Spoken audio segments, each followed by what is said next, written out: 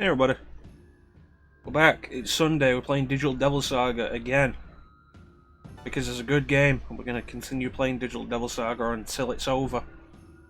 It ain't over till the credits roll.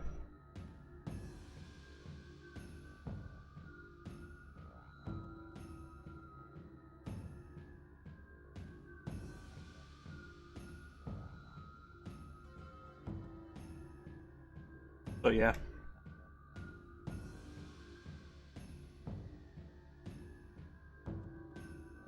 So when we left off, we'd managed to defeat Looper. That was like the only progress we made last time.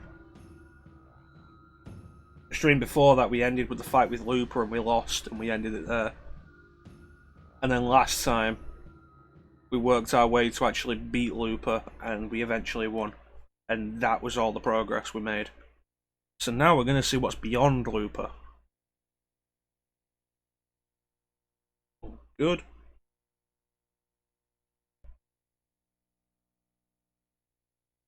Logos are not skippable. Nice.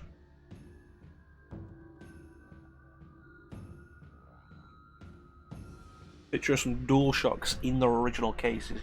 You see that? That's pretty nice. Gotta like that. But with that, off and get down to business. Business. Who'd have thought Cielo would be the only one at level 49 along with me, and everybody else just can't keep up. Anyway, let's get going.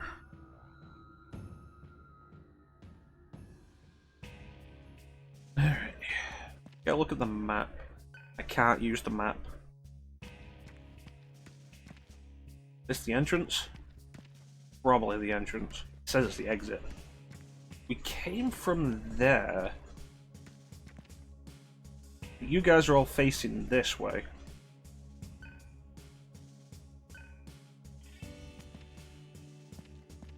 I can't move the camera heat, so I can't see the building you're talking about.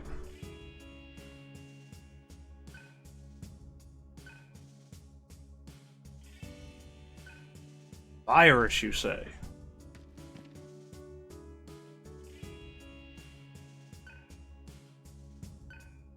Is it what? I can't see it.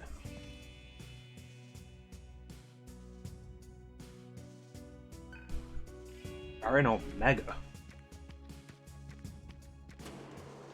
But with Looper dead, that leaves just Varin left. We take down Varin and we earn access to Nirvana.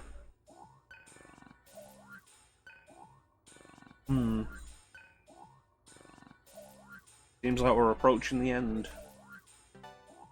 Still got a while, but the last of our major objectives here.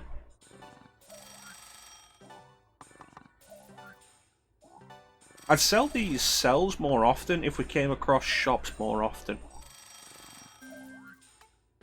Alright, ammo. Charm shot 104, 120.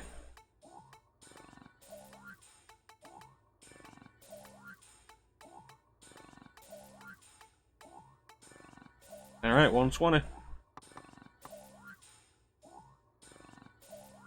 Yes. Okay. Items. Some that we will definitely need. I want to get more revives. Enemy info. Not at that price. I'm not buying it. Oh, there they are. Revival beads. Revival gems. 10,000 a pop versus 500. Yeah, these are full revives, but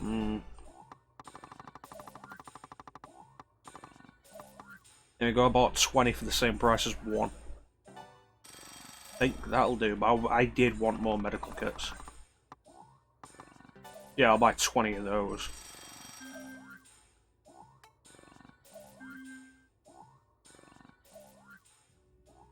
Until somebody gets media armor, it's good use.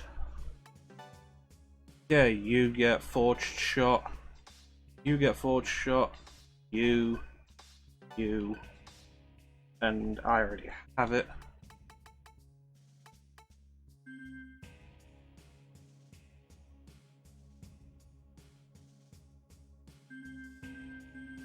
Okay, now I'll go and save again after I've done my preparations. I want to see where the exit leads. Can I actually just leave? No, I can't. Well, that question was answered. Alright, so save so we don't have to do all the prep again, just in case we immediately die when we enter the next area.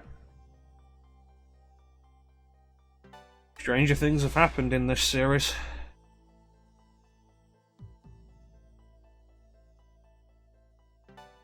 Alright, let's rock and or roll.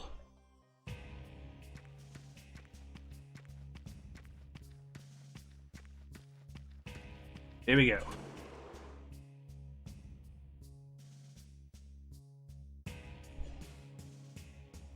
Alright, that is actually a unique looking building.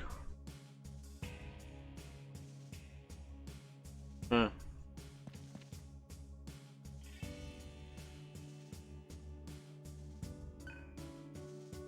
So you all seem to have figured out something that I haven't yet. Would you care to elaborate? That place is going to be huge.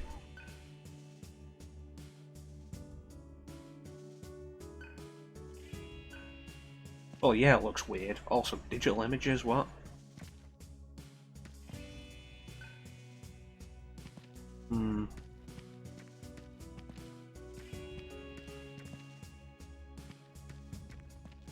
Nothing over there. That's gotta be the entrance.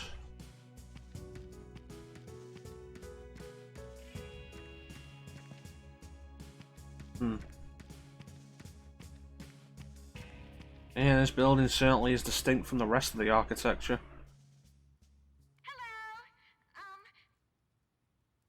Today we all came here to the beach. Oh, come on, that was boring. Spice it up a little. Like this.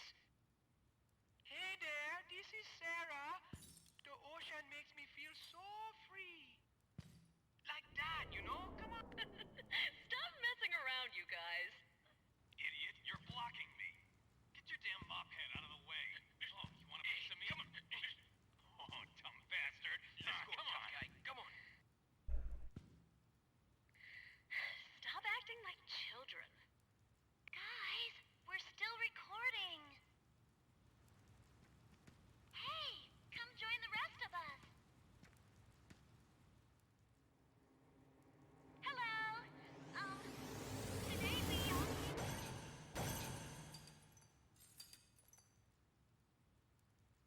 Well, that was new.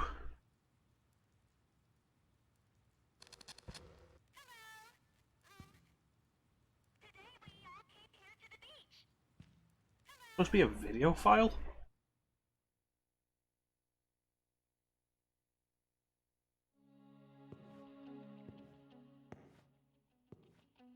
Oh, this looks like it's going to be complicated and time consuming.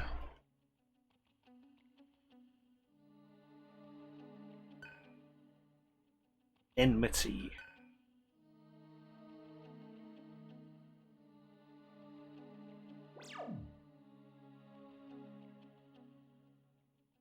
Alright, so something's going on. This building's tied to something.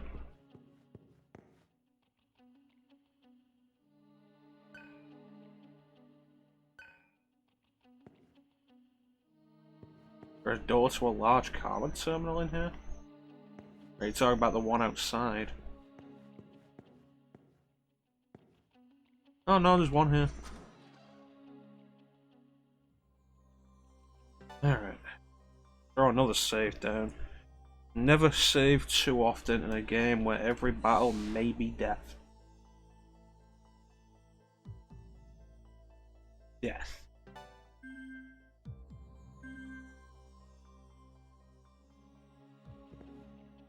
Okay. These doors are all busted. That door isn't.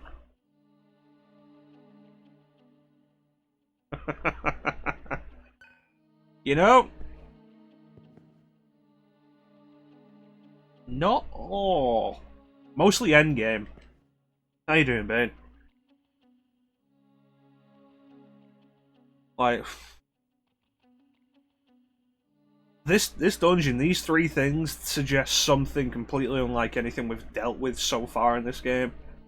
And I'm thinking back to some of the other stuff in other SMT games, and it all kind of adds up. Simple-ish, straightforward dungeons, and then you hit a point, and then at that point, it becomes very much complicated.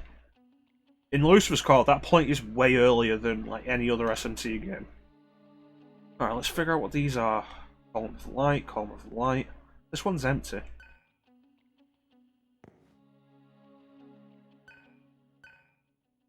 Yes.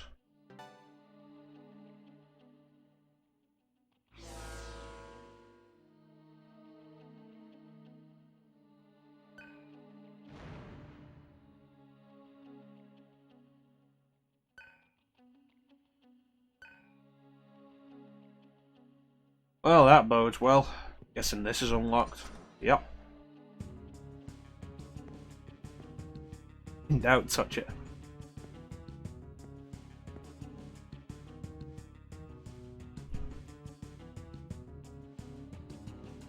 You know, I feel like at that point you might want to just play something else for a bit.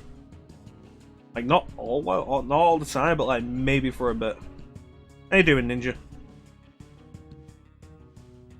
I'm okay. Okay. We're doing better. Yeah, than we have during the week. I'm in the mood to explore this place.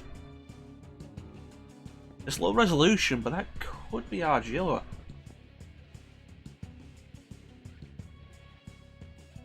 Yeah, what have I been playing? I sat down and started and finished Time Spinner. I think that was last Saturday, actually. Yesterday I started Valfaris,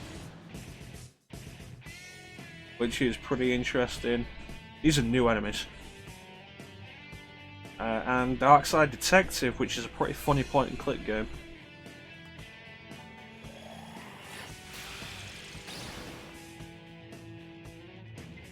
Figure these out.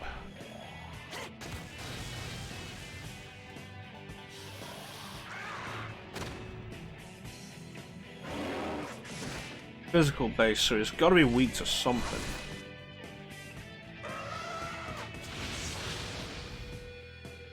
I want to focus on the main character. Zio. Nice. Judging with that guy and judging by the elephant guy and the six-armed guy, my guess is based on Hindu mythology. Atavaka and Persky. Possibly, certainly East Asian.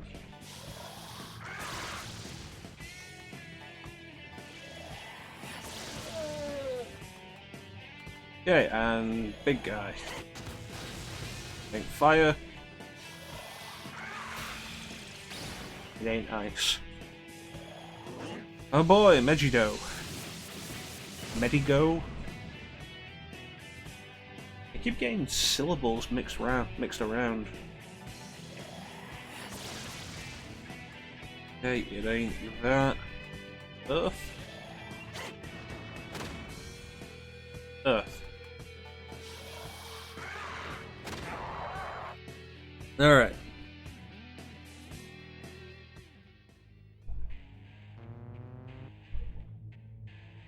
I'm gonna make a note of that. Elephants. Black. Six arms. Earth.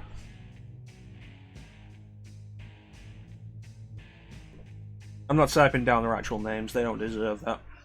They don't deserve that respect. Heal me. Oh wow, Diorama's starting to suffer a bit. Or is it just that Heat's terrible with magic? It could be one, it could be the other, it could be both.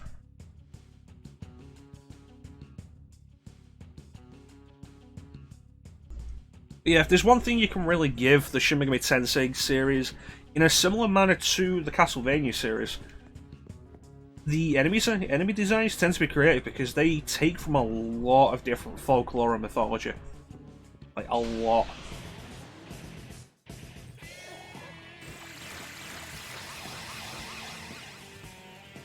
That's kind of a bitch. Sati.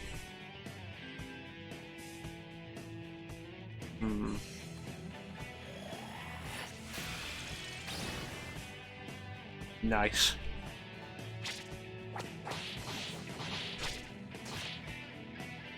And one for Jenny and the Wimp.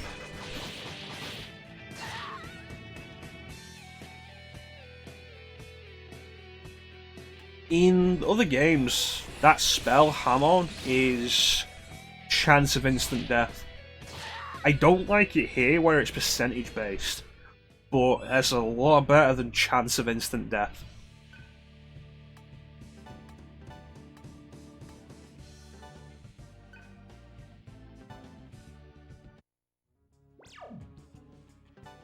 It's like, I'll take chance of instant death. Yeah, it's probably just heat shit. I'll take percentage based damage over chance of instant death any day. It's always like one of my biggest pet peeves in RPGs. At the end of the day, that was my only real complaint with Skies of Arcadia, especially early on. The South Ocean you have to go through to get to the land under the Green Moon is full of enemies that do guaranteed instant death spells. And that's way too early for you to have a decent way of reviving anybody.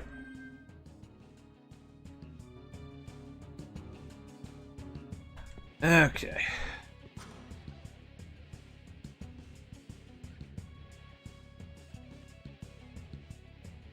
It was probably the sweariest I got during that entire playthrough. I was not happy about that. And then that spell doesn't turn up again with any enemy for like another 20 hours. It was the weirdest thing.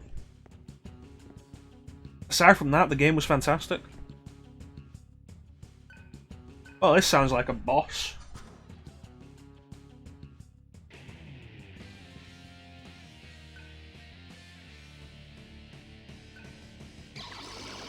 Oh no, a random mook, just like how many others I've disposed of. Isis.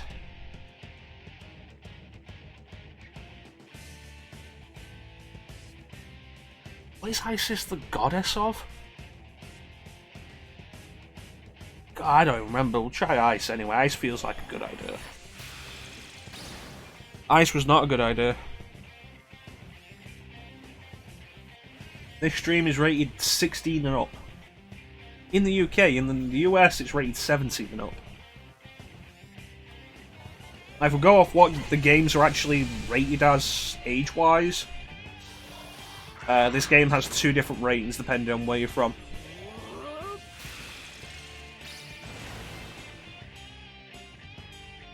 Okay. Fire. Did I try Earth? Did I try lightning? Okay. Oh shit.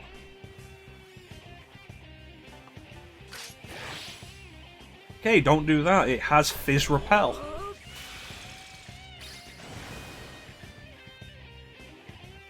And you are welcome to the stream, Ninja.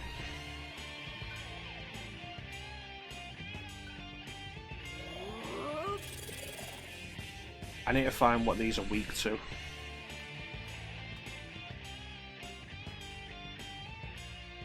Peggy BS. Okay, let me try this. Okay, so they're not weak to Zan. That's good. Peggy 18. It's actually kind of inconsistent over here. Like with you guys, it's always like rated T for teen, rated M for mature, rated E for everyone. Over here, sometimes it's Peggy, sometimes it's like the BBFC. I'm looking at some games here, and I can see on my PS3 list on the shelf, Tony Hawk's Project 8 Proving Ground, Tony Hawk's Project 8, Tony Hawk's Proving Ground, Unreal Tournament 3, Vampire Reign Altered Species, Viking Battle for Asgard, Wet, and Wolfenstein are all rated by the BBFC for some reason, as opposed to Peggy. That is weirdly inconsistent.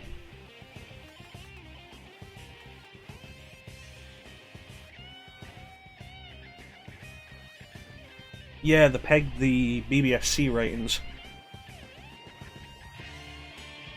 That is really weird. I have a thought here. See how this turns out, but for the minute, I want to throw another booth alert at her.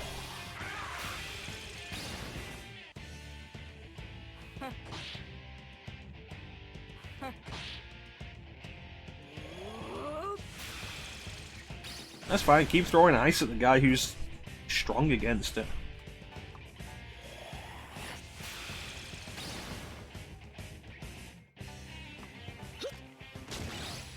Okay, so just any kind of melee attack. Alright.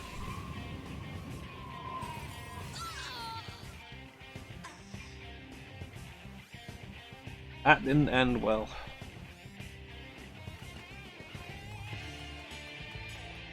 Probably the kind of time where it'd be a good idea to quit and restart from the last save point.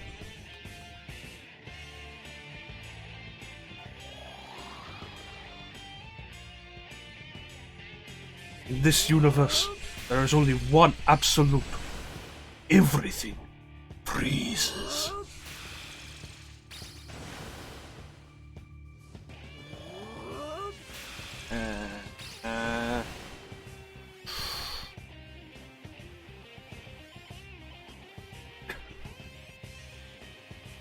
Alright, let's do a full heal.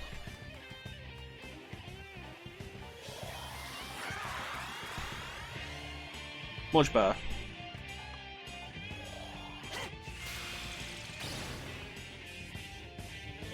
So is it possible Isis just doesn't have an elemental weakness?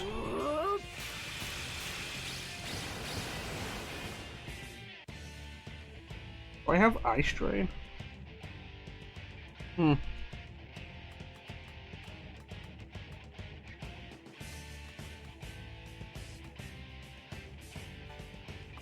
No, I don't want to do physical damage.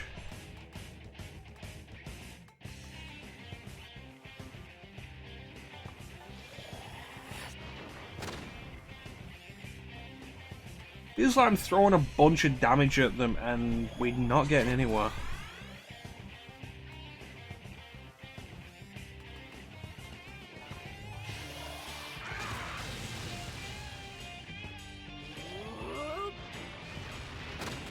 That's not good.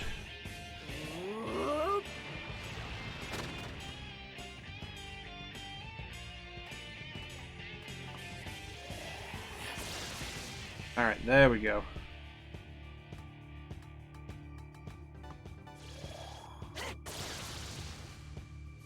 And heal yourself.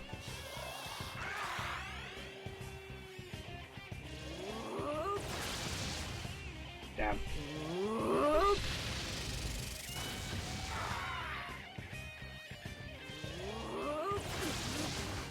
Well, that was kind of bullshit.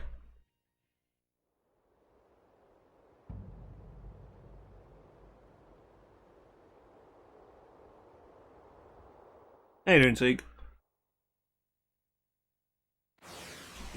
You want to know the real problem there, Teague? They repel physical attacks. Alright, so let's work this out. They're not immune to any magic, but they're not weak to any magic.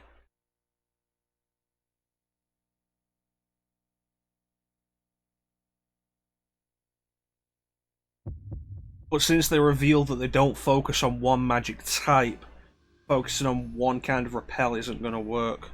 In doubt, use harsh language. I'm thinking of bringing in a little bit of heavier firepower.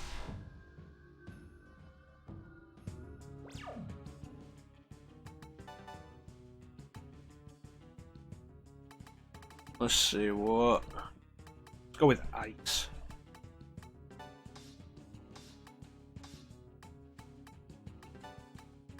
Ice. Ice. Hey, Ezreal. Welcome to the stream, buddy. Debuffs probably are a good idea. What debuffs do I have?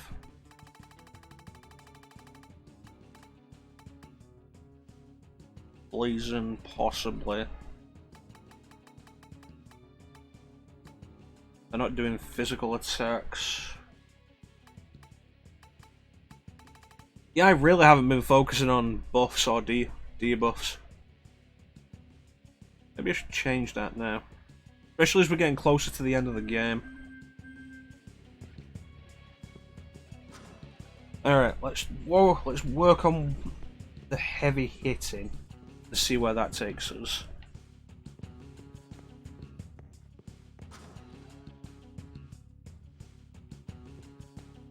And try again after. There's always the other side, because we have the option of going to either side.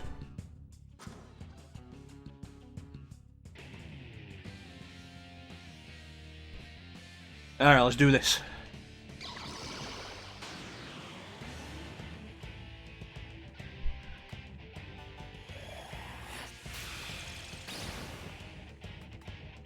Get that heavy ice damage. And focus on it. Since this time we're not going to be wasting time trying every possible attack.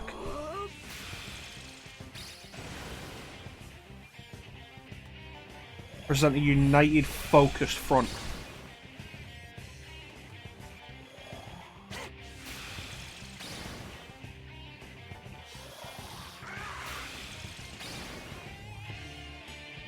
Okay, now it throws the reinforcements. The one on the right is our current target.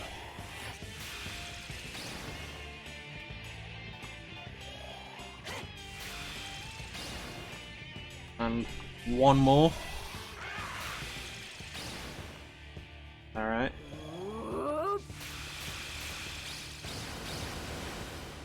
Not really an issue. Keep going. Alright, we're making progress.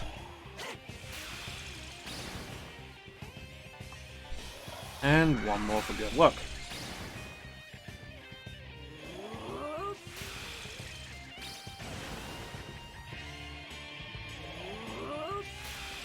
Good thing we didn't bring heat to this fight.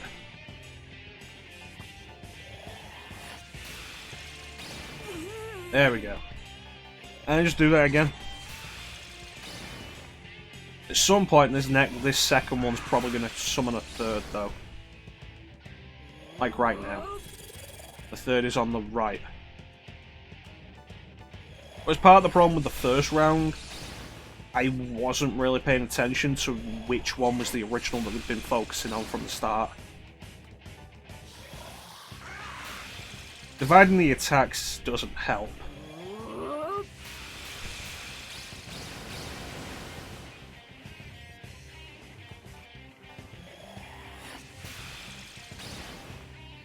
Is a good point. I should have remembered that from last time, where buffs and debuffs would have been more helpful for us in the fight with Looper.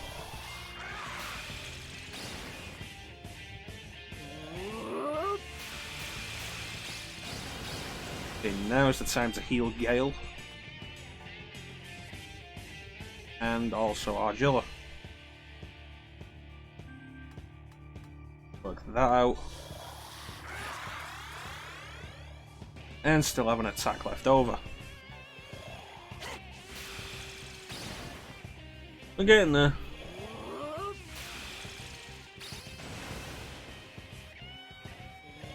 The real trouble is when they bust out what Gale's weak to.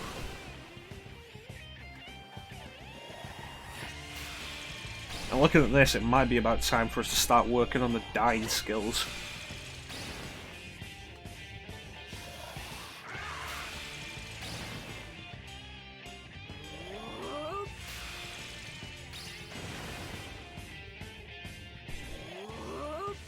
That's right, keep using Boo for dying.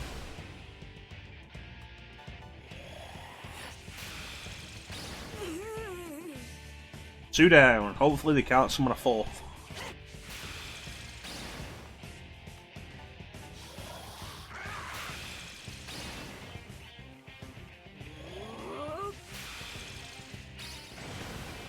That's right. Just keep using Bufu down on the guy who can resist it.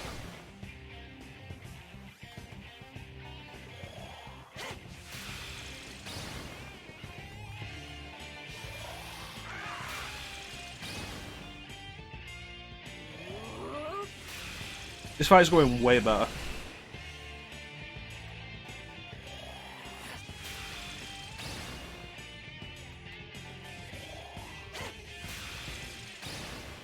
The weirdest part is that no point has any of the ISIS enemies been frozen.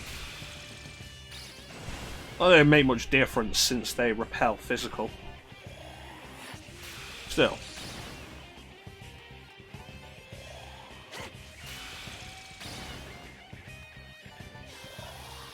Unless she summons another one, this next turn is it. There we go.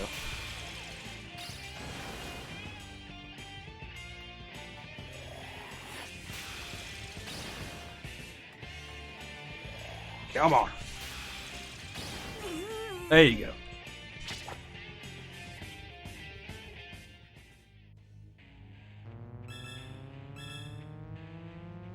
And 2 masters. Nice. Thanks, Ezreal. You do bring up a good point, though. I really should focus on some of the buffs and debuffs.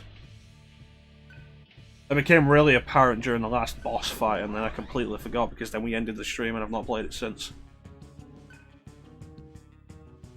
You thought that was a long fight? Did you not see the Looper fight last time? There's a hole in the wall. What do we got? Cielo. Oh. The entire session on Thursday was devoted to basically dealing with Looper. We started the fight, we lost, we spent a couple of hours grinding, went back to the fight, lost, re-evaluated our strategy, and then won. And it was a good fight.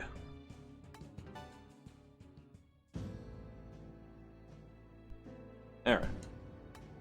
Earthlord, mastered. All of those. And Argilla would be a good one to have ailments. And buffs. Heal. She would also be a good one to have Meteorama, so definitely go for that. And Cielo. So that gets you all of those.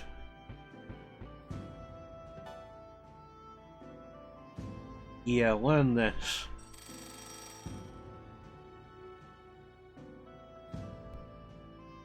Yeah, that's a shame. You missed the triumph at the end. It was a good triumph. Felt super gratifying. That reminds me, actually, where is that? Move that over here. Yeah, that works.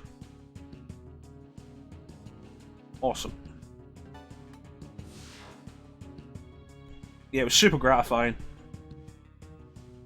Stop trying to brute force it, stop trying to just survive it, actually think about how to do it, and we overcame it, and it was a great fight. Those are the best kind of SMT fights. Alright, back to the start.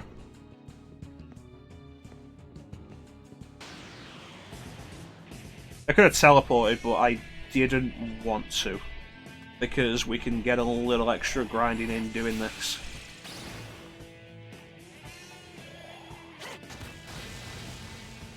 Well, that's the thing, Looper didn't have weaknesses. And his extra turns were from hitting Surf with fire.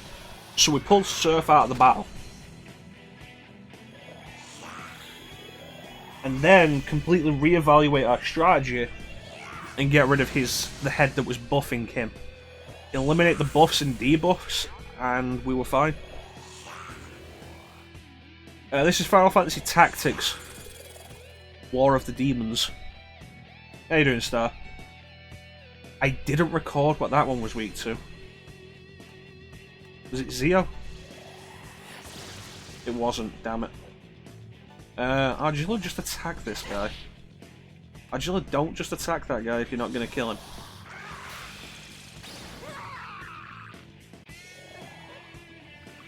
Okay, we fought this one before. I don't remember what she was weak to. It wasn't...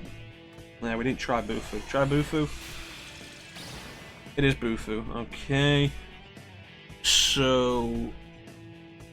that is Sati... Ice. So, dude... I assume Force, since that's what he put shield up for. Alright.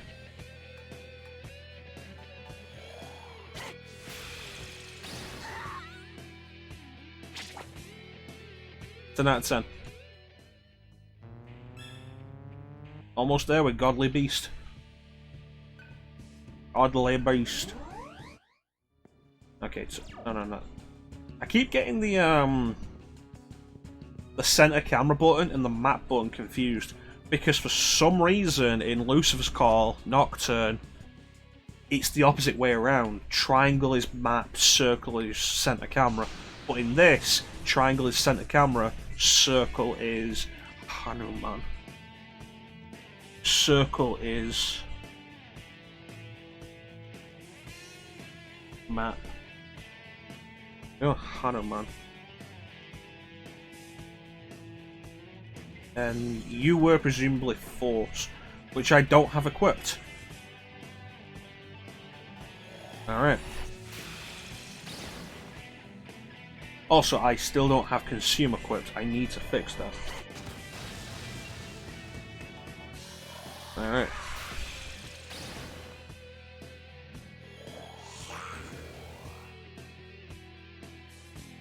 Monkey King, except he's got a sword instead of a staff. Monkey. Almost there with Godly Beast. Let me reset these. Put Consume back. Place of Ice.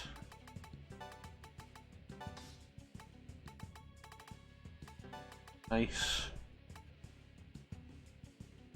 So we've not got anything that's been weak to fire yet. So if we replace fire with sand.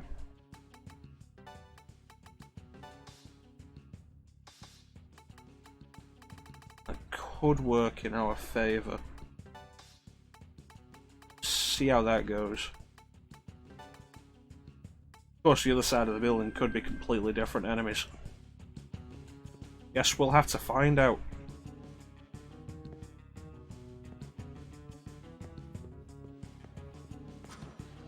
But first, let's go save and restore. Touch it again. Nothing happened. Oh well.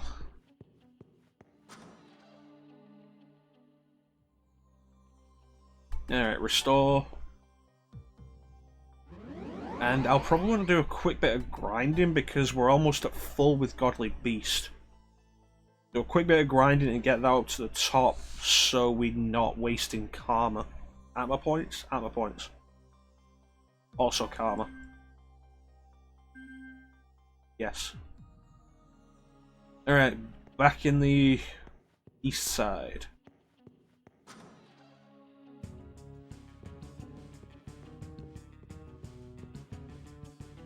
Run around. Get around. I get around. Alright, let's try wind. I mean force. I keep saying wind for force. Why did Persona change Zan to... Okay, it's not force, never mind. Why did Persona change force to wind?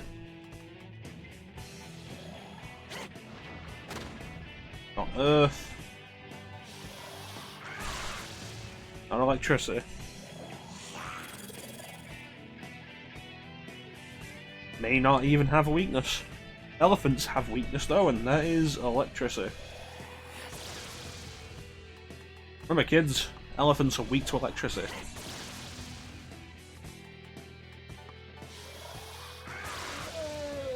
Is there an elephant Pokemon? There's probably an elephant Pokemon.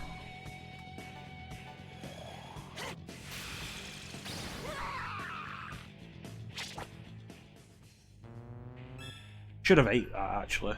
Would have been a better idea.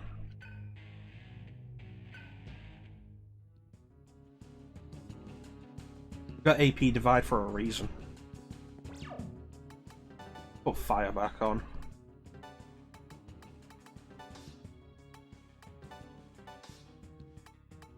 And right there.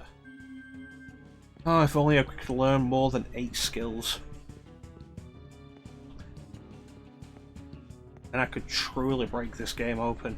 Be a real jack of all trades. Oh hey, a Naga? No, it's a Gorgon. Shit.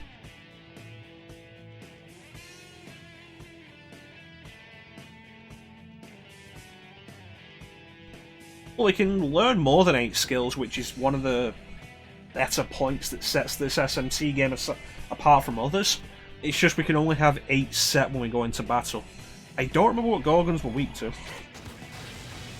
Gorgons are weak to fire.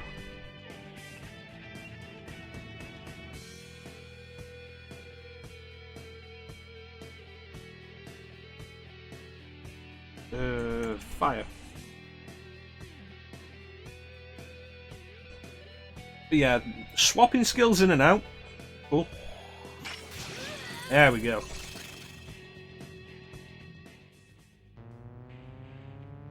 Damn. Major Chip Hazard. Reporting for duty. Archer of the Gorgonites.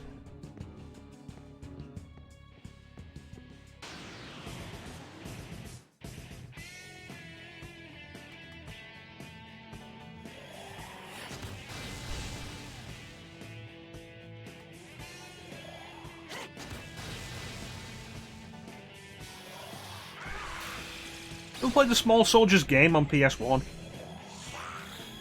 It's basically completely separate from the movie.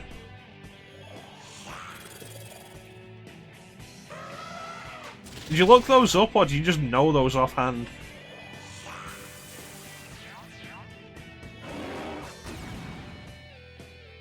I really hate Psycho Rage as a skill. You knew that. You know, I can't say I've watched Small Soldiers anywhere near often or recently enough to remember that.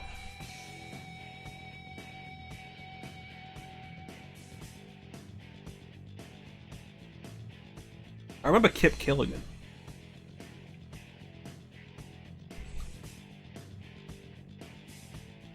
I'll be honest with you, Teak, I haven't watched anything of Watch Dogs probably ever. Elephants and electricity, get those extra turns.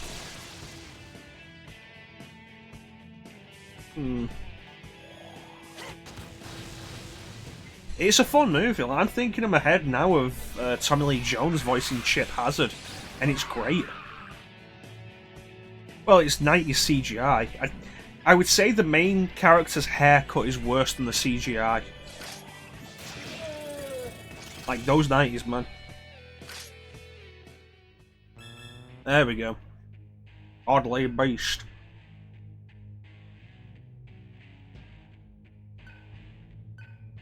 Mind Scream.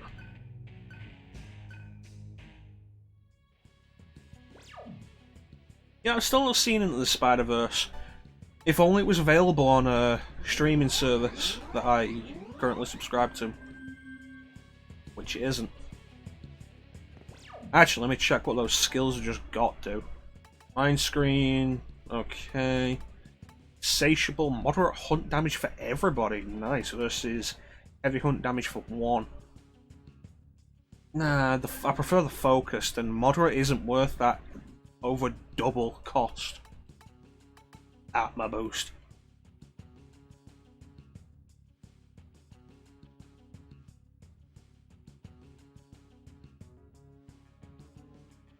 I suppose it depends how cheap the chips are, because let's be fair, they weren't exactly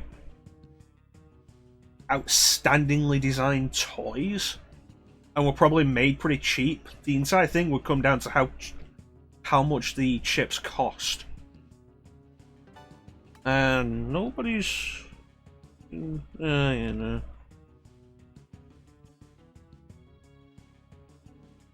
I think the movement is generally a disbelief, suspension of disbelief thing, in the same way as the Statue of Liberty moving in Ghostbusters 2. Gorgons are fire. Like when the Statue of Liberty moves in Ghostbusters 2, you're just supposed to accept that the Statue of Liberty is able to move. Also remember they control it with an NES advantage. Ghostbusters 2 doesn't suck. It's not as good as the first, but it doesn't suck.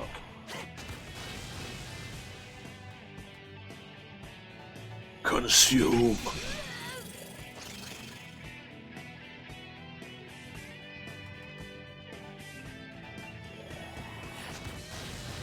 Like, Vigo the Carpathian is probably a better villain than Gozer the Gozerian.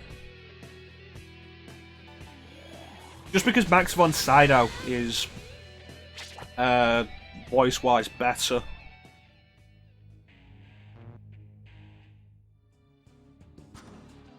I mean, like, we take away the quotes, and Gozer the Gozerian's kinda lame.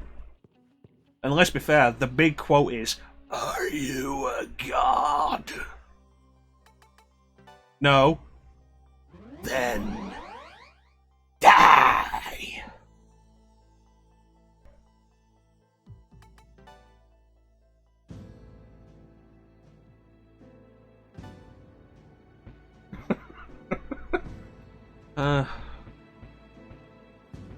Fantastic, I fucking love that, it's amazing. Okay, let's get some dying skills in this bad boy.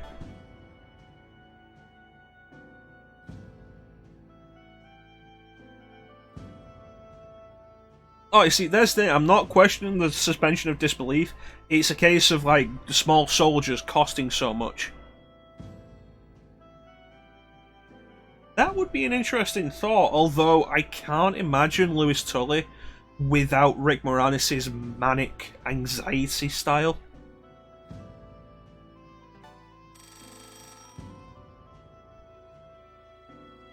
Yeah, the whole point with the Statue of Liberty, with the slime and everything making the Statue of Liberty move, is in conjunction with the idea of the toys in Small Soldiers being expensive because of how they're able to move. And chances are, design-wise, they probably weren't intended to move like that.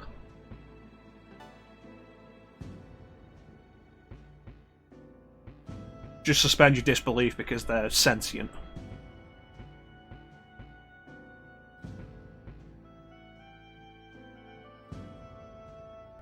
I think it could have worked. John Candy was a fantastic actor, especially comedic actor, but it would have been very different.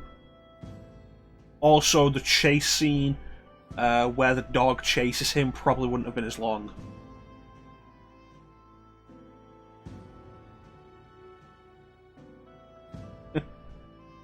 We don't really have drive-in theatres over here, which is both kind of a shame and also, would I even bother going to a drive-in theatre?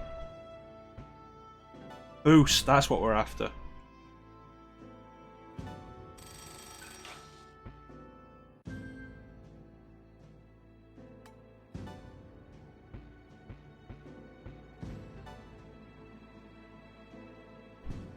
Yeah, that's what I'm thinking, like, the idea of driving theatre is kind of cool, but, like, would I even bother? Probably not. Oh yay, marrying Karen, my favourite skill. Borderline extinct already. It feels like a very 50s thing. Probably because the main place I tend to see them is in 50s style media.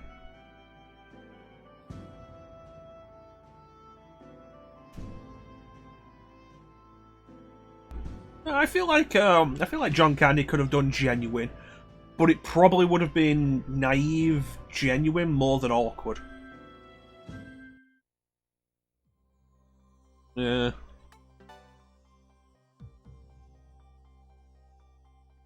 Well, plus there's a lot more land in the US to really do nothing with.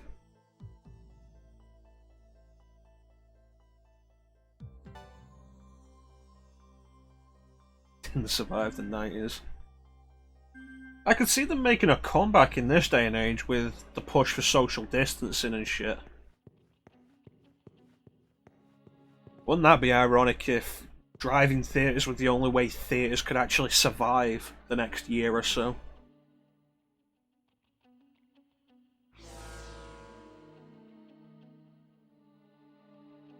Thank you, Ninja. I'm running for president if you want to vote for me. I run on a platform of do what I say, not as I do.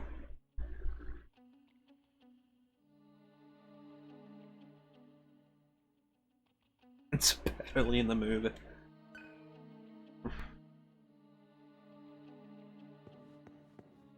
Wait a minute. There are more doors back here that I didn't notice. No, that becomes the case. Let me touch this again. Because it said east side. I didn't know there was, I didn't realise there was a door over there on the east side.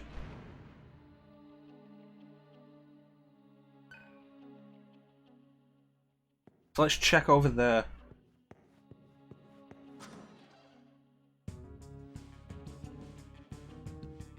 You could probably do that actually. Set it up as like a Bluetooth audio thing.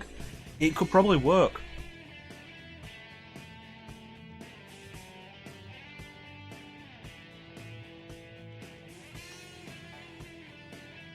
Okay, let me just put big elephant dude.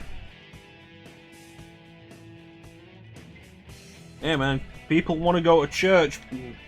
They might as well get with the times and make it safe. Then again, how do you collect tithe and donations that way, I guess? You could set up a PayPal account. I think there is literally no reason to actually be in churches these days. All of it could be done from home. Don't do fire. Don't die. Nice. Okay.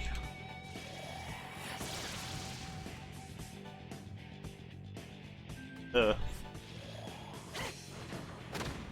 Not Earth. Did I try ice? Yeah, I did, didn't I?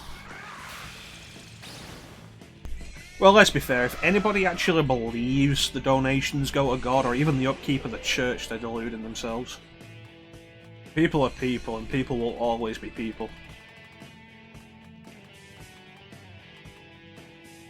You really have to... Don't do physical. Really got to accept that. It's gonna be force, isn't it?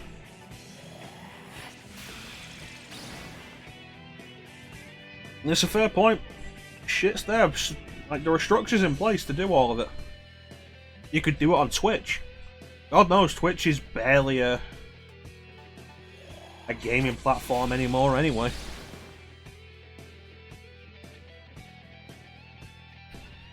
That's a fair point. Why do we even have churches in England anymore? To be fair, at least we actually have a separation of church and state. I don't understand how televangelists are bastards. I don't understand how anybody takes televangelists seriously.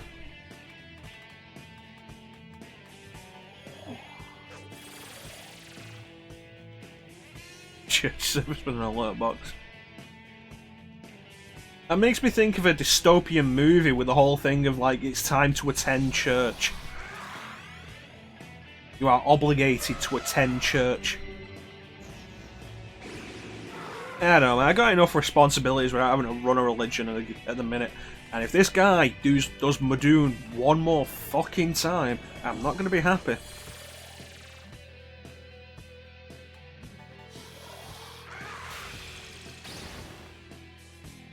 Ah, you fat elephant bastard.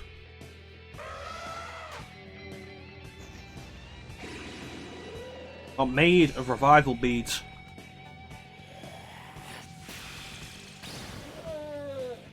Attend the church. Attend the church. You are contracted to voluntarily go to church. This is a good series to talk about this in, because often God is the bad guy in this series. Or Jehovah.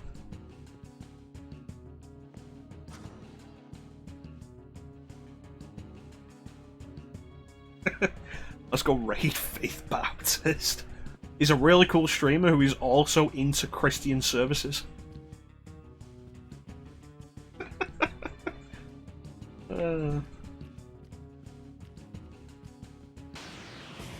That's good. Oh god, not Queen Mab again. I never figured out what her weakness was.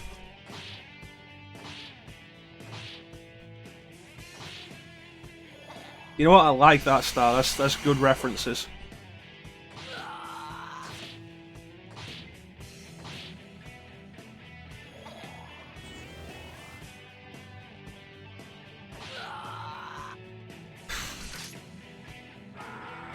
Well, we're just about an hour in and the stream has gone places I wasn't expecting. It's a good Simpsons episode. And in all honesty, I've said before, it's the only Halloween special where I can connect in my head all three segments. Now, let me see, dismute. Yeah. Some places are better than others, though. It's like, I remember various segments from various Halloween specials, but that one I can connect all three of them because of the recurring motif of Willie getting an axe to the back. Yeah, I've definitely complained about that. I was born a snake handler, I'll die a snake handler.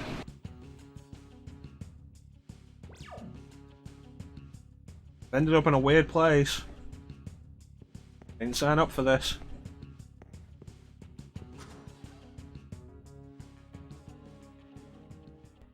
But yeah, I think the first one I really had a complaint with in that regard was the one where Springfield Elementary is just a school for witchcraft and wizardry. It was Hogwarts, basically. There wasn't any horror to it. And then there was the one that I thought was really blatant and bad about it. The whole thing of it, Lisa is Sherlock Holmes and Springfield is set in 18th century London. It's like, where's the horror? Where's the funny horror? Yeah, the shinning, the time machine toaster, and the one where the teachers eat the kids. And then it ends with Bart waking up screaming after he and Lisa fall into the blender, and Homer's like, "Don't worry, boy, there's nothing to be afraid of except for that gas that turns people inside out." And then the gas that turns people inside out just like seeps through the window and turns them all inside out, and it ends with a musical number. That is true, I did start with a Riffle Lovejoy quote, and it's come full circle in both ways. Amazing. To be fair, the episode that quote comes from,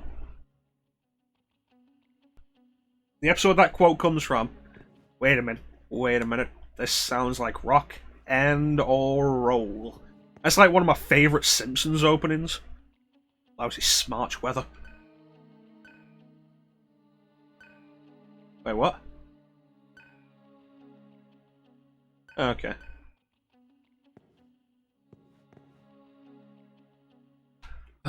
It's good stuff. Good stuff. In the Garden of Eden, honey. Don't you know that I love you? Hey, Marge. Remember when we used to make out to this hymn?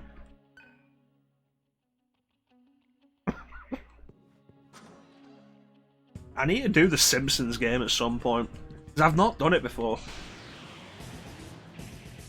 Oh boy, that looks fun. I only ever did, like, the DS version. I don't think she's quite dead. But she does collapse straight onto the organ. Duh, duh, duh, duh, duh, duh. That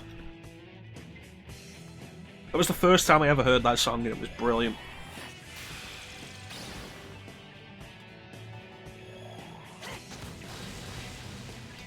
I'll be honest, I'm not overly fond of the rest of the episode. The Bart selling his soul episode, not overly fond of it. But the opening is fantastic. Hymns here, I got your hymns here, get your hymns, straight from God's lips to your brain. Or something like that. Oh, that's not good. They keep doing Maziodyne, and Gale is weak to it.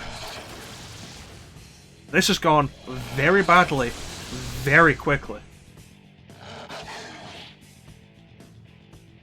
So, didn't want to pass.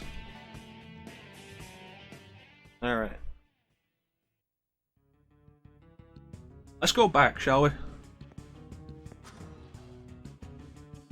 Not yet, it isn't, ninja. I always knew you were waiting in the wings, ready to stab me in the back.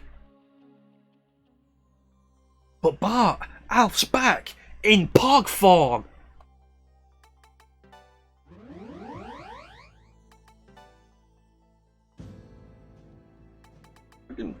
Milhouse is such a lame character, but he's got some of the best stupid quotes.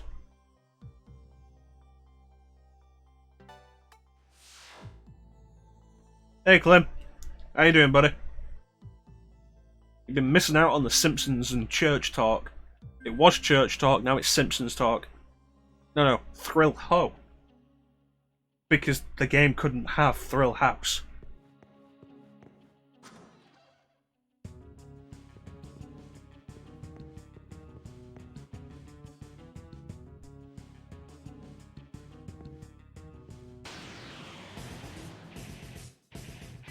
Ah, shit.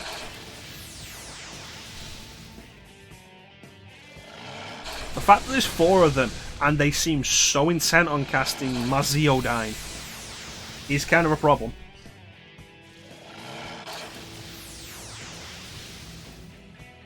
Return the slab.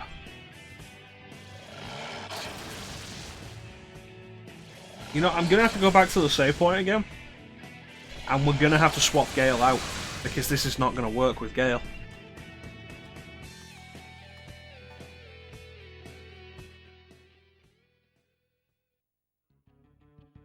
Alright, let's go. Oh, won't you come with me and take my hand? I love how Beach Ball just materializes at some point in that whole thing. That's probably like one of the best parts. Wait a minute, this sounds like rock and or roll, and a beach ball just bounces off his head. Where did that come from? Where did it come from? Where did it go? Where did it come from? Cotton Eye Beach Ball. Okay, so you get Mutual Karma to replace Iron Stomach, and Cielo gets Iron Stomach to replace Mutual Karma.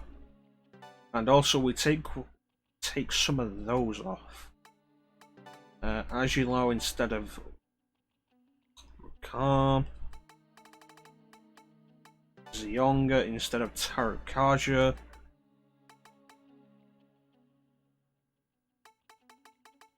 And Tarazi instead of Ice Boost. There we go, and save.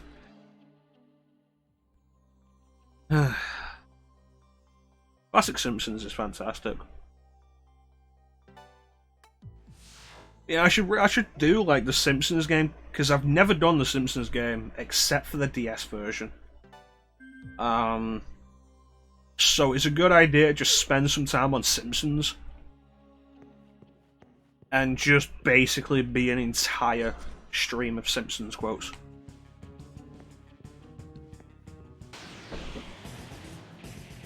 But the best idea I've ever had.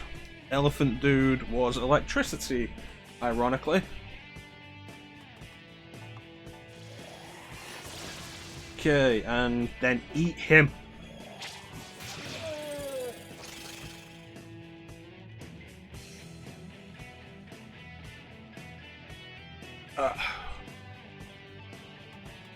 You think Earth would be the weakness of these electricity monsters because you ground electricity, but it's not.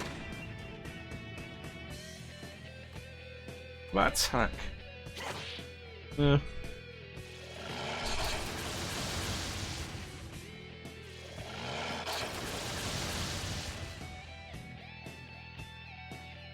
played through The Simpsons Hit and Run earlier this year for the YouTube channel, and I've got to say that game does not hold up.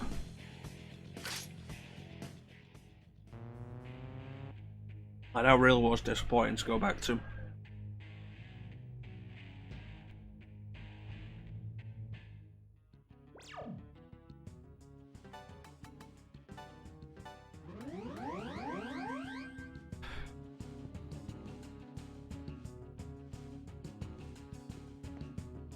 Yo, I never played The Simpsons skateboarding. Oh great, just more of these dudes.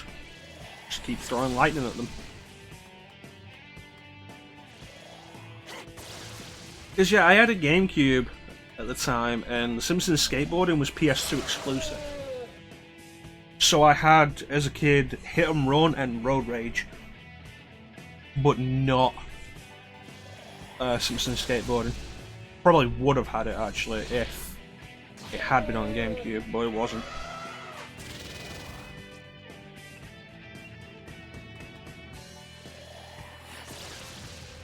Come on, stun.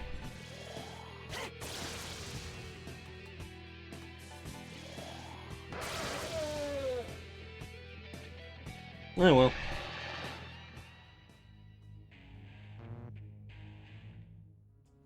Alright.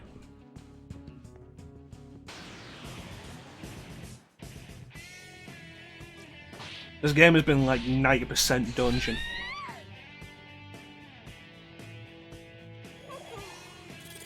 I don't know how to explain it, but I feel so unreasonably angry in RPGs whenever a character misses. Like, it infuriates me.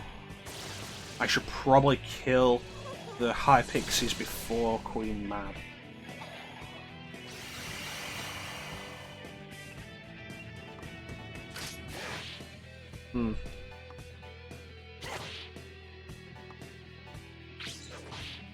Because otherwise, chances are they'll just de-summon her.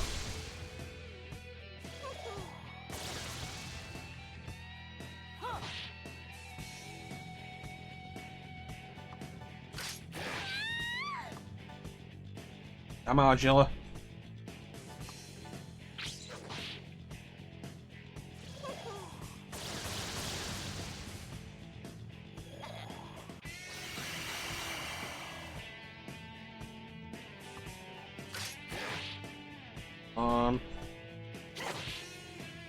Come on. Don't revert. God damn it.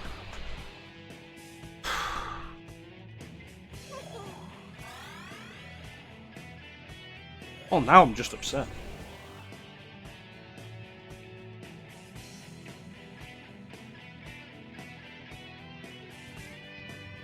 Yeah, that... Like, there are several things in basically every RPG that infuriate... that are mechanics in RPGs that infuriate me when they happen. Missing... Charm magic, confusion... Hate all of them. Probably goes back... Like, the charm magic confusion thing probably goes back to Mount Moon. And Zubats just constantly casting Supersonic. Casting Supersonic. Ugh.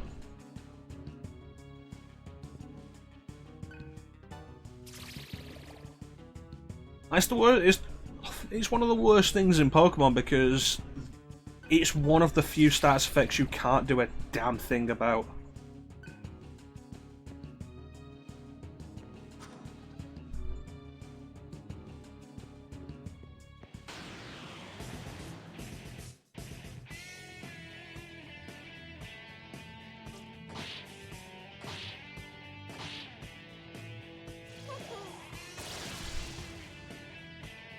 But missing. Ugh.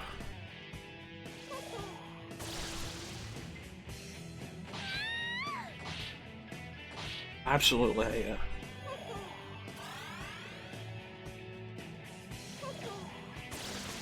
In the press turn battle system, it's worse though.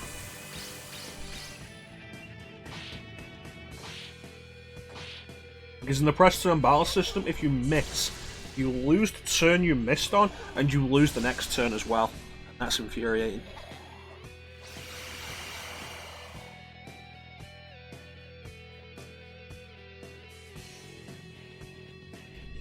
And you'll almost never see the enemy miss. Not like that. Alright. This poison. Don't need this shit in my life.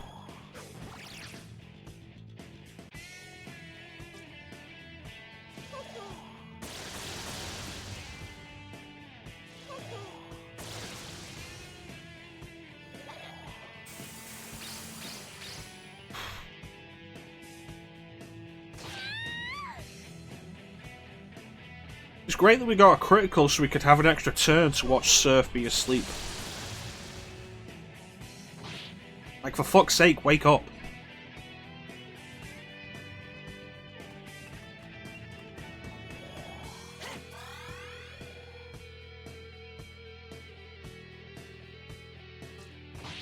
Kill him.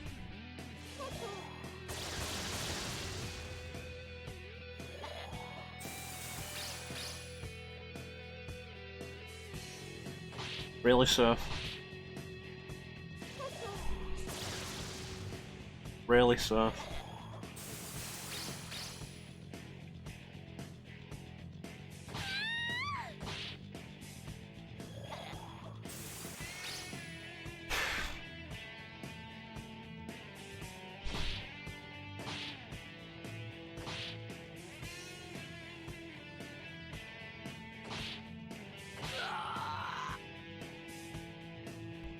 That was more painful than it had to be.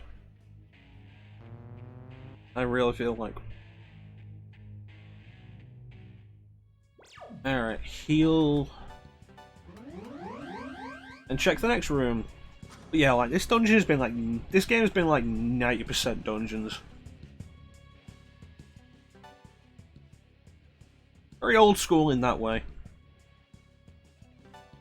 Oh shit, actually that's interesting. Talking about old school RPGs, I got fan translated copies of the two PS2 remakes of Phantasy Star 1 and Phantasy Star 2.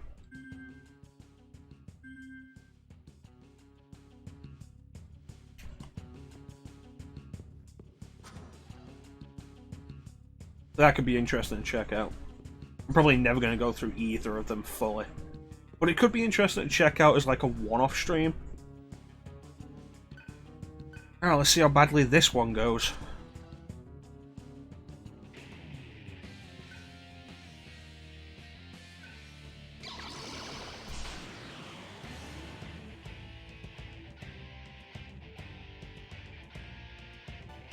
Well, that's a unique design. Katoble Pass. That sounds familiar. Incan or Aztec, maybe? Yeah.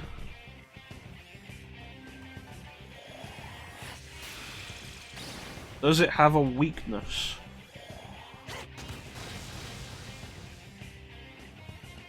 Yes, it does.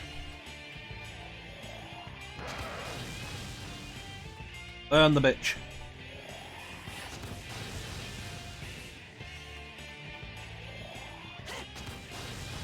So the question now is, what's the trick to this? Oh, it can do petrification. Oh, you motherfucker. I didn't realise I was playing God of War 2.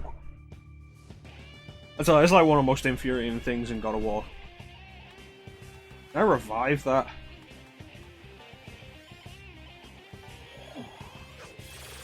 Yes.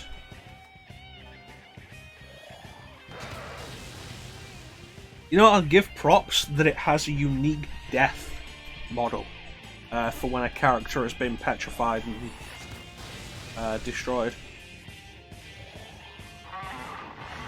In... God, I don't know if it's in the first one, because I've not actually done the first God of War.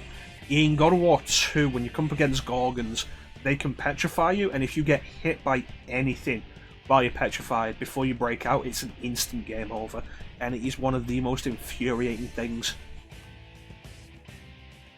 Do I have anything for stone? Yes. I specifically remember a point in God of War 2 where you're surrounded by like maybe like 7 or 8 enemies. At least 2 of them are Gorgons. There's a couple of Harpies in there. And so it's difficult to avoid getting hit at the best of times in that. And it's a huge clusterfuck. And then a Gorgon petrifies you in the slightest hit, and game over.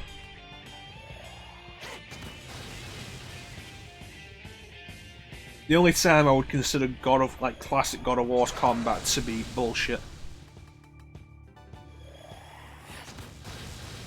Maybe we'll do God of War one day. Like I said, I never did the first one.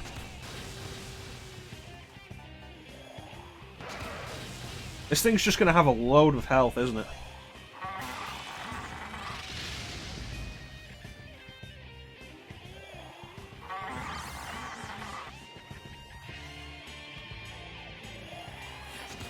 Yeah, the most recent God of War was pretty decent. It was a long game, and I'm glad I didn't do any of the side stuff. It still took me like 12 hours, maybe more, even though I didn't do any of the side stuff. I didn't feel like it. It felt like the kind of padding bullshit that I'm tired of in video games. And I really enjoyed it.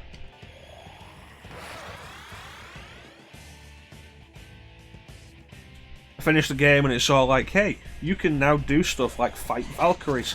Special Valkyrie battles. I was like, yeah, I'm fine, thank you. I've had enough with this game now.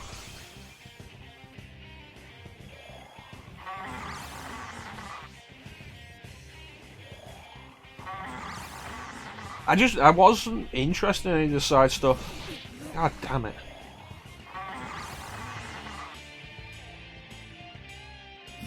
Yeah, so with Psycho Rage there, we just had a point where, in one turn, that boss could have completely wiped me out.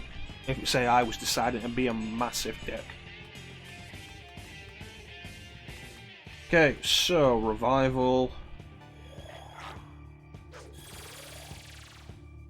And then this stone, the last one I have. Because I'm actually not prepared to deal with stone.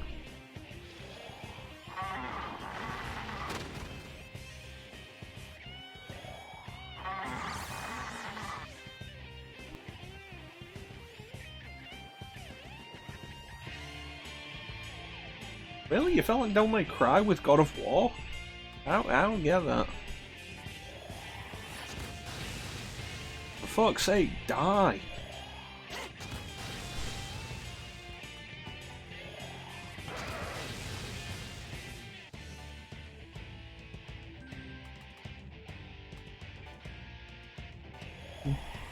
I didn't really get God of War out of it. That said, I'm not sure what I would compare its battle system to. I mean, Devil May Cry. I didn't really get Devil May Cry out of it, but I'm not sure what I'd compare its battle system to. Ah, hack and slash. Yeah. Maybe a little slower and more methodical than most traditional ones. Probably don't. God fucking damn it. Probably closer to something like Shadow of Mordor. Slower, a little more deliberate combat, but then slower than that.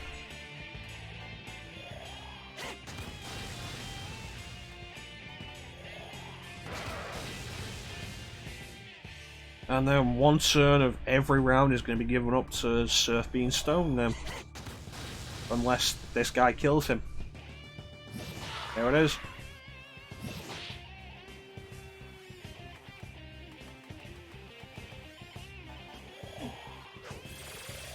Yeah, I guess I didn't really stay away from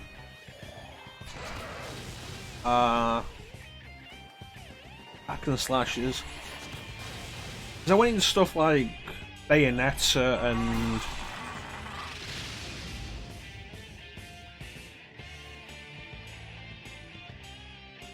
I can petrify.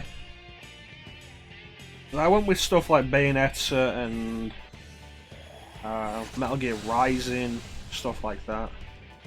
I never really left hack and slashes, and I was into the reboot. I recommend trying the reboot. If we get back to the idea of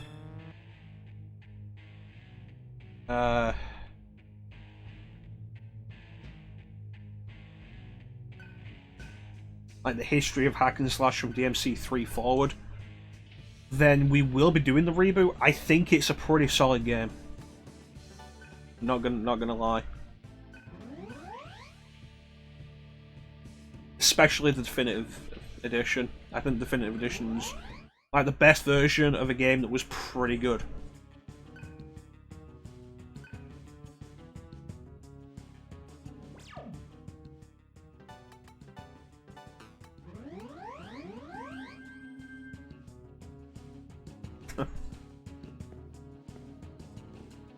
I find with a lot of these things you have to try and take them in a more abstract, a less personal way. I don't know how to do it, how to say it.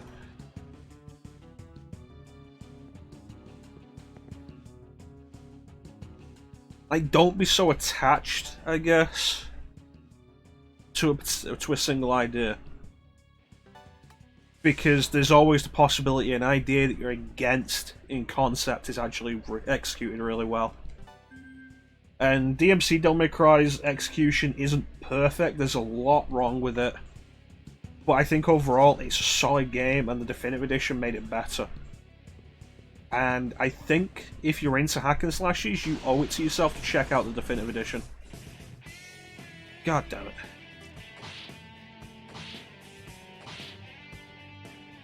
Have you played Bayonetta yet? Like you said you didn't have a way to play Bayonetta at the time. Have you played Bayonetta since? This isn't going to be a fun fight.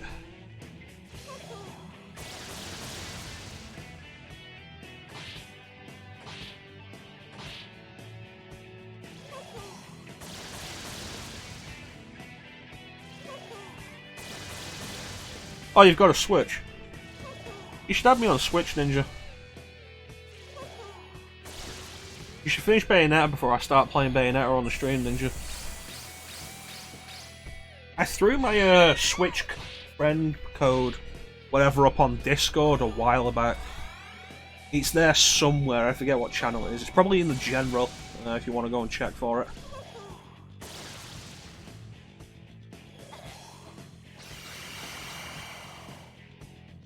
God damn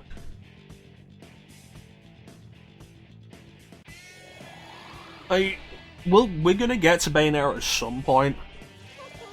I do want to go back to the history of hack and slash idea.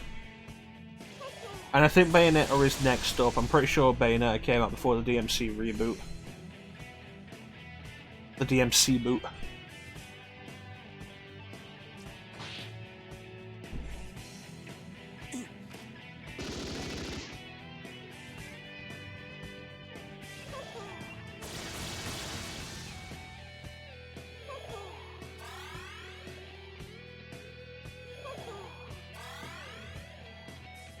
I'm really tired of these pixies.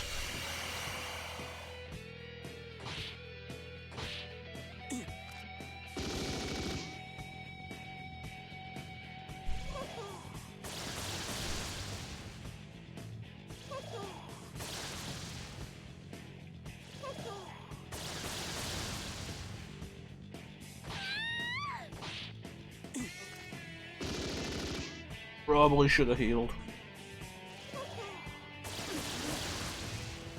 Yep. Well, that happened. I was pretty much resigned to losing that fight anyway. 4 high pixies and they summoned Queen Mab on the first turn.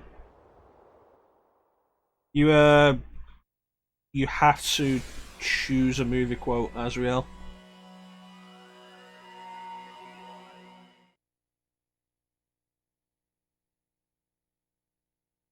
That's the thing with you choose the movie quote.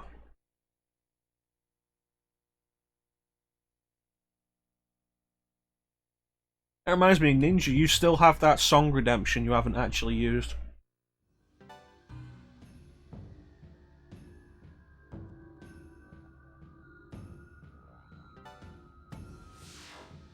I think I wrote down that you choose the movie quote. Yeah, pick a movie quote from it saying in an impersonated voice of that character. Impersonations will not be good. You even got the disclaimer. You know, it's my birthday next month. That's a special day. A little under a month now.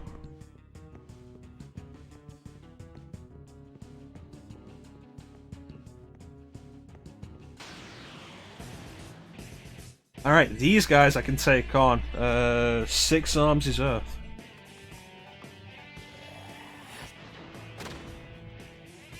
This is why you write these things down, because I would have forgotten otherwise.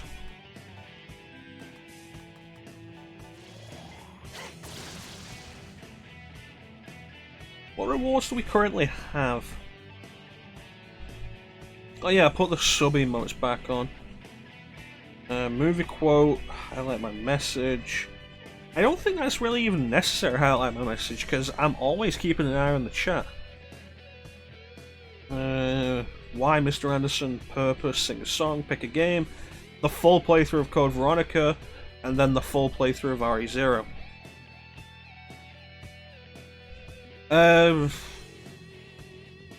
Who has the most points at this point?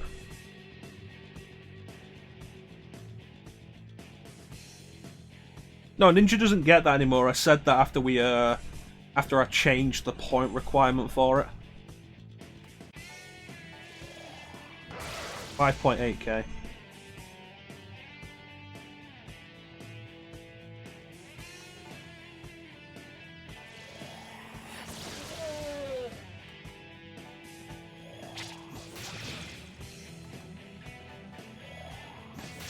There we go.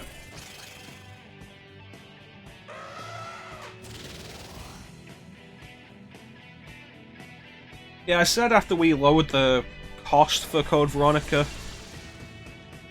Well, it wasn't just that. There's the fact that previously, the whole thing was like, okay, you get 25% off. That's 750,000. At this point now, everybody has a 75% discount on it. 34.4k. I imagine you're probably the one who's been here the most, Bane. So that gives me an idea of how much you're earning points at. So we're not going to see anybody redeem Code Veronica before the end of the year. Nice. I like that.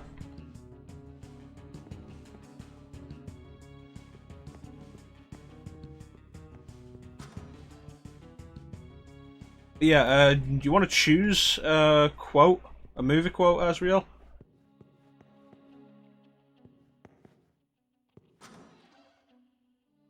Well, it's kind of the point, honestly. I don't want to do Code Veronica.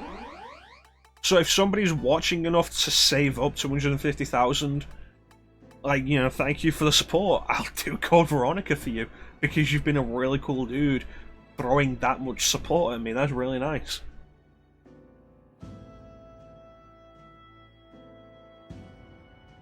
I put my heart and soul into Yub Nub and you did not appreciate it.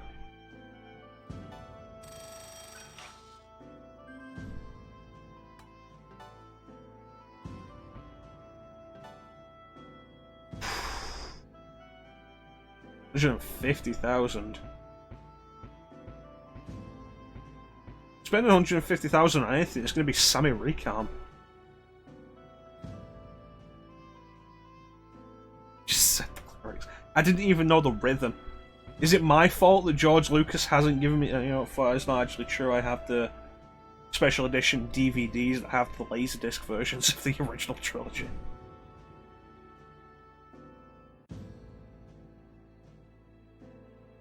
You want the Adrian shout from Rocky. Adrian! Adrian! I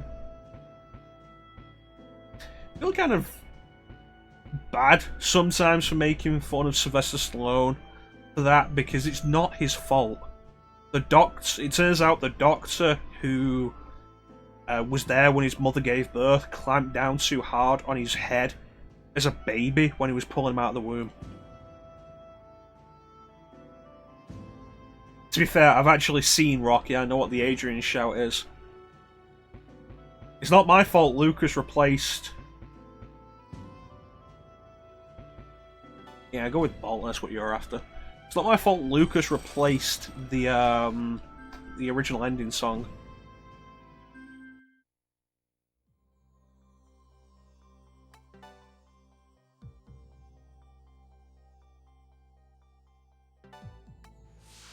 Yeah, but it's kind of a sad thing, like a botched birth.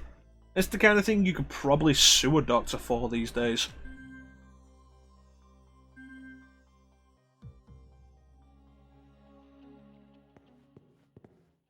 Should have been the one to fill your dark soul with light, light, light.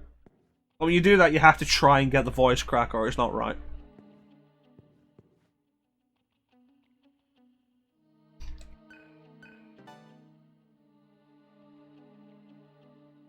Where is this one gonna lead?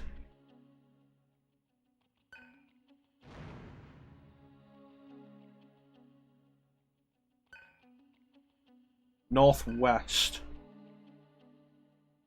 So that way.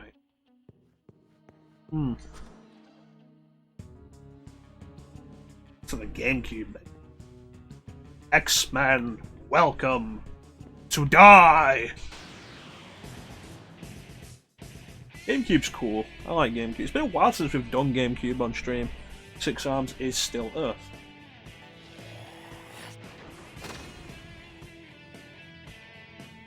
Yeah, it's been a while since we've done GameCube on stream. We kind of been caught up with PS2.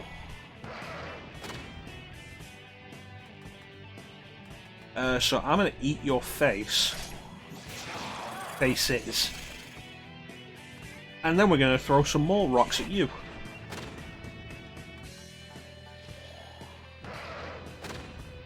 I'm about to rock you like a hurricane.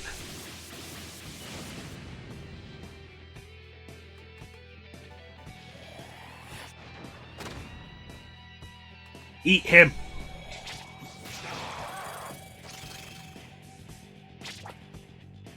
You probably could if you had the BIOS file. Like, that'd be the main thing.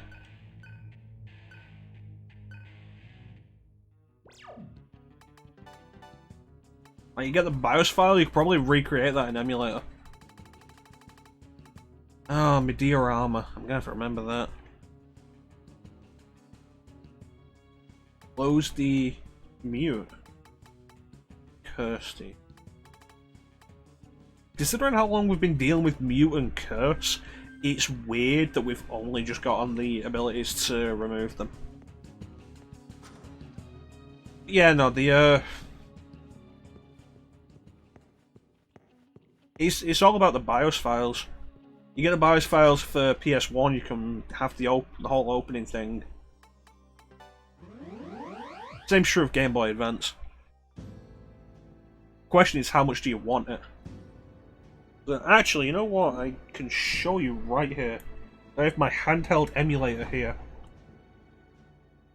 which is a fantastic little device.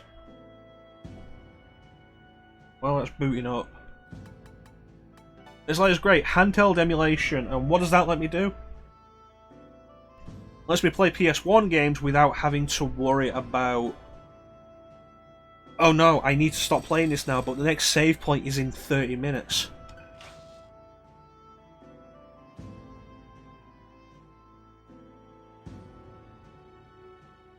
Because, you know, PS1 games weren't designed with regular save points in mind a lot of the time.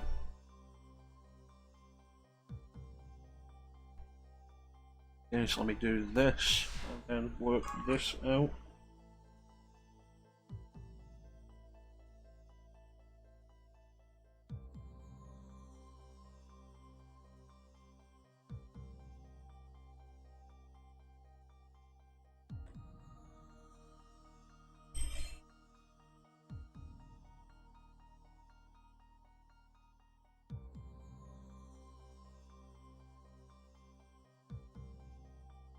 If you have the BIOS files, you can just do it. Oh no, I wanted to turn it off because I don't want to do that every time.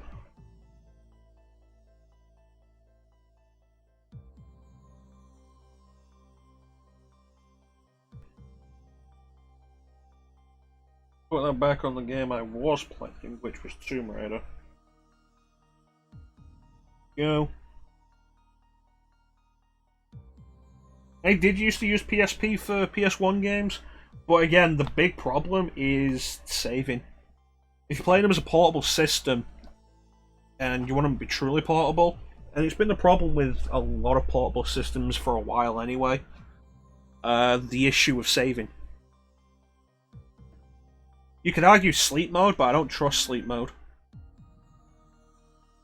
I don't trust the actual battery saving capacity of sleep mode is, I suppose, the real thing.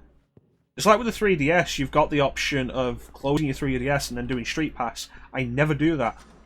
Because if my 3DS is closed and I'm not playing it, that's because it's turned off.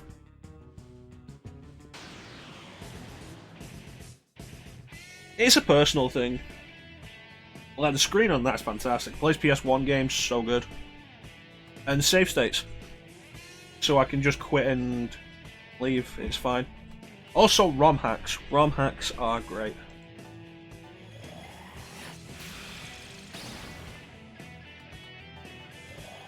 Play the Japanese version of Ace Combat 3, fully translated.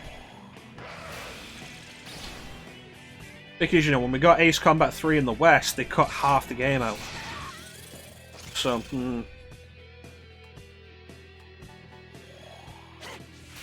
there's pros and cons for the whole idea, but when it comes down to it, you can put the openings like that in emulators.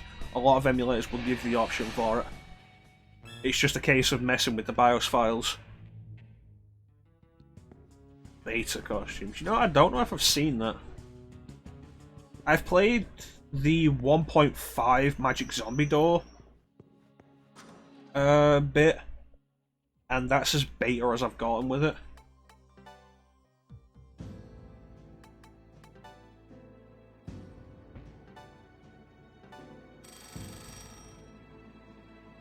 I did pick up a ROM of Resident Evil 1, titling itself Ultimate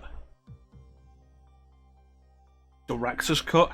The idea being it's the DualShock Director's Cut with the original soundtrack and the uncut FMVs, which is nice.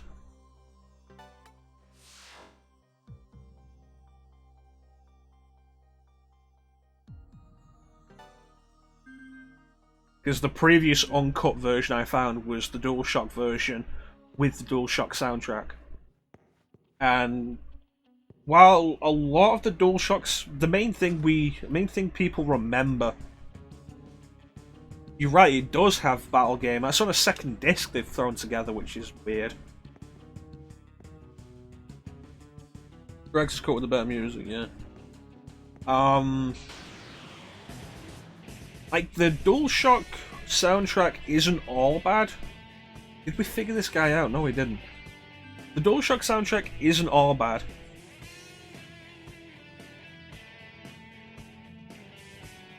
Some of it is actually pretty good. The problem is the main thing you're going to remember is the basement, and at the end of the day, the original soundtrack was also really good. There was no reason to change it.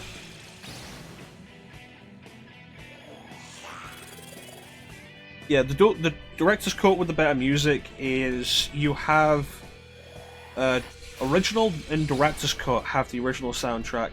Then there's DualShock director's cut. DualShock director's cut has the different soundtrack.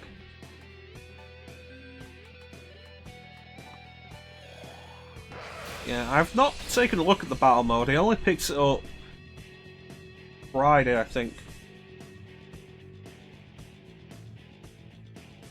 Yeah, director's cut has the original soundtrack.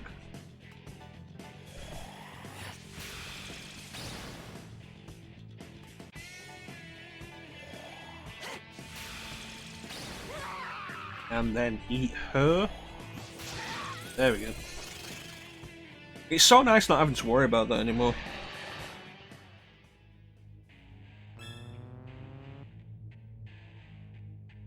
Alright. But yeah, ROM hacks are always nice. There's a Japanese translated version of Symphony of the Night that I have, which is kind of interesting. I don't like it as much as the actual original English version. But it's kind of interesting as a comparison.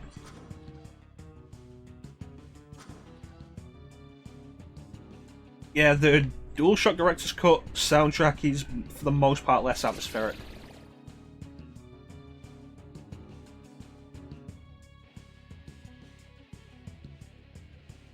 Yeah, Japanese Symphony of the Night has 2 extra familiars, Nose Demon and Sprite. Some voice lines for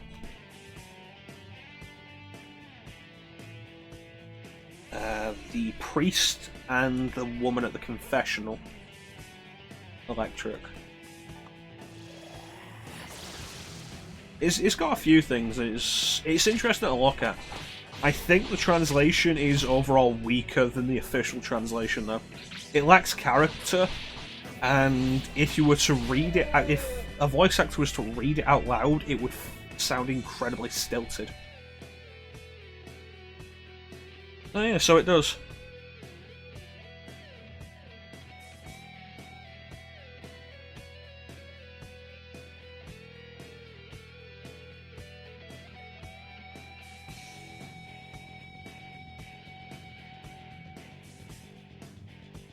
It's working on it.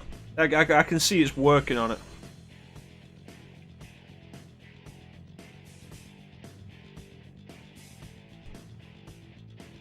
This is your problem with autofocus.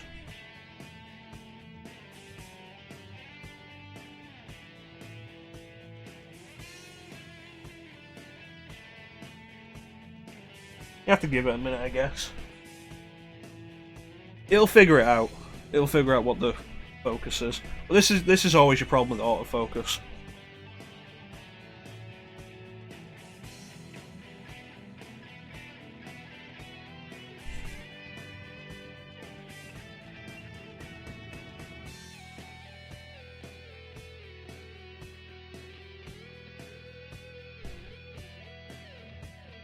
It'll figure it out.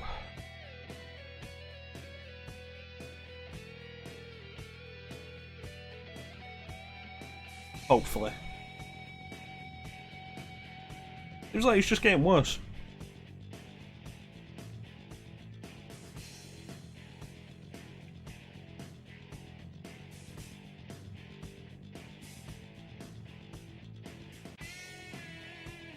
See, there's the line. Wants to be here, and then here, and worse.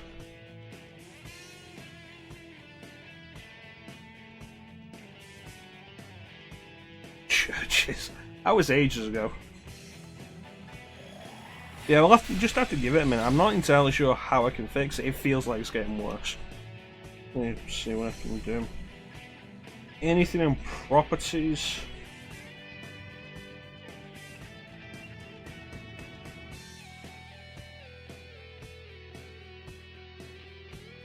That's pretty neat. I put the chroma key on it, it's set for green, and the brim of my cap is green, so you do it like that. That's kind of neat.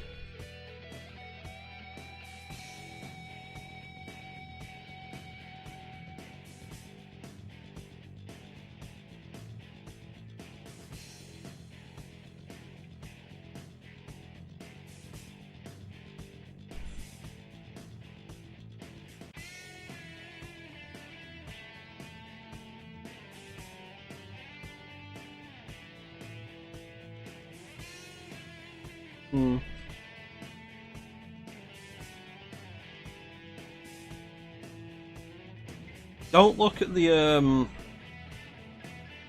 camera. I hadn't actually noticed that yet. That's actually really good. Love it when enemies get frozen or stunned. Guaranteed crits.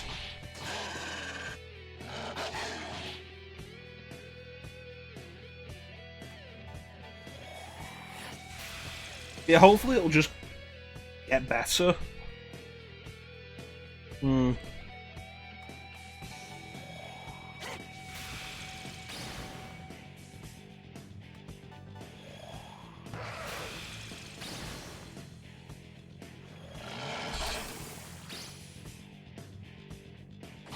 Zan is what they're weak to. Makes sense.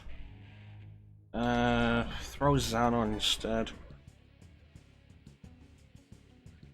No, I'm here. You just have to put glasses on the camera. Let me see. The issue really is there are enemies weak to everything. And I'd have to remove something to make it work.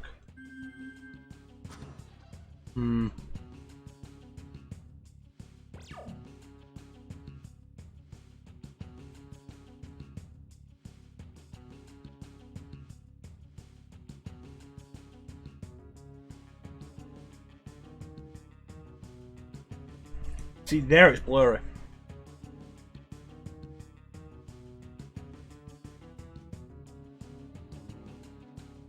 I guess the only reasonable thing to do is turn it off for a minute.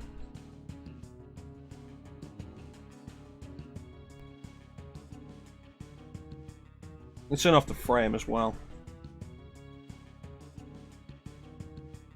Nope, still not good. I'm still here though.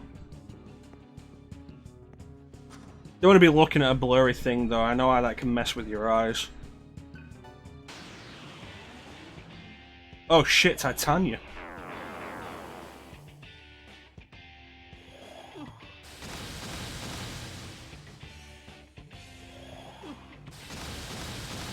That's not good. You weak to ice? No.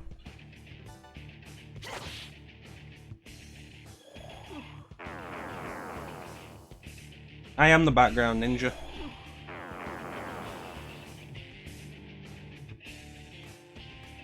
Electricity? You're just gonna be immune to magic, aren't you?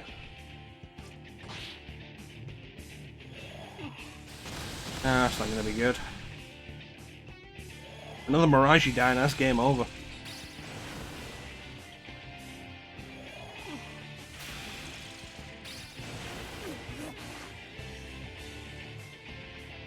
Alright. Vital bead. And then medkit. This is why I bought 20 of them. Wufu dying, not a problem. Still blurry, not helpful. Let me try switching to a different... I'm blurry over here.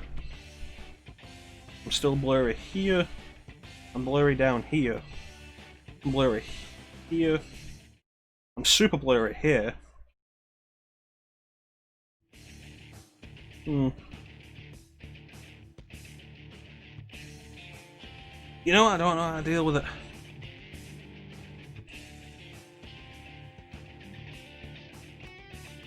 That was a good time for me diorama though. You know, let me throw this back up. Not that. Face cam.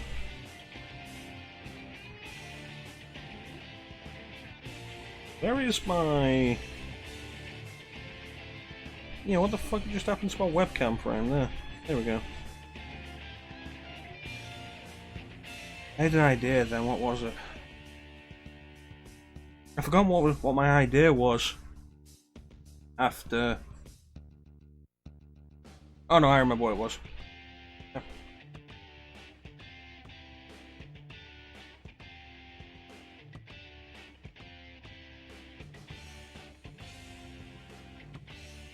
See if it'll readjust its focus.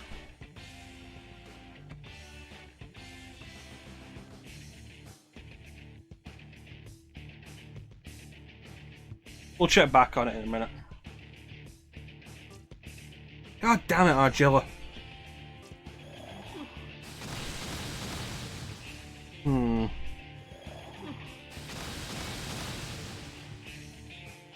This is becoming a problem.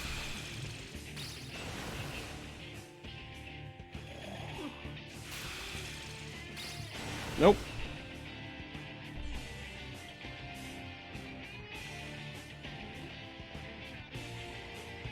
Okay, where we pointing it? No.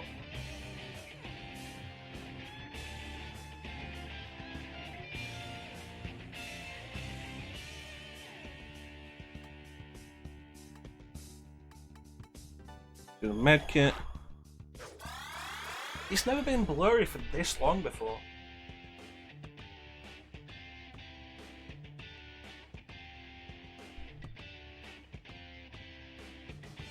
I guess like the only thing we can really do is leave it for a minute.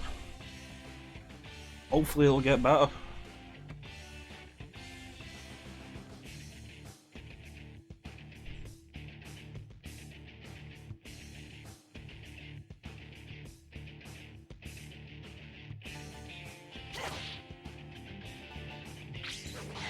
Alright, killing one's gonna solve a problem at least. Yeah, if anything, it seems like it's gotten worse. And I don't know, I don't think it's ever done that.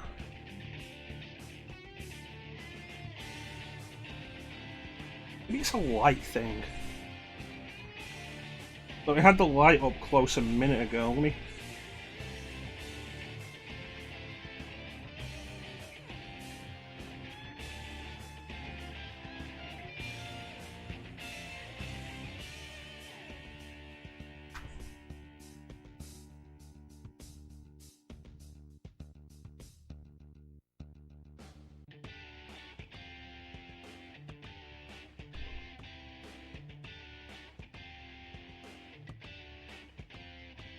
Oh, it doesn't look like it's helped.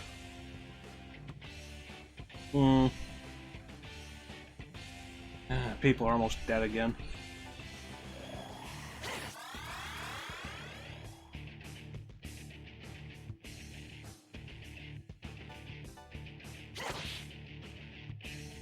The issues of dealing with camera.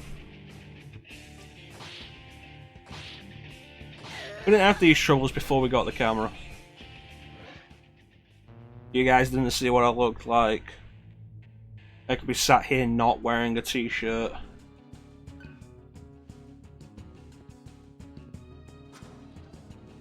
Wearing a different t-shirt that I don't wear in front of the camera because it's like a little pajama t-shirt. Well, that was bullshit. Everybody was poisoned. Gale can have Poison Moody for a minute. Have it? Yes, he does. Right there. Use it.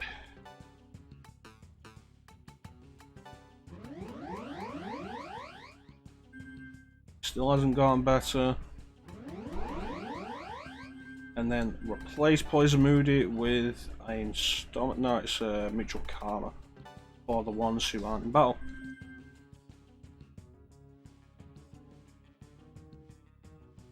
I'm just going to remove the webcam then. If it's not going to fix itself, I'm just going to remove it. Sorry about that, guys, for everybody who enjoyed watching the webcam. Disappoints me because it means I've done the webcam for basically no reason today. And I'm still reacting to the webcam. Working on my facial expressions. What's the point of working on... Oh wait, were we here earlier? What's the point of working on my facial expressions if you guys can't see them? As opposed to being my usual monotone self. It ain't like I have much emotion in my voice. Infinite Chrono. What do we got? We have this that I can throw here as an alternative. Throw it there.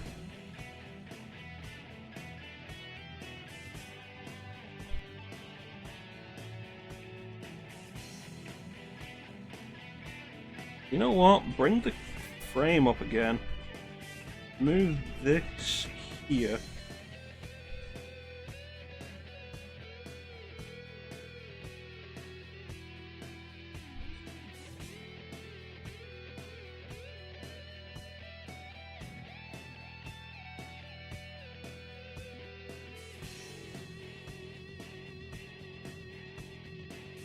There we go, it serves as a reasonable replacement to the webcam when the webcam isn't working. And it's a simple enough case of checking the webcam. This. It goes over and then it goes off. And then there's that. On the fly adjustments. It works. What are you watching, Ninja? You know, you could be watching mecha-chrono's YouTube channel right now and supporting him there. Why are you going to sleep, Ninja? You could be watching reruns of mecha-chrono's stream. You saw nothing, Bane. God damn it.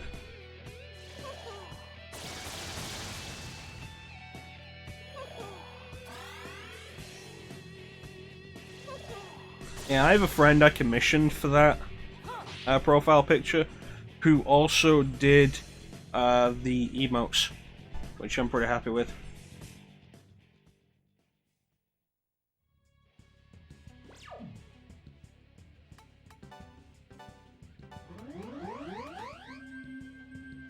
Okay, I'm sure we were in this corridor before, but it's not on the map. Elephant dudes are electricity. Awesome, he is now stunned. Throw electricity again. And then just attack the first one.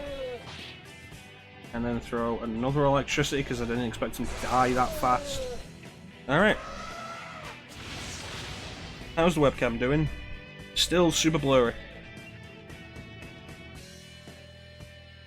Alright. Yeah, I think that works. Means we can keep the webcam frame as well.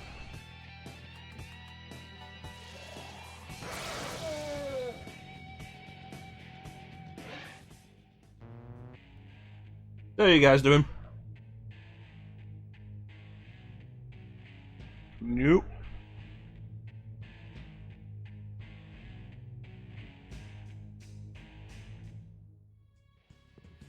Where does this go?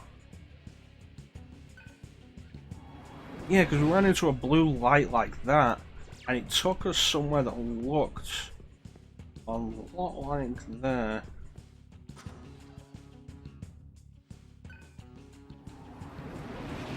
Really checks it. I am real, I'm just blurry.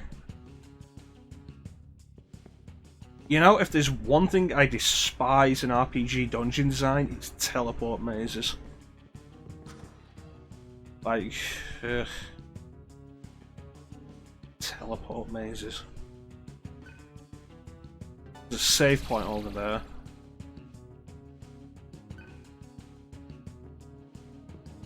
I lost interest in actually doing Shin Megami Tensei 4 Apocalypse on 3DS anyway. But my interest in continuing was... My interest in even doing the game was hampered when I first heard that the final dungeon of 4 Apocalypse is one of the worst teleport mazes veteran RPG players had ever seen.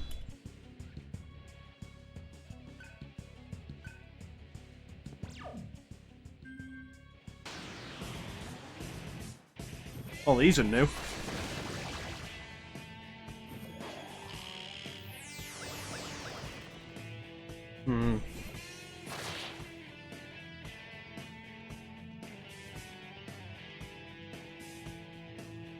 I don't understand what the problem is here. Let me check this.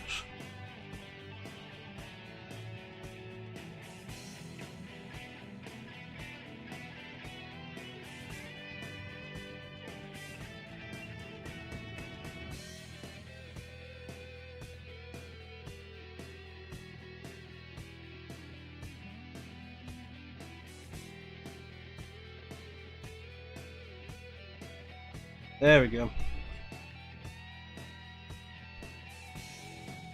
Basically, what I did was I turned it off and on again. I was like, kind of there thinking to myself, how can I turn this off and on again without screwing up the stream? And then I thought of a way and did it, and now we're okay. I have to figure out how to kill these things. It ain't that.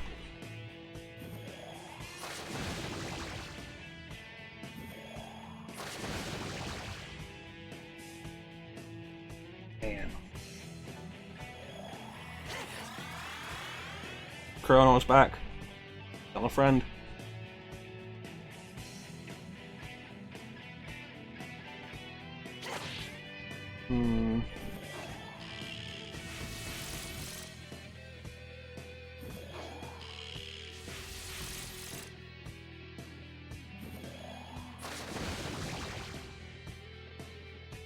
May need to replace Cielo. So not ice. Is it all magic or is it just that? Okay, it's just that. Okay, no, it's several magics. This fight isn't going well.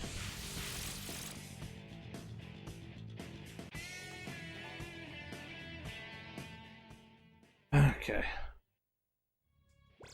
People are stunned.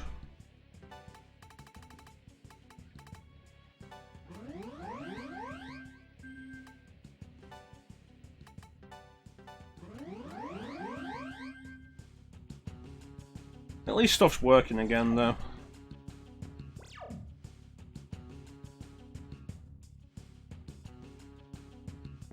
This connects to where I was before. Fucking teleport maze.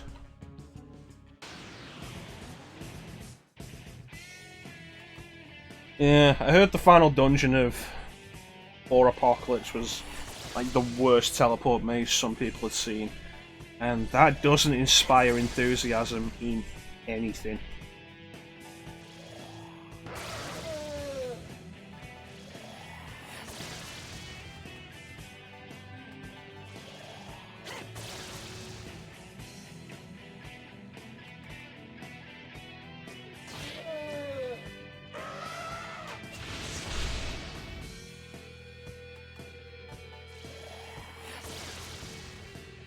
And I never finished Soul Hackers on 3DS. Mostly because I just lost interest. I was having trouble focusing on games anyway.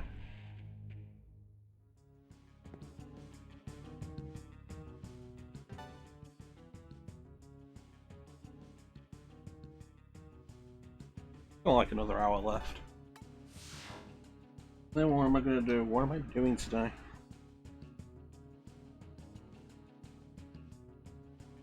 I'll get a solid.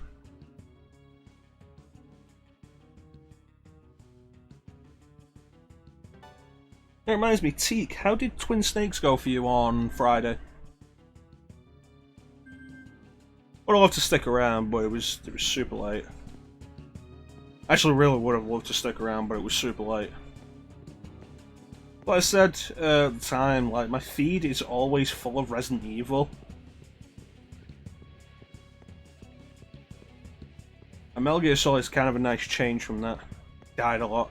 Yeah, Twin Snakes is a lot harder than people think. Everybody hears that it's way easier than the original, it breaks the game.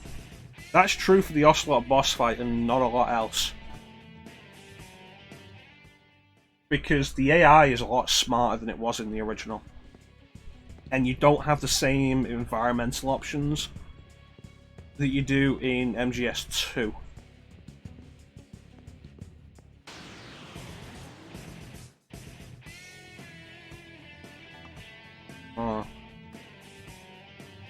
Earth.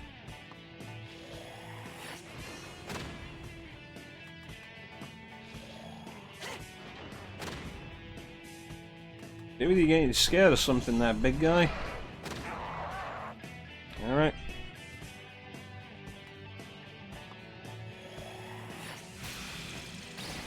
Yeah, it's like MGS2 the way the opening goes, the ship on the tanker, there's not much there,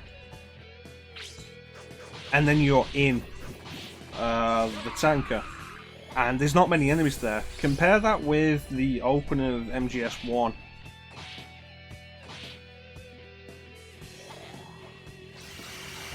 Like, sure, the docks might not be that difficult, but then you end up on the heliport, and the heliport has a lot more going on than any of the opening areas for the rest of the series.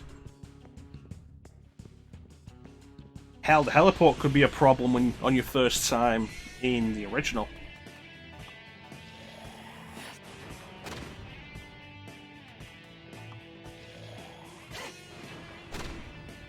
Sweet, eat him.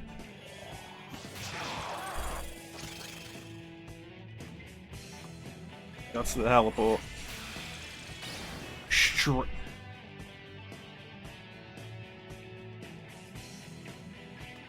Okay, you know what? That's not even a case of the game catching you by surprise at that point. Has Teague never played Metal Gear Solid?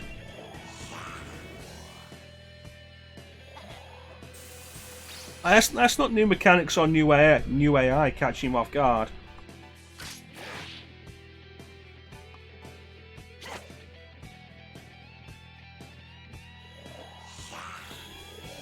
God damn it.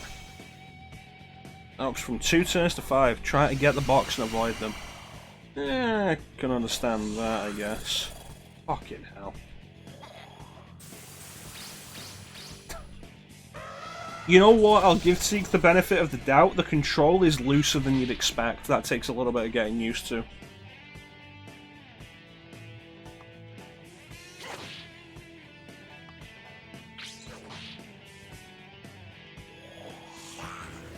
I went back to Twin Snakes. It wasn't on stream, but I went back to Twin Snakes for the first time in a long time, just dabbling. You fucking prick. But yeah, I went back to it for the first time in a long time, and I got caught in the docks because controls are a lot looser than you think.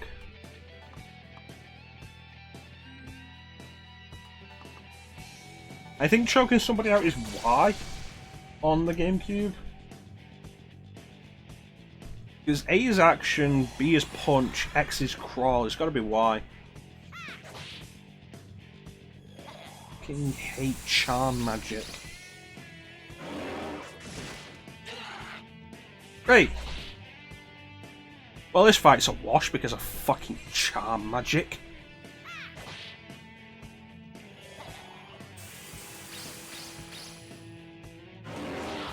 The control setup for Twin Snakes is kind of weird. Some of it is because the GameCube has less buttons than the PS2 controller. But then there's the case of, to use the codec, you press start and then you hold start and press A. But here's the fun thing, start does nothing in the game. It's not a dedicated pause button. So why do you need to press A to access the codec?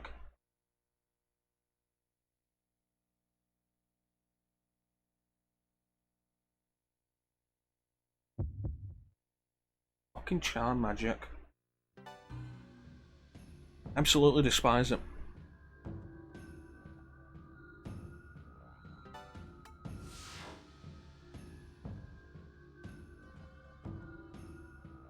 But I would have set that up. I would have set it up like the same way, like L R Z start A B X Y A B X Y no A B X Y yeah. Try to do that in reverse. The only pad I ever get a little confused with setting up an emulation is the Mega Drive controller, because it has the 3-button layout that's really weird and doesn't really correspond to anything. Controller layouts like that are That's the fun thing, GameCube controller has less buttons. It's like you got your D-pad, your 4 face buttons, 2 triggers, 1 shoulder button and start. It's missing select, a second shoulder button, and the 2 clicks on the analog stick. It's less buttons. There's 4 less buttons than the standard pad that we used to.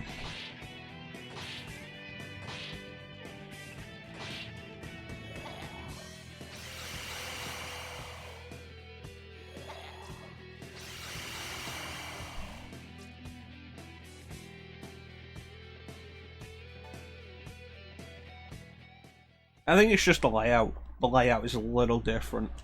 It works when you're playing a GameCube controller, but outside of that, mapping it can be a little weird. Everything on GameCube is mapped around the buttons, and the buttons work. There's good layout. The main thing to really criticize is 1 shoulder button. But then I think the triggers are some of the best triggers in triggers. Because you've got the press and then you've got the click. So you can end up with 2 distinct functions on it. Or 2 levels, for fuck's sake. People are about to finish the mantras, I just want something I can kill. The triggers were great for stuff like Mario Sunshine was built around that.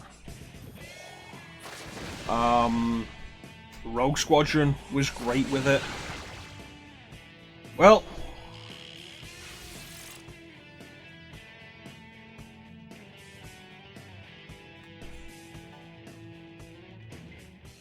a few of the GameCube games were really built around it. Metroid Prime used it in some way. How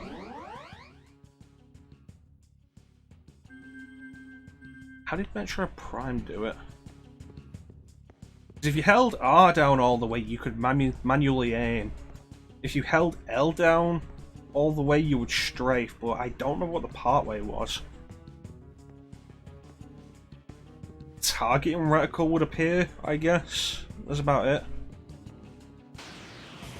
Like, some games on GameCube used it pretty well. But it's the distinct click that really does it for me. Because it denotes the 2 different states. Like, if you do Rogue Squadron, pull the right trigger to increase your speed, but then clicking the right trigger would make a move to maximize the speed. Like if you're in an X-Wing, the S-foils would close.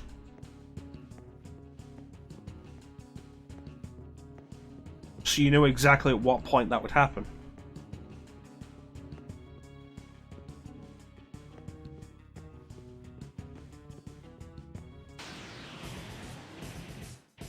GameCube is great.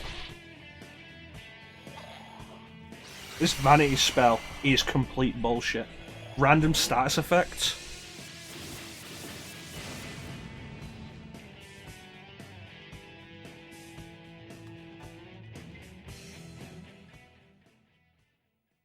Yeah. Would like some consistency in what status effects carry over outside of battle and what don't.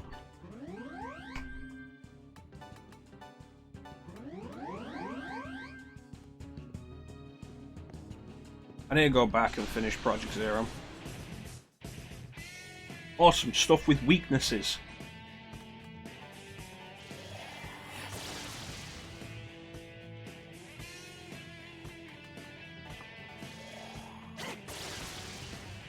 Sweet. And eat that one. And then 2 Tarazi. And then just 1 Tarazi and eat. Nice.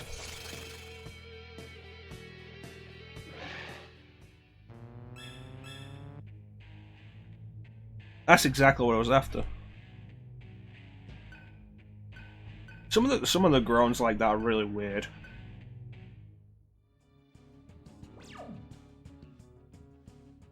Today's stream has been really up and down. Alright, how much is Boofer down? 12. Oof. And today's stream has really been up and down in tone. Sick old grandpa.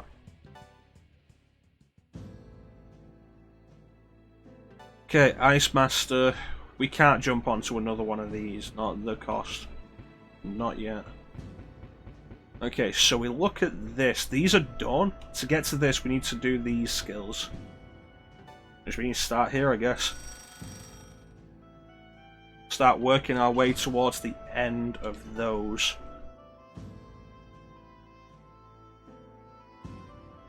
Sweet, what are you planning, Ninja? If I'm free, I'll definitely throw you some support. It'll depend on time and what I'm actually doing tomorrow. Journey. Do you have a capture card, Ninja, or do you just stream from PS4?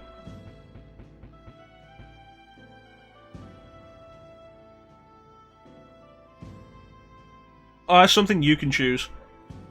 It does not include any Resident Evil games. I should make that part of the thing. You don't get to choose Code Veronica. Just from PS4 currently.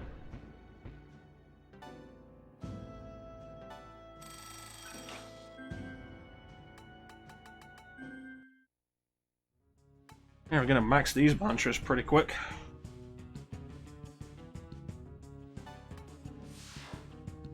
So I'm glad I forked out for a capture card. By the time I started streaming, I had 2 capture cards anyway.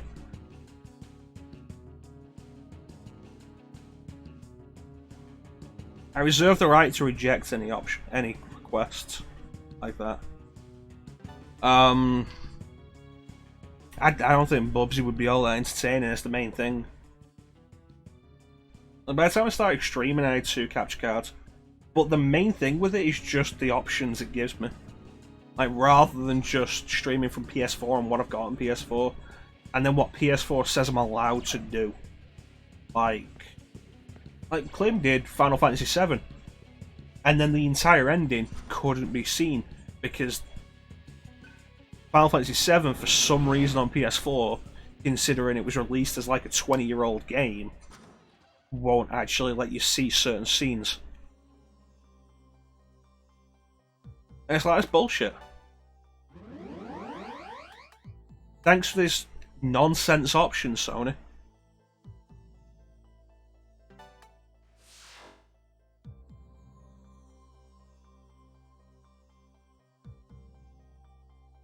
Yeah.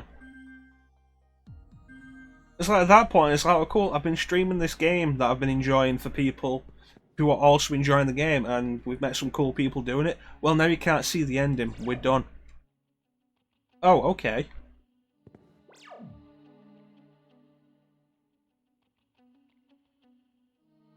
Interesting.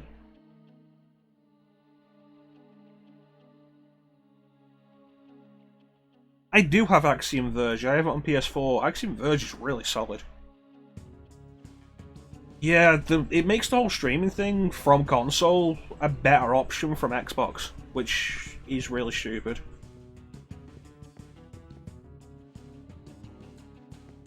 Yeah. Persona 5's really bad. Persona 5 won't let you do anything with any of the game.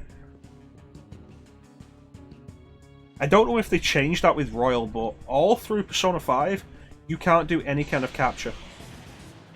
So you've got the thing of... We're not doing this. You've got the thing of Persona 5, when you get a trophy on PS4, the system will take a screenshot of the moment you got the trophy. Persona 5 was always so jarring because you'll get a trophy and then it'll pop up and say scene is blocked. And of course Atlas also came out and said, hey, if you stream or put videos on YouTube of any gameplay or story after a certain in-game date, then we're going to copyright flag you. It's like, oh, well, cool. Thanks, Atlas.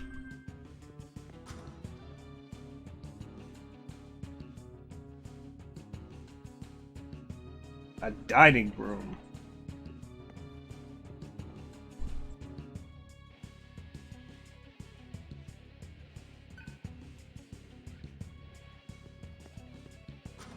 It's like, it becomes a case of, if you're going to offer this kind of streaming service option built into your consoles, it's got to be all or nothing.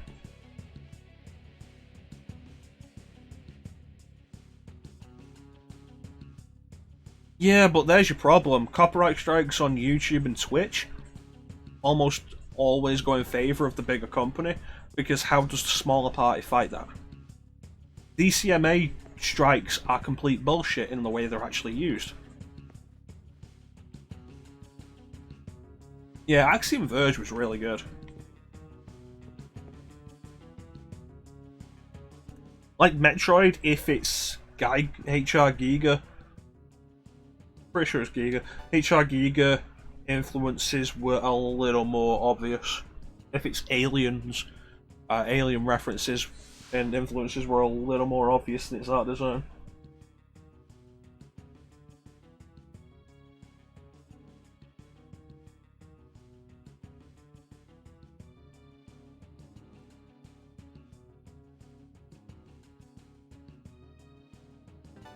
You know what, Teak?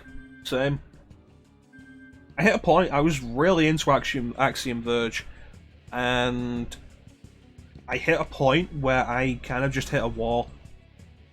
There's a point like that in a lot of Metroidvanias where you hit a wall and you've got to go through the entire game to figure out where to go. Or where to go from there, and I just kind of stopped.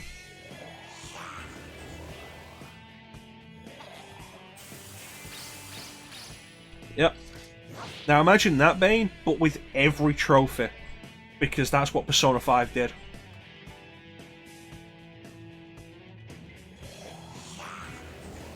Back when we started the Persona 5 stream, I was a little concerned about the possibility of getting hit with some kind of DMCA strike. Because I don't know if Atlas ever lifted that threat. But it didn't matter because we didn't end up continuing it anyway.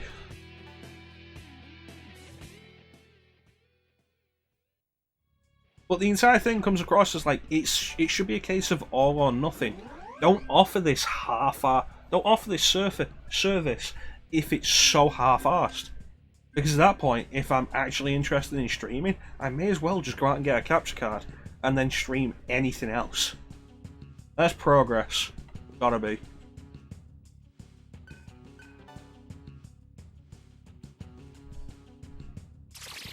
Because at that point, why am I streaming off your system with its less options? Yeah, it's simpler, but oh hey, you're also really limiting me based on very arbitrary restrictions. And you know what I'm going to say to that? Fuck it. Like several years ago, back before I got my first capture card,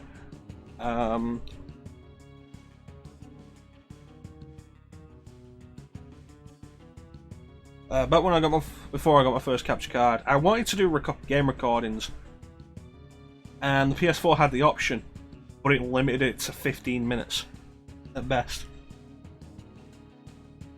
Streaming directly from PS4 is worth it to people who don't want to invest the money and can't invest the money. The problem is the restrictions on it that make it a pain, and it makes streaming from Xbox a way better idea. It just says Xbox has done this entire system better.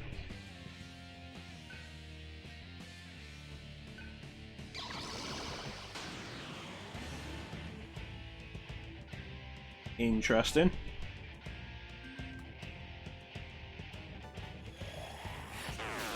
Not ice.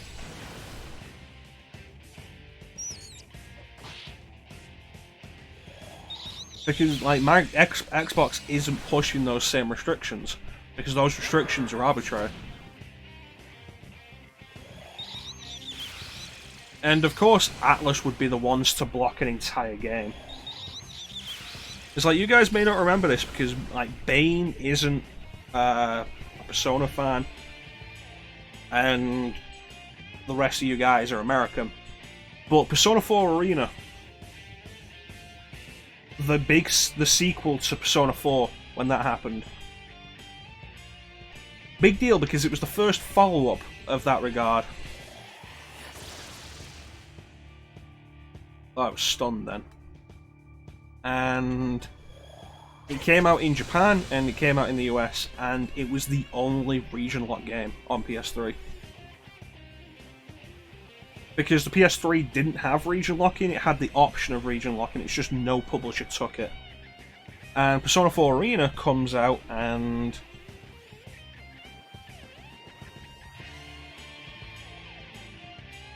it's region locked because Atlas doesn't want people from Japan importing the American version. Alright, whatever. It takes over a year and a half to come out in Europe. The only region locked game on PS3. By which point, spoilers for the whole story were just all over the place.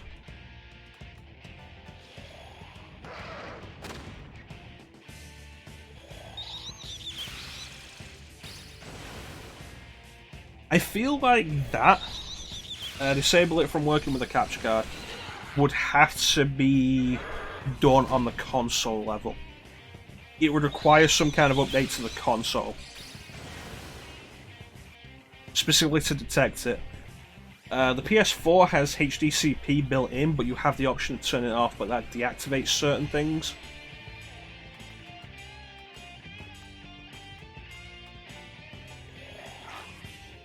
Like, you can't watch Netflix or go on Spotify if it's disabled.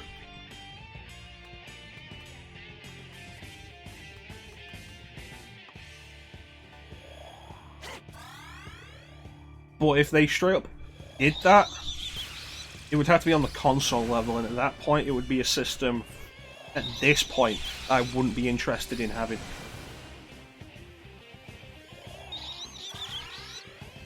God damn it.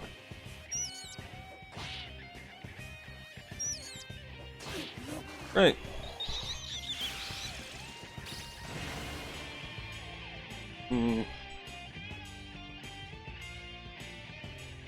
I feel like there has to be a reason why it can't apply in-game. Because otherwise I feel like Atlas would have done it for Persona 5. Like I say, the way that you couldn't even take a picture of anything in-game, the entire game was blocked. And then the threats, like the legal threats, if you put any footage of the game past a certain date online.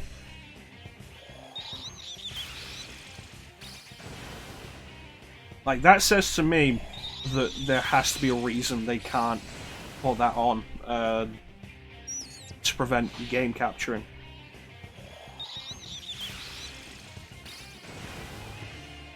It's possible in the future consoles will just give that option. We're moving to a system of way more control, and it could happen. Wouldn't be surprised if it did. That was a bunch of damage.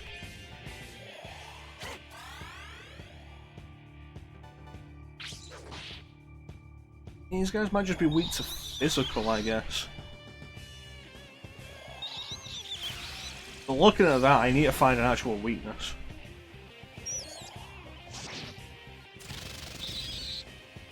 That's a worry.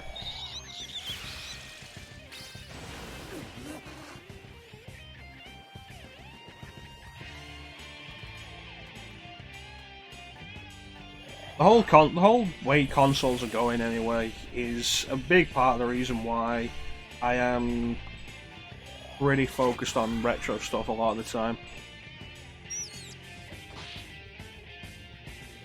I mean, up until last year, I was used to a chronically shit internet connection. A game has, say, a 5 gig update. Well, I guess I'm not playing this today at any time. I'll have to leave the system on overnight on rest mode and hope that it doesn't disconnect at some point.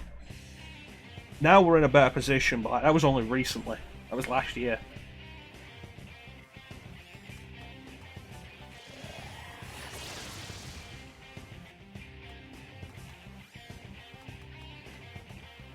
What if?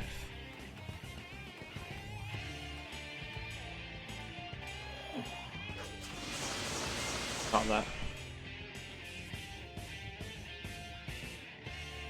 Yeah, data caps in this day and age are so ridiculous.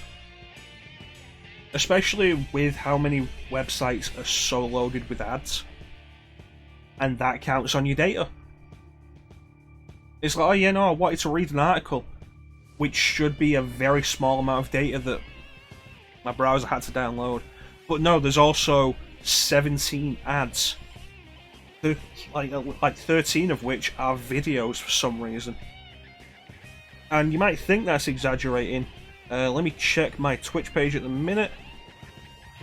And we have one blocked ad, it says. Let me go to, say, Google. And I'm feeling lucky.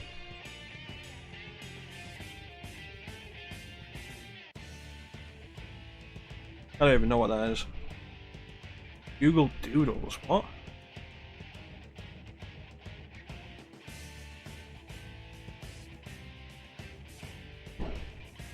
Alright, fuck it. Email. And on my email page, there are 3 blocked ads on my email. You go to any random site.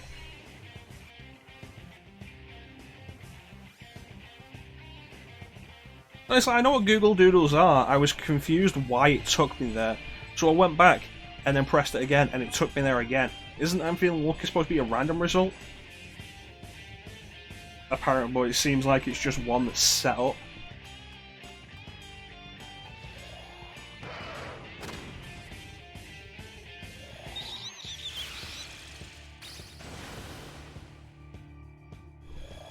All they're doing is ice. We lose this, we come back in with Ice Drain. They cast ice, they immediately lose their turn. It sounds like a lot. I can imagine you go through that in like a week and a half, maybe. Needed to last a month.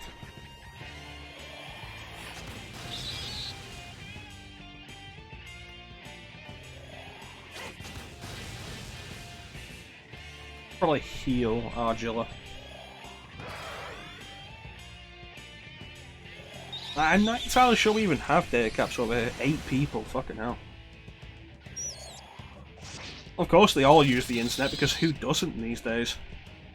I should probably make a move to kill the big guy. Or if I kill the little guy before the big guy eats that one.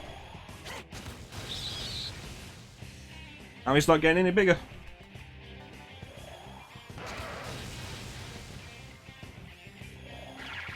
Oh boy. Oh boy.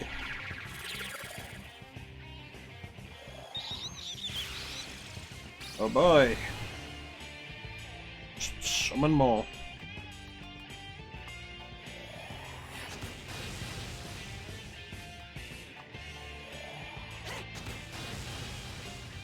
Last thing, like, I feel like data cap should have been a thing that went out at least like 8 years ago. It just doesn't seem practical.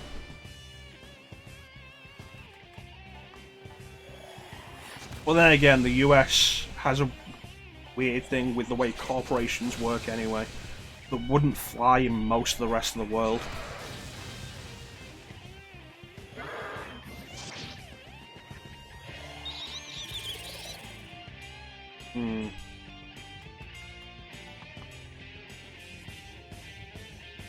After you start stream.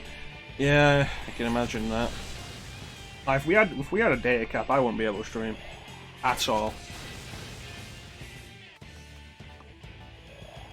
Well, I feel like they made everything unlimited over here years ago. There's just no other way it could be in the modern world.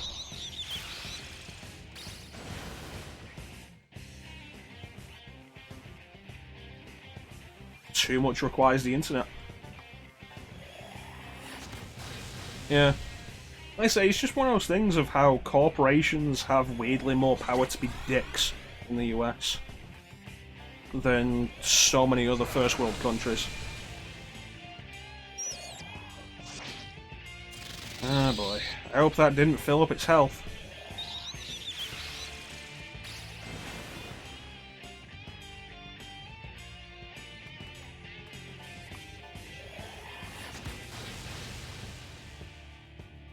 Five years ago, that's...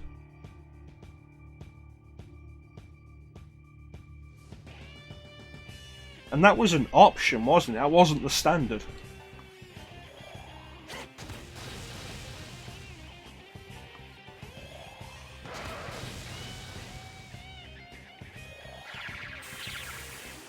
Okay.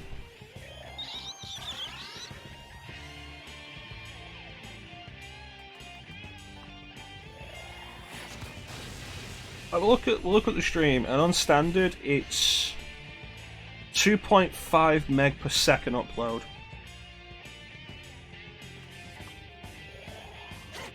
You'd burn through the cap in a matter of hours. Jeez.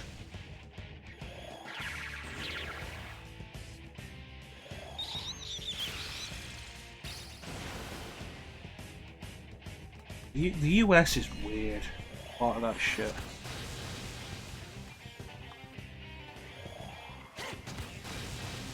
You just die.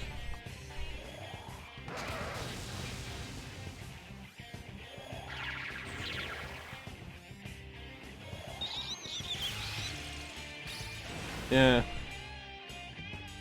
It sounds like a very typical American thing of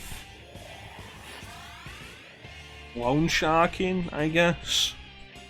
As American businesses don't seem to be regulated in the same way that a lot of the rest of the world regulates businesses. I mean, don't get me wrong, it's not like we're perfect with that, because, you know, our government is also shit. But I don't think it's as bad as America, though.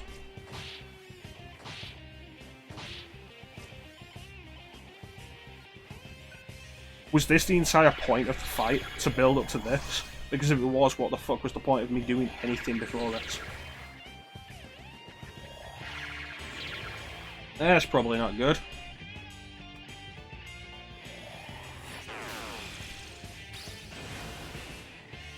Yep, didn't want to do Bufudyne, wanted to do Agilome. I'm a genius.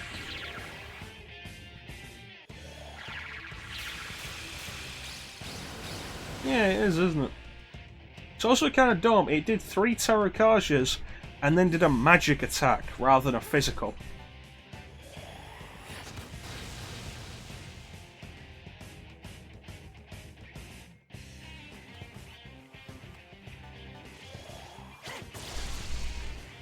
I can stun it or something. And then get off a few crits.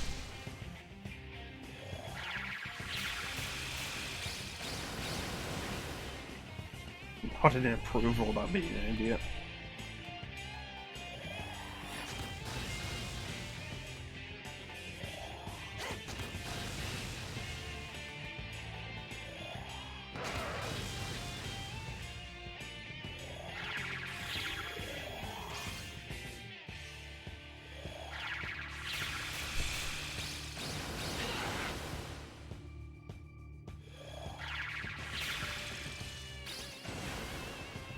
Our country still hasn't left the European Union because the entire process is a mess.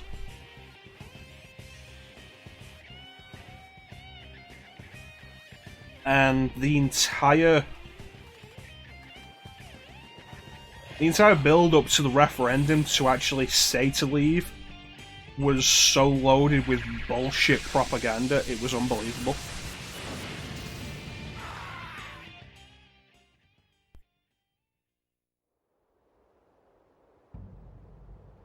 And then when the people pushing the propaganda were called out on the propaganda which wasn't true, they refused to admit it, stuck by their guns, even with proof that it wasn't true, or just ignored people.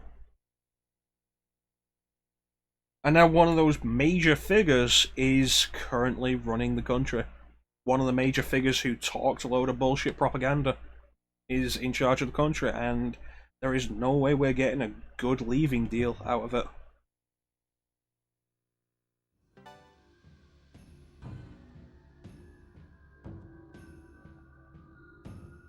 Entire thing's a mess. 31st of December, supposedly. Date's been pushed back so many times at this point.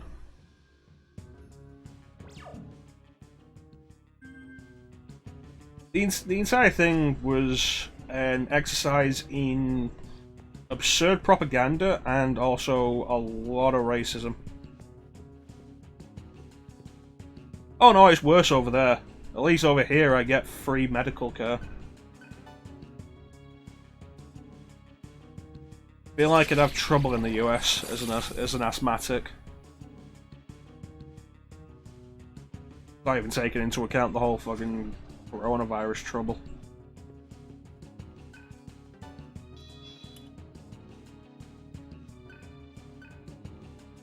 Okay, so let's go set this up.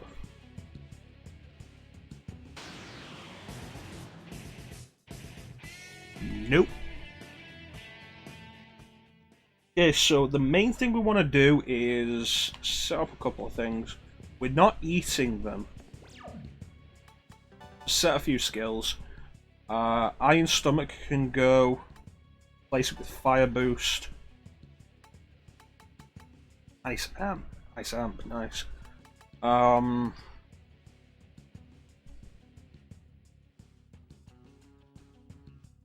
fact Boris Johnson's remained in politics for as long as he has is unfucking believable. Ice Drain. Yeah, that's probably good.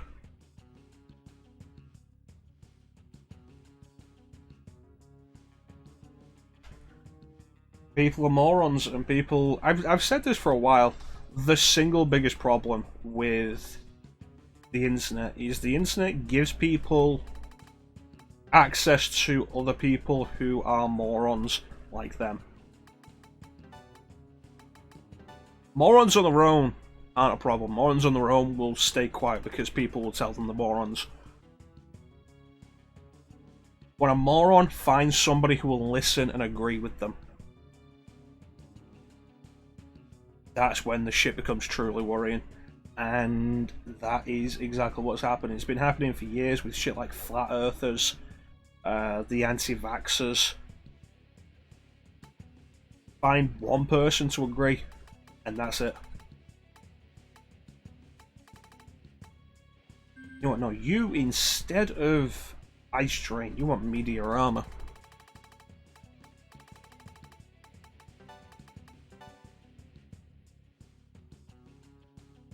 Those people who are pushing to not wear masks. The people who are getting violent over having to wear masks. Unfucking believable. Because they believe so hard they shouldn't have to wear a mask.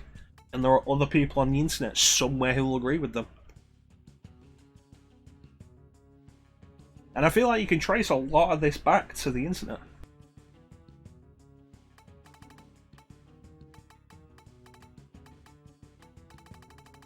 Drain's the best idea. Okay, and Cielo.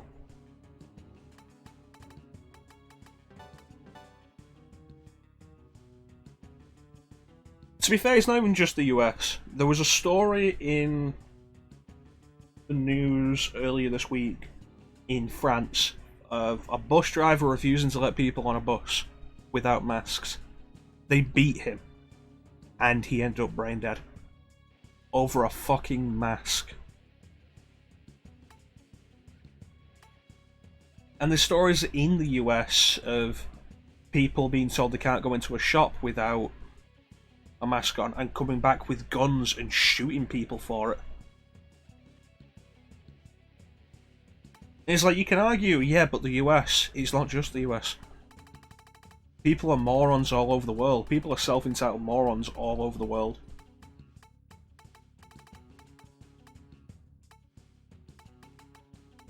Fence.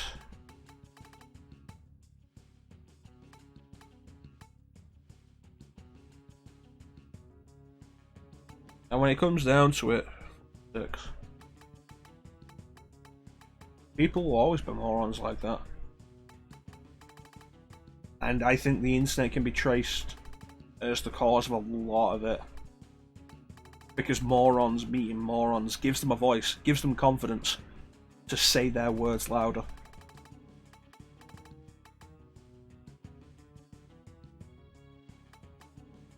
I don't have mecha-chrono, and that would really help.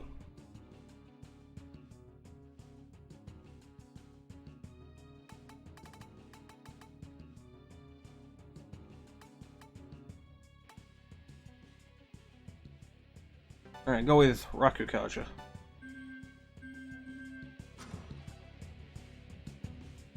Let's do this. There's one thing you can always count on people doing, just being morons. Like the story of a security guard who wouldn't let... It was either a family or like a guy or a woman into a supermarket because she didn't have a mask on and it was the policy. And he came back and he shot the security guard over it.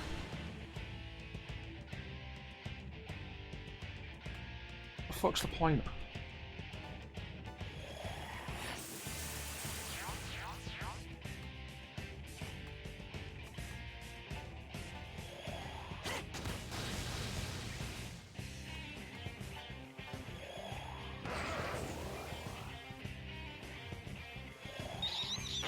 And that immediately ends all 5 of their turns.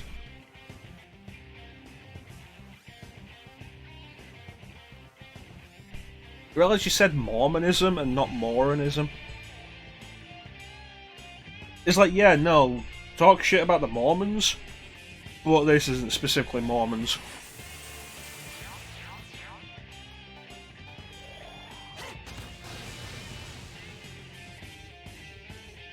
Mormons are people too, not all of them are horrible people.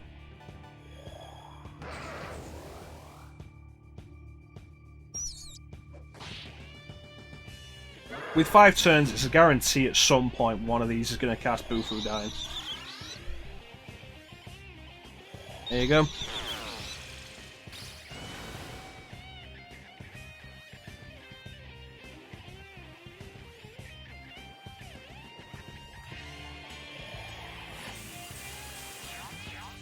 Well, it becomes the thing, at the end of the day, a store or an establishment is private property.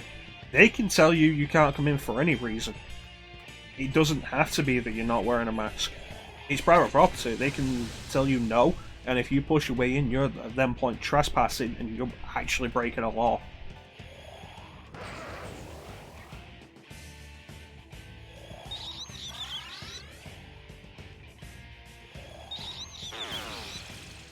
There you go. Eye strain.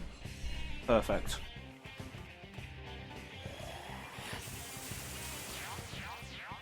Moronism, yeah. I mean, there's a time and a place to go after the Mormons.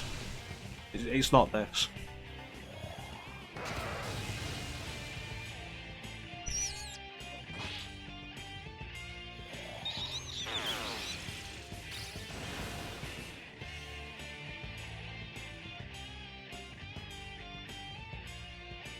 Yeah, I'll agree with you there, Teak, but I'll also add the thing of protect themselves if they actually believe it, and there's your problem. A lot of them don't believe that coronavirus is a real thing still, because people are morons.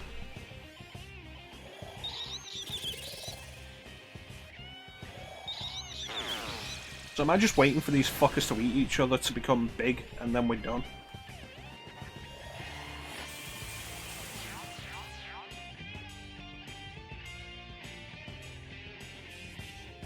I think at the end of the day, that's what a government is supposed to do in this exact situation, Clem. They're supposed to lead and tell you the things you need to do for this kind of thing. The problem is the US government is so divided over this whole thing because it's run by morons. It should be a case of standing together for the greater good, making the small personal sacrifice, and leading by example.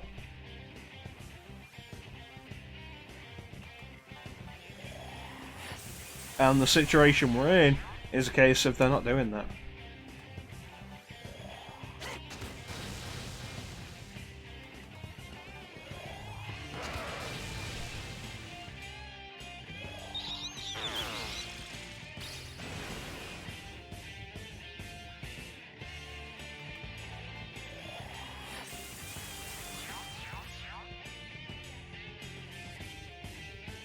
I think at the end of the day, the politicians are people. You can't rate them any higher or lower than that. Politicians are people. They're people with responsibilities that they have chosen to, and they've chosen to be in a position of responsibility. And if they're not living up to that responsibility, that's the problem. Well, it's the thing. Like, there's the argument against calling Hitler a monster. Because Hitler was a person, and a person is capable of that kind of evil. A person is capable of that kind of corruption, that kind of self-serving attitude.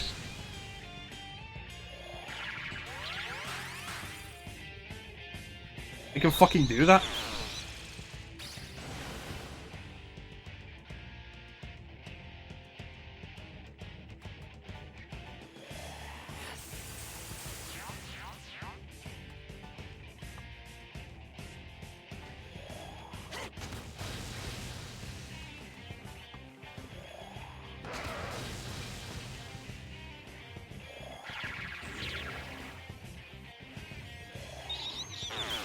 Well, if you magic all you want, all you're doing is casting ice. Yeah, I'm not against religions. I'm against people using religions as an excuse to do horrible things. And people trying to force their religions on other people. Although I suppose that's not even a case of specific religions, it's just religion is the common thing you see that with. People will commonly use religion as an excuse to do horrible things. People will commonly try to push religion on other people.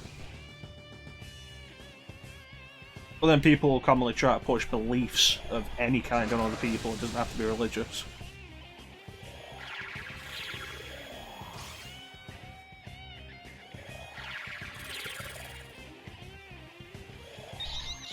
Yeah. I suppose the real thing is, I'm against cunts. That's what I'm against. I'm against people being absolute cunts.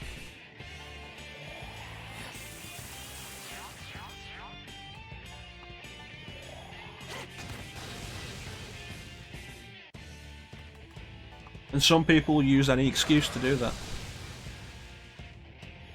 Yeah.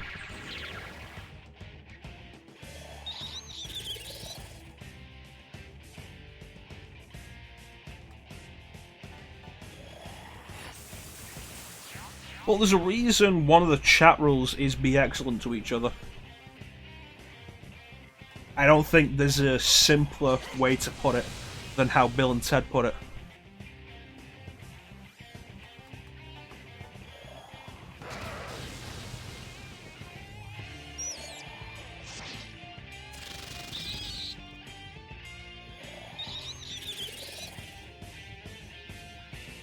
To be fair, the idea of a Jedi Knight works the same way as basically any other religion.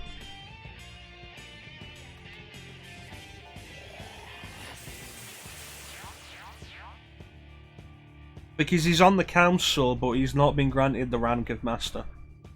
Now take a seat, Bane.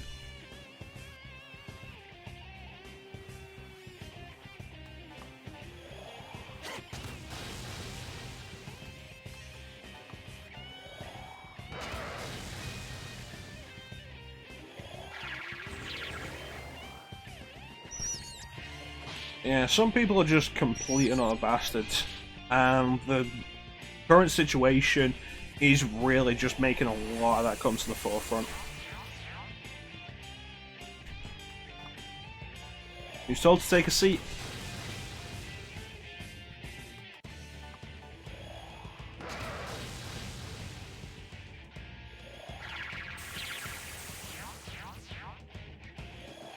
Am I gonna kill this big bastard or what?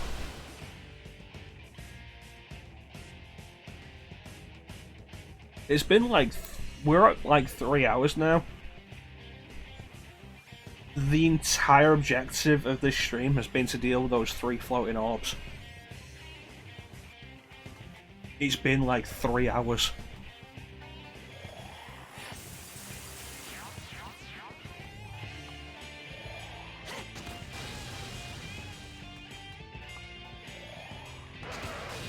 Ah, you chunky bitch.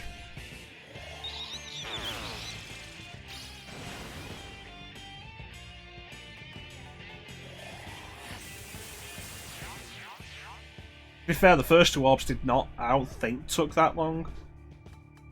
I might be misremembering, I don't even know anymore.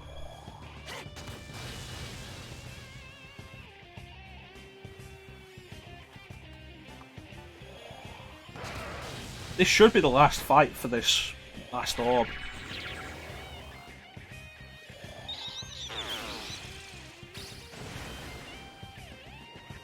We even killed the big guy.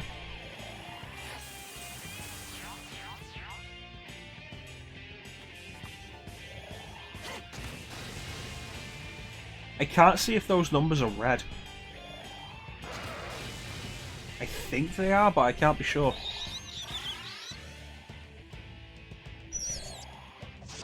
I don't know if that fully restores its health. I could believe that it would.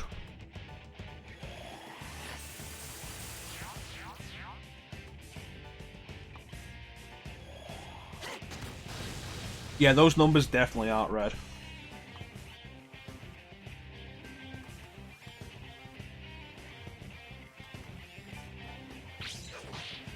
Even the points of burning through MP doing this. There we go. Pretty sure that's 5. And now this should be the real fight. I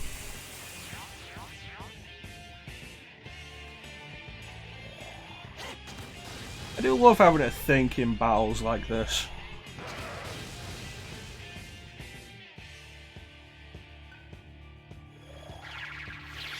Well, that's not nice.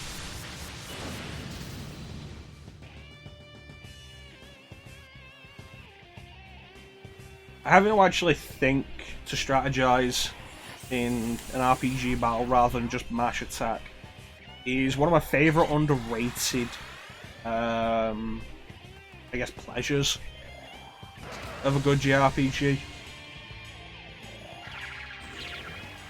That could be worrying.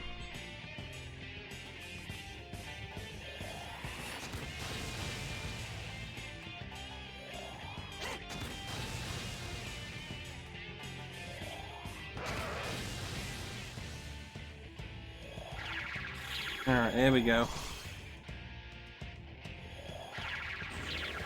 Upping Fizz. Maybe you should have brought Void Fizz in, but you can never tell when it's going to do it.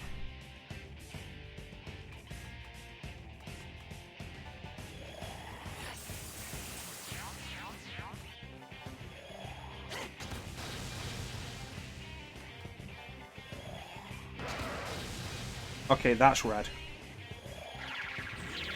We get in there.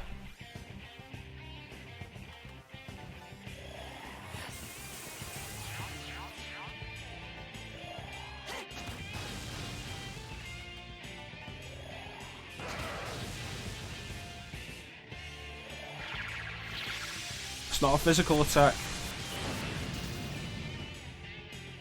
Awesome.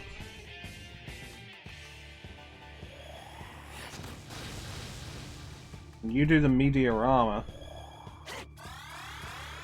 Sometimes in SMT you've just got to be prepared to take a death in a boss fight.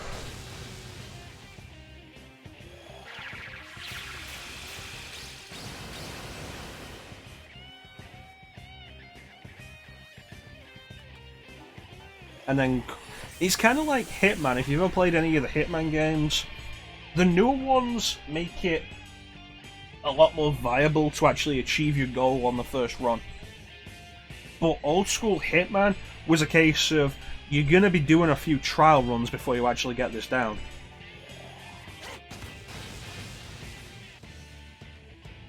Hell, chances are in your first run of one of the old Hitman games, even in Blood Money, chances were in your first go through you were going to get shot to death for going somewhere you weren't supposed to. New Hitman games are really good. I've been meaning to go through them. I did the tutorial of the first new Hitman, and it was solid. And I've been meaning to do more than that. There's a specific thing I like with the tutorial that is...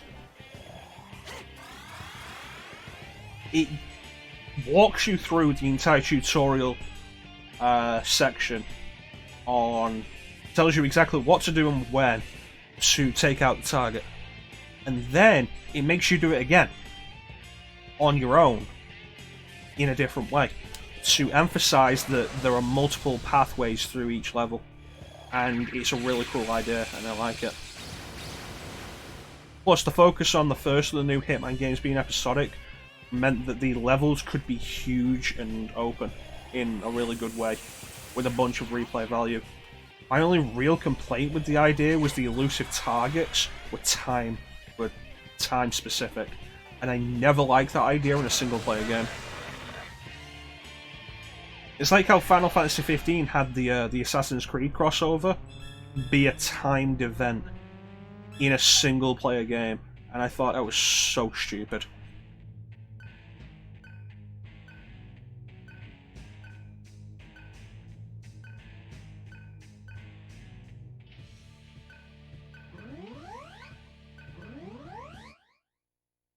But aside from that, it's really good.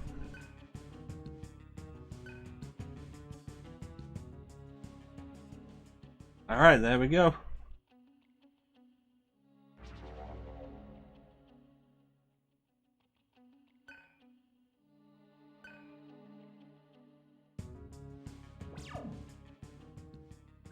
Went through that battle without taking actually that much damage.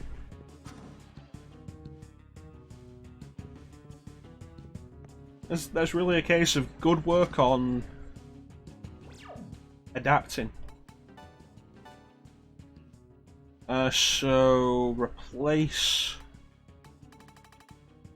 Iron Stomach back and consume. Consume and Iron Stomach. Consume and Iron Stomach. There we go. Yeah, I've been debating doing the first Hitman for stream. The first of the new Hitmans. It's like, you can go back to the old Hitmans. I really wouldn't recommend the original, which was PC exclusive, Hitman Codename 47. Hitman 2 Stealth Assassin, I wouldn't recommend, mostly because its AI is really shit. And a lot of whether or not you'll be successful comes down to luck. It's got great ideas and great design, but its AI is not up to the task. Contracts is better. Contracts is pretty good. Blood Money is fantastic, and if you want an idea of the older design of Hitman before the more recent one that's just called Hitman, then Blood Money is the one I would say try.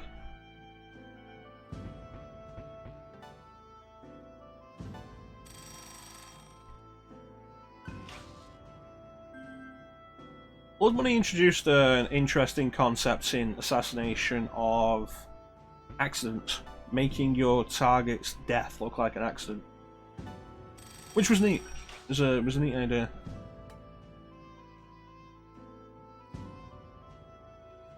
Yeah, Hitman 2. I first played that on original Xbox. It's neat, but its AI is not up to the task.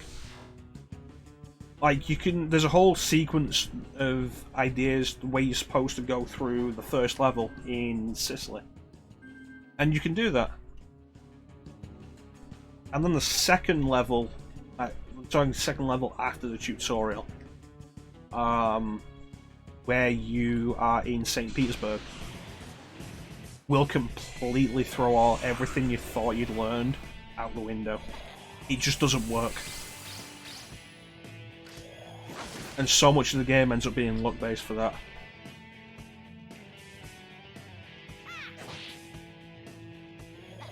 There's a level later on.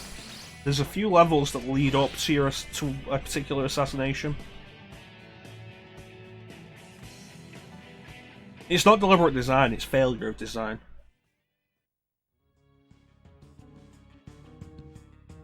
There's a few levels later on that lead up to a specific target in Japan.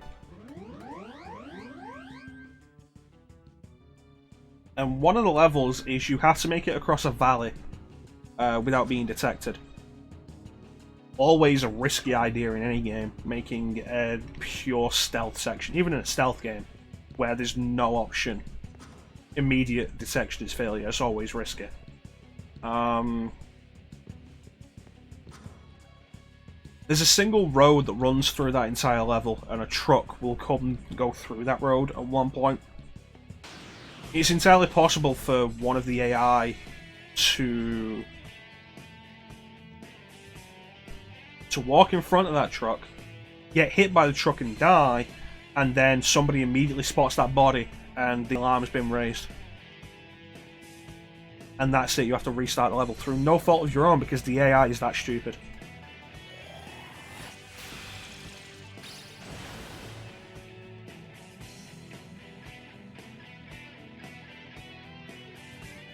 It probably wasn't worth the cost.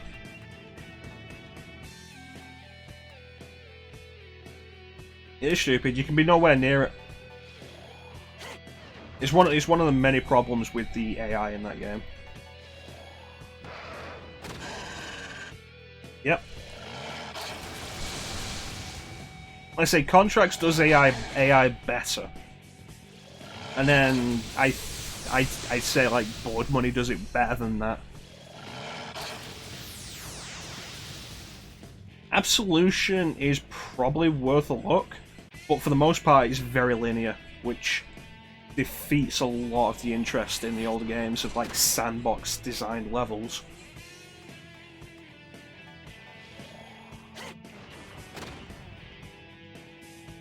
I think you can get Blood Money on PS4 actually.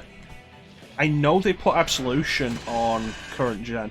I think they put it out with a potential bundle with Blood Money.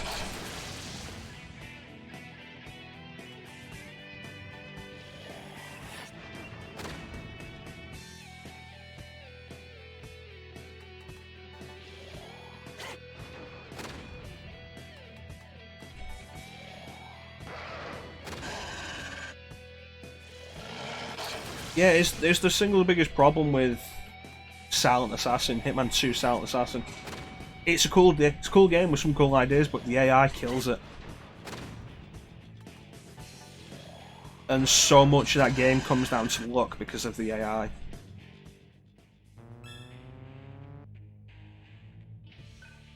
Like, it's just not fun to play in that regard. Which is a shame. Like, if they remade 2 with better AI, I'd be into it because a lot of the level ideas are really cool. Like, there's a set of 2 or 3 levels that build up to taking out a specific target in a tower.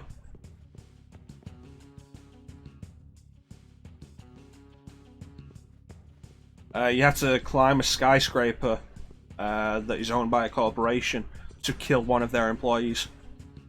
A reclusive hacker type.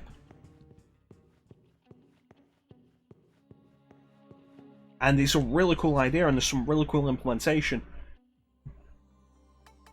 But again, it falls down in some regards because of the poor AI. Sometimes you'll be in a perfect disguise and there'll be no reason for anybody to suspect you, but they'll just clock onto you like that. Sometimes it just happens.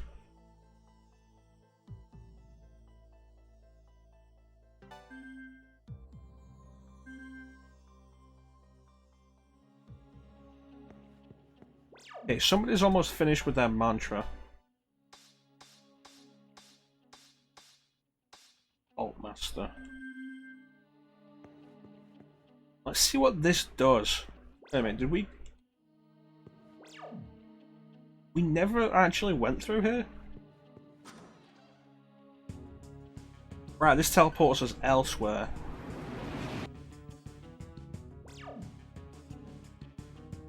Right, okay. Alright, thanks for joining us, Clem. You take care, buddy.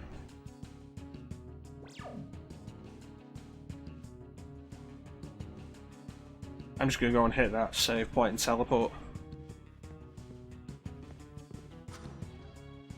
I should get back to Project Zero this week, shouldn't I? I mean, it's been good playing more Digital Devil Saga. I've been really enjoying it.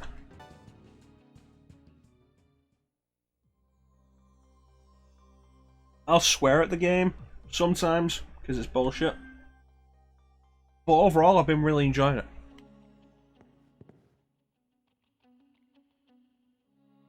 Its mechanics work, unlike the combat in Project Zero. Alright, let's press this white one. What do we got? What's going to change here? Because there's nowhere new we could go. Yeah. Combat. North side.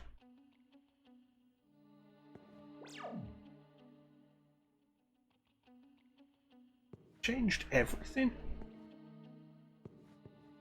There's a room here now.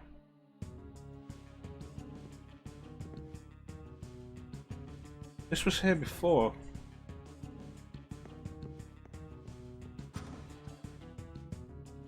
Oh yeah, no, I remember this. Did we die after we saw this? Something is going on. Satsi is ice. Alright. I think I'm going to switch back to Bufala and save Bufu dying for bosses. Because that's a lot. That's a lot of MP for not that much benefit. It's like in, say, Persona. You can get Loki. You get Loki as a Persona, and Loki has a specific ability that is just there's light, medium, and heavy damage. And then above that is the rare severe damage. And Loki has a skill that does severe ice damage, but for the MP cost, it isn't worth it over Bufudine. And right now, that's what Bufudine feels like over Bufala. It's double the cost of Bufala, but it's not double the damage. Well, I should probably go back and hit the save point again. Zeodine.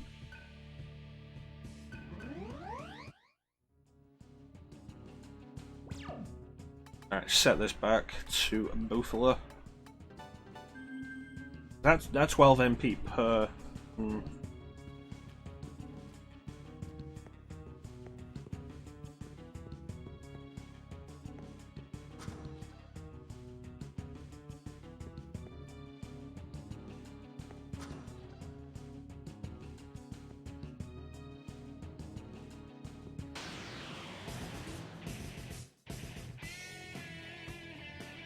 Organ is fire.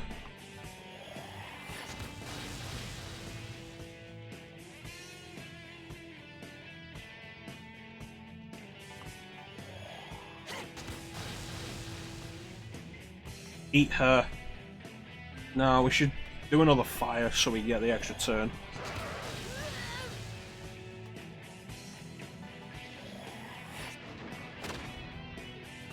Yeah, it really is a shame with Project Zero.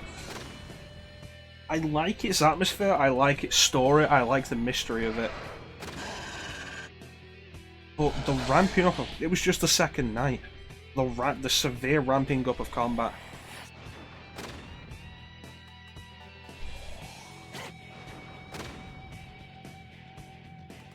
And I looked into it, there's supposedly 5 nights. The combat ramped up that much on the second night. How much worse is it going to get? And it's really making me not want to play the game.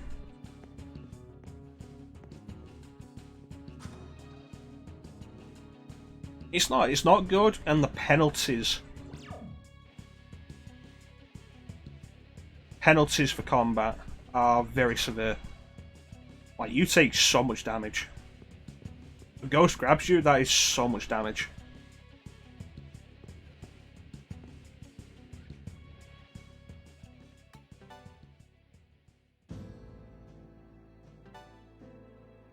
Okay, and 15,000. I'm curious about what this is. Let's see what that is.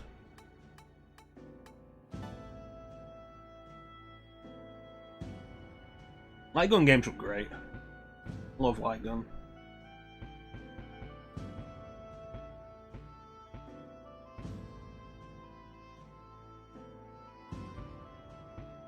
That's the thing, I don't have a problem with taking pictures.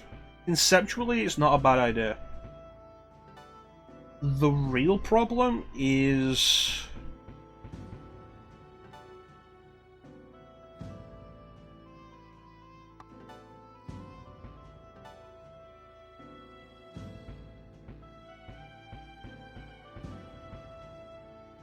the execution.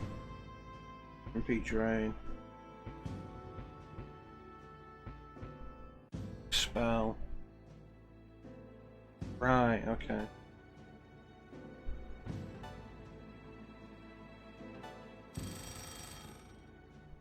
Like the execution, maybe the sequels do it better. And it's a kind of thing that makes me think maybe I should just drop this game and play the sequel. But I've started it, I've done 2 sessions of it, I think. And it's interesting, I don't want to just stop because of that. But I also don't want to start again and stick it on a lower difficulty. It's a case of, like, people make fun of lower difficulty settings, and lower difficulty settings shouldn't be made fun of. Some people can't do games on those modes, and making fun of that is kind of stupid. Some people can't do Devil May Cry 3 on normal. That's fair enough, it's not an easy game. Alright, this is new. So letting them do it on easy isn't a bad thing. Making fun of them for it is stupid. And then there's the case of some games... Sounds interesting. Then there's the case of some games like Project Zero or... Yeah, that's exactly the reason why I finished Final Fantasy 13. But then there are some games like Project Zero or Mirror's Edge, I think is a good example. This is interesting. Mirror's Edge, I think, is a good example, where you want to put it on a lower difficulty, because the thing the difficulty affects is crap. Like on Mirror's Edge, difficulty affects combat. Stick it on easy, reduces the difficulty of combat. Well, the combat's garbage in that game anyway. And if you're playing Mirror's Edge for the combat, then you're not playing the right game.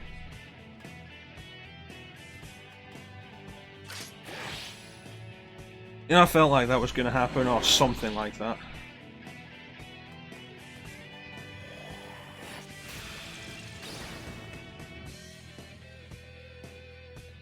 It's frozen, and I want to hit it, but it's not going to end well. Shit. I was playing Mirror's Edge yesterday. I bought it on PC and then started playing it. It looks so good on PC. And it runs really well, and Mirror's Edge is the kind of game that's fun to just sit down and run through for a little bit. Like, Mirror's Edge is rough, but like, if you get into the main focus of the running, it can be so much fun. Part of why late game falls down somewhat. I feel like hardcore anything players, hardcore gamers will make fun of people for playing on lower difficulties. And it's bullshit. Why should somebody have to play on a higher difficulty just for your satisfaction. Fucking hell. Fucking Mudoon.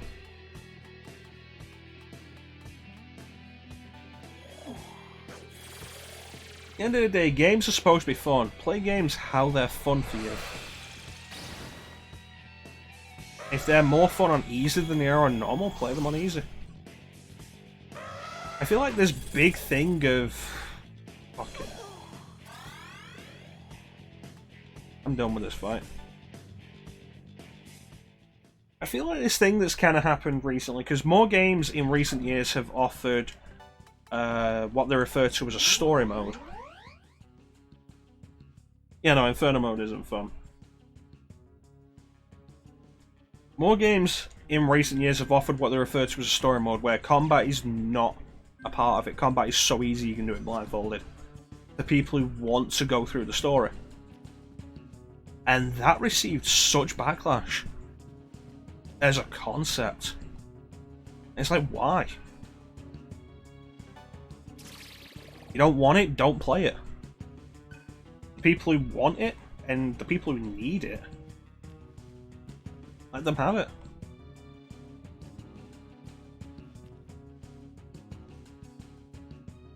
Does it really affect you?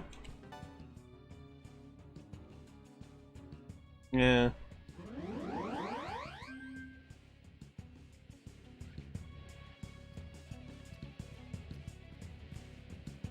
It works for games with stories. I expect that to be a fight. Which is why it's a more recent thing, as story has become a major focus on a lot of stuff. Like Mass Effect. Mass Effect 3 offered a story mode. Yeah, it probably should have been a set in light of Last of Us 2.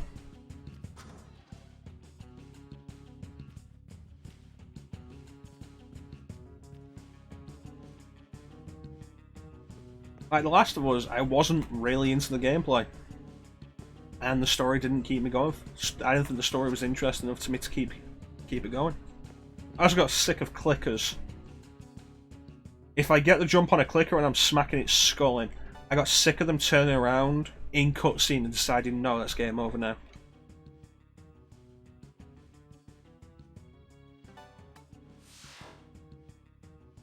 I was intending to do The Last of Us on stream to actually get through it finally. That's going to go way on the back burner now with all the focus on Last of Us. I don't like being into something when everybody's talking about it anyway, because I get tired of it. Ugh. Now let's see what this intense hatred is and see whether or not this is going to give me a game over. This can't be very, can it? Huh. We're back at the entrance.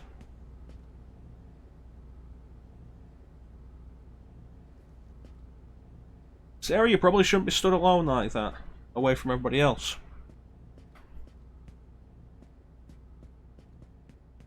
Well, nothing upstairs. It's been a while, sir. Yes, that's the face. The one I couldn't forget even if I wanted to. Sir! I don't know you. But I do remember you. How the hell can you follow the man who devoured you? What are you talking about? I don't know. You were the first to be devoured. Everything's coming out. Slow build up, but now that shit's actually happening, it's happening so I feel fast. sorry for you. How many times must you die for this woman? What?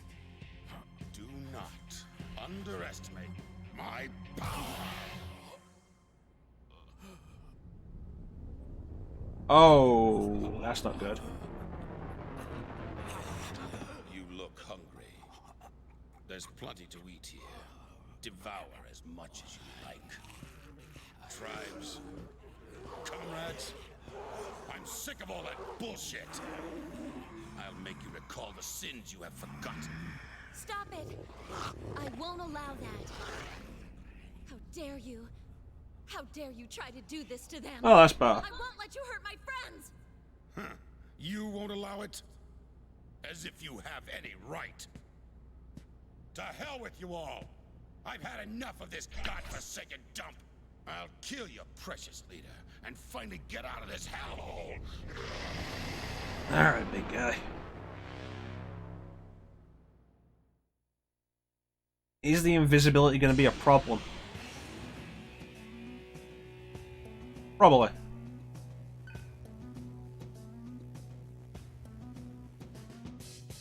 Shooting.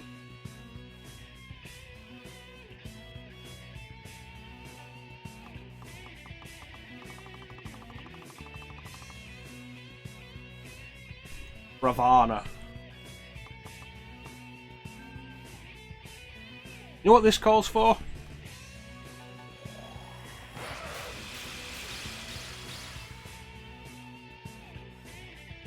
Huh. Really thought that might actually work.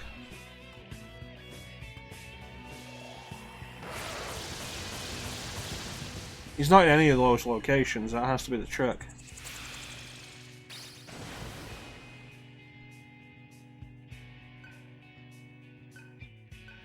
Right, so the first 2 turns are a waste.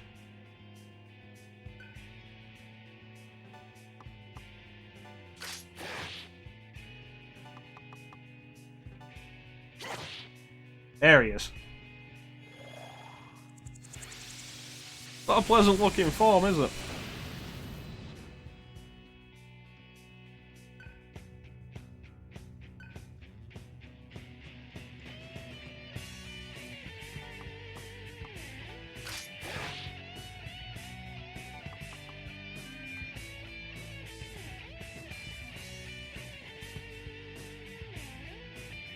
If we miss, it counts as an actual miss. Looks like a rejected Pokemon. Alright.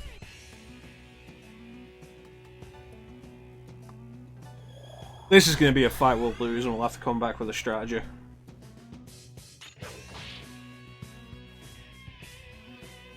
On the right somewhere.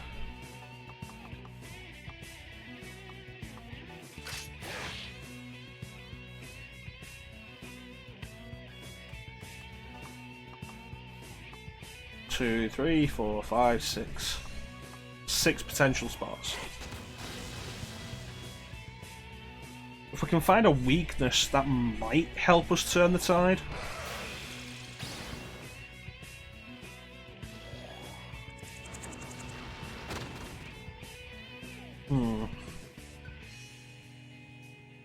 Right.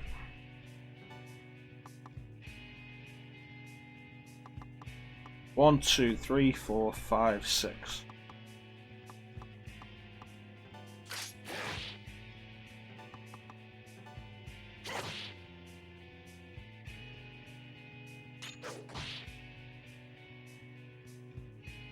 You notice the big difference with this boss versus a bunch of other bosses lately?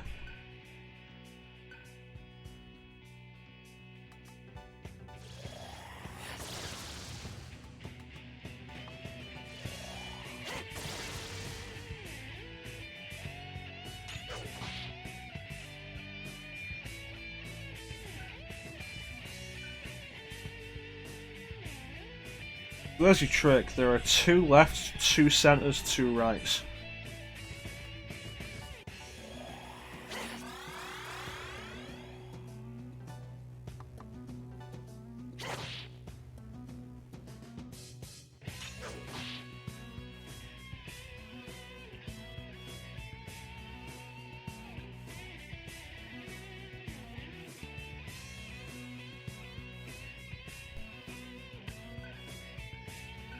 Try the left or the right, great, and narrows it down to 4 positions.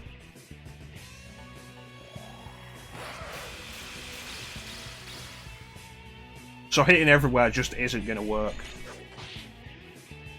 No, the difference is he only has 1 turn.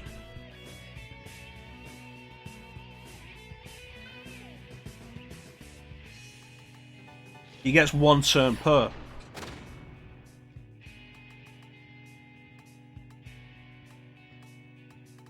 Unlike so many bosses we've fought.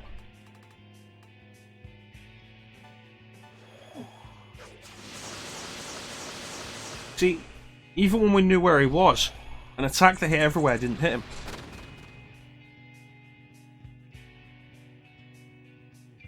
Oh, SMT can be cheap when it wants to be. This can't be the real fight.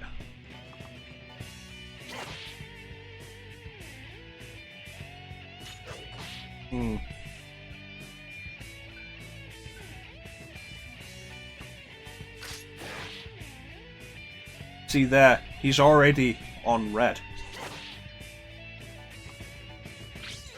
Like this can't be the proper fight. This is even with this is too easy. He's not doing enough damage.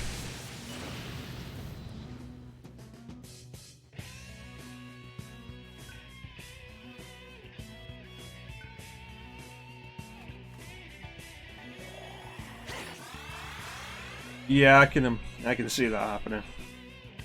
No pun.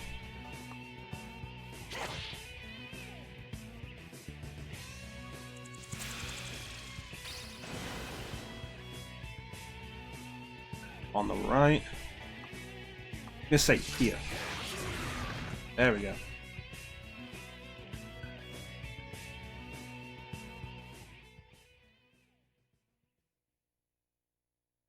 Do not underestimate me. Yeah, he's not dead yet. See you mutilated and broken. Die at the hands of Colonel Beck. Question, Varin. Who's Colonel Beck?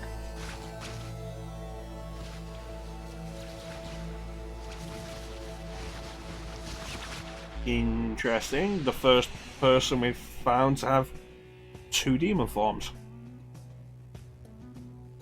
Kind of makes me think of a Starman from Earthbound.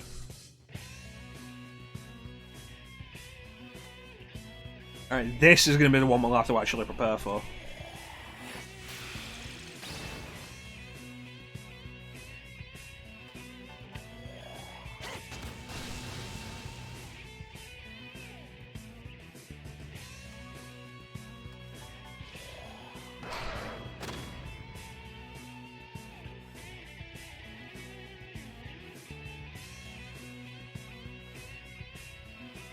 I don't really see that.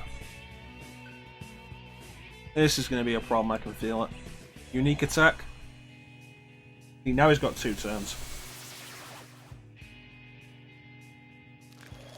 There we go.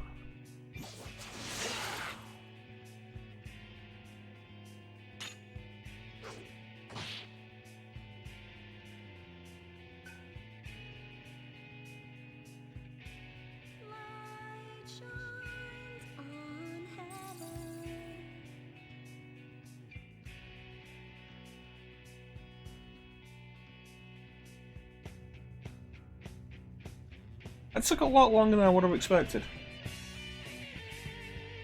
Alright. See what we can do, but I'm expecting to have to restart this fight.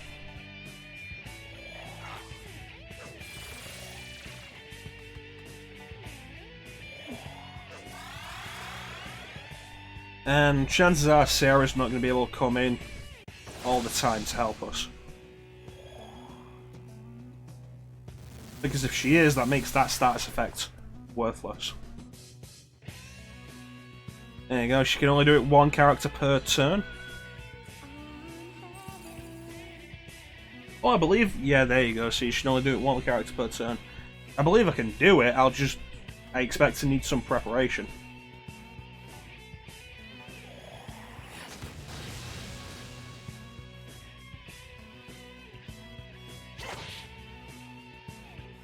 Right. Confusion, but it's entirely attack based.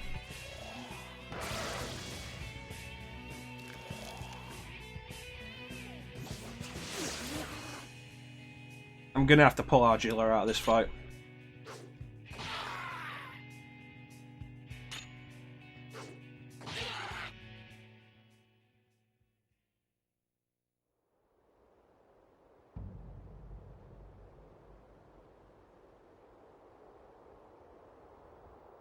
What is Argilla weak to?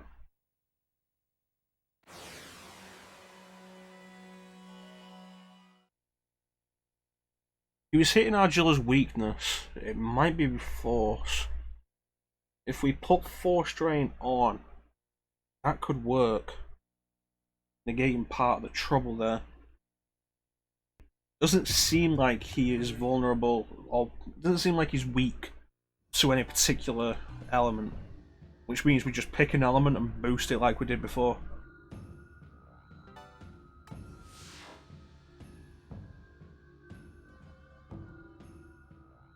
Argilla's the only one with meteor armor.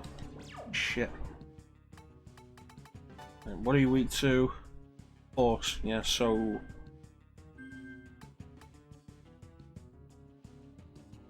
Did anybody else learn meteor armor?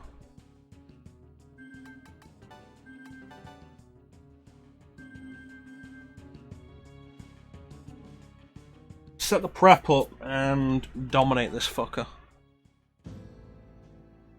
Okay. Healing. Up spirit. Spirit. Healer.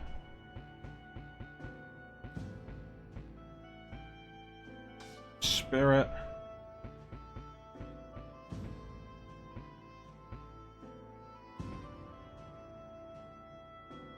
Nobody else has it. Damn it. Alright. Shame, because I was banking on Argilla in the next fight. Oh well. Gale and...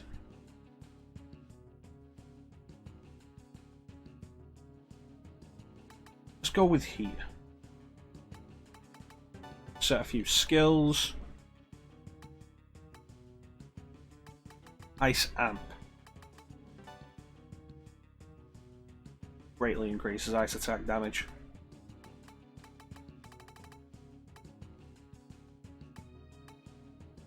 Crit rate double, not overly helpful. Life bonus. The amount of health isn't the problem. Force drain, there we go.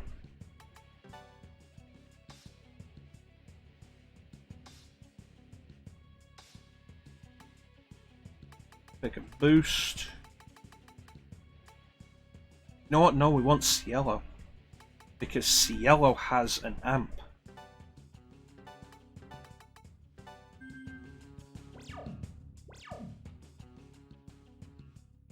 Alright, this is going to work when I've got this.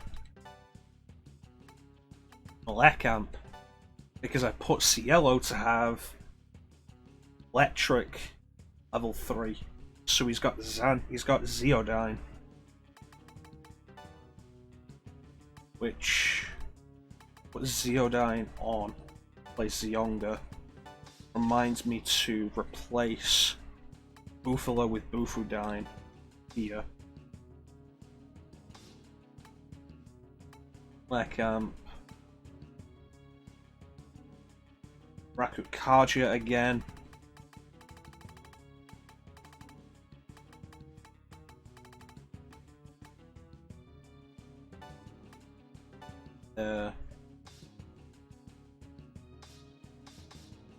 Want her with mutual karma on instead of Iron Stomach again. And what can you have? Not force. We'll give you ice boost. Have anything that can work for us?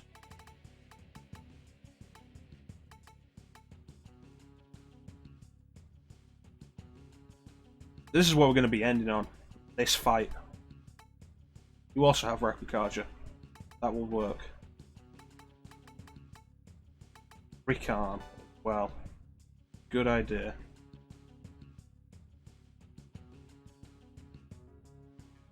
Focus on one specific attack.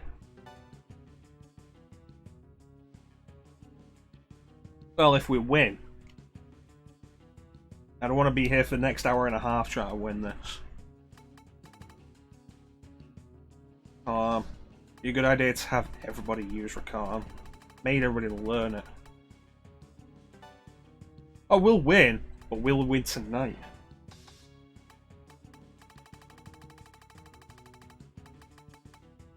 Yeah, I definitely want to give everybody a recall.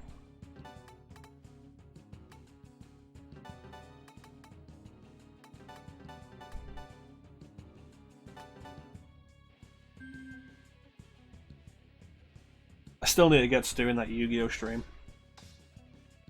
I'm thinking that's good. The first fight is a wash. We just need to hit him enough times and we're good. Second fight is a true fight.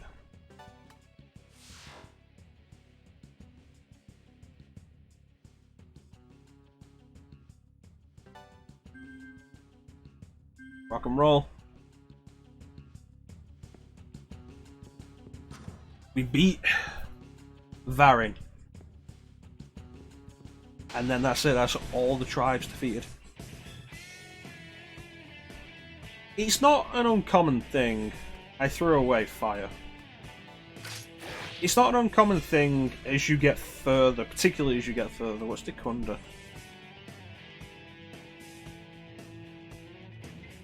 It's good.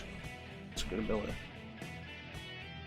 It's not an uncommon thing, particularly in RPGs, as you get further, for bosses to have multiple phases.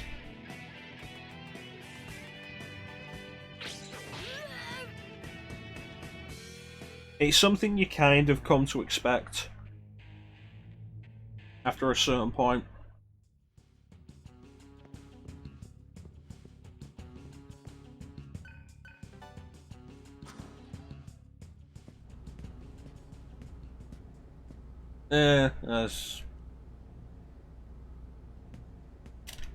There's one thing to oh, there we go, we can skip. I was like, could we skip? Did we skip?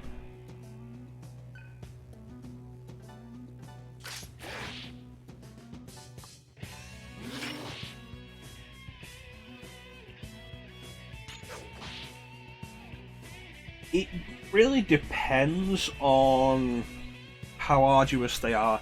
This one isn't so bad, because this first phase isn't really an issue. If anything, this first phase is tedious, but it's not difficult.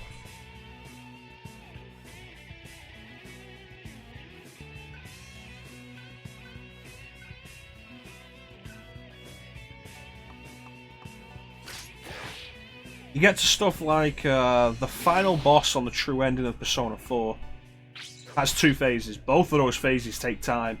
Both of those phases do a bunch of damage. And my first playthrough, I had trouble with it.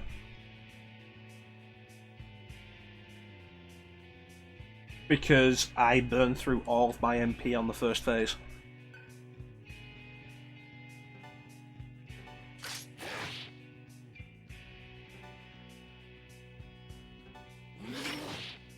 And the real trick of it was learning to manage the MP.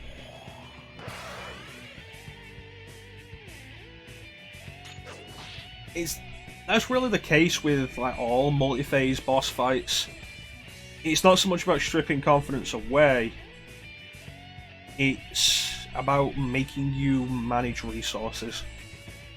The problem comes in boss fights that don't make it clear there's going to be a second form. Because in a lot of boss fights in RPGs, you'll throw everything you've got in the first form. And then you're left with the problem of, oh no, we have another form to deal with and we're exhausted.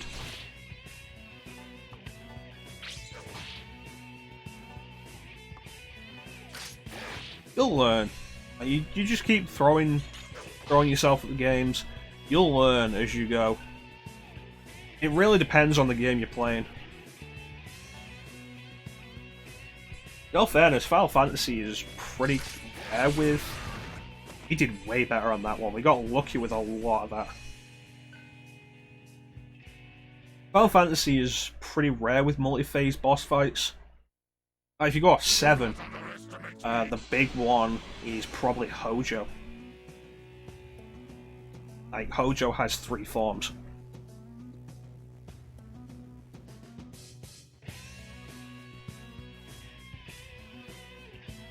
That is actually something that's kind of tricky to get past.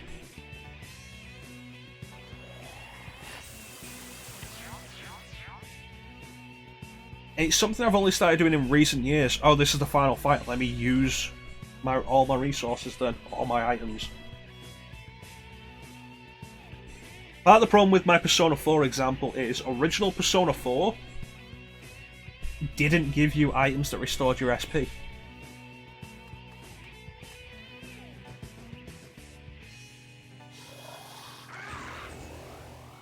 Like, they were super rare. And so when you ran out of SP, that was kind of it.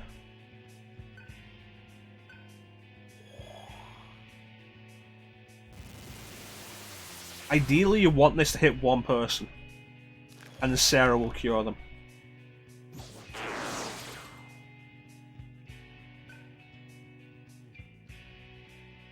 Could have done with your healing, doing that with somebody who wasn't CLM. There's an interesting concept in the design with the way it opens up, and particularly when you hit it, the way it opens up when it's hit. See, that's going to be a problem. And it says every time he does Hunger Wave, we really need him to hit one person at best.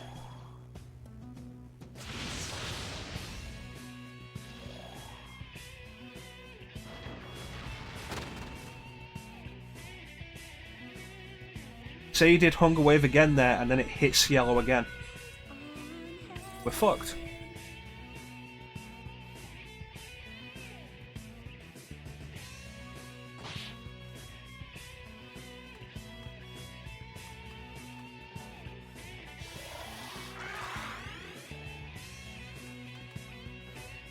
See what this gets us. It's not bad damage.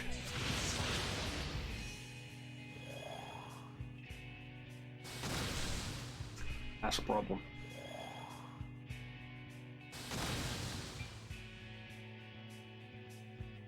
Alright, finally.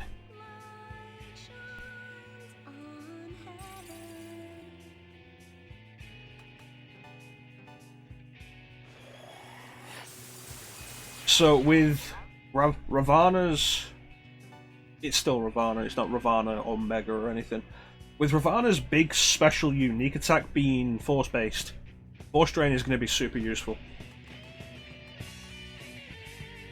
I forgot what boost I gave to Gale.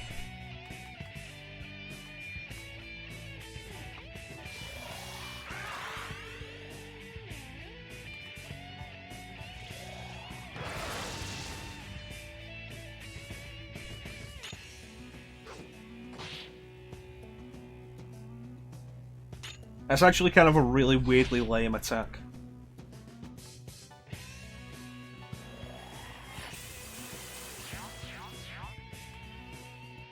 One of these is going to do clearly more damage than the others. Not that.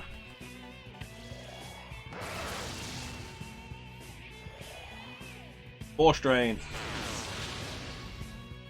The press turn system can screw you sometimes, but I love that enemies work the exact same way you do. If we hit him with a force attack and he drained it, that would be at the end of our turn. He hits us with a force attack, we drained it. That is the end of his turn. I love the equality on both sides of that. Tarazi. Not that.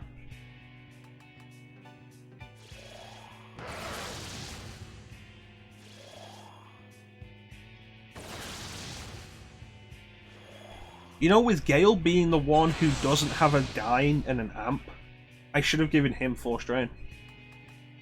Would have been the smart idea.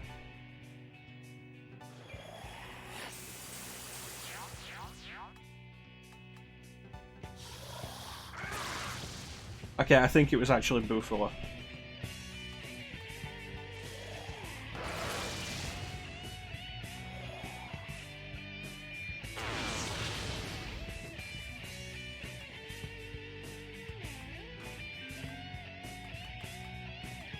This is going well so far, it's going too well. It's not done Hunger Wave in a while, and that's worrying me. Hunger Wave can cripple us. Fucking hot dog.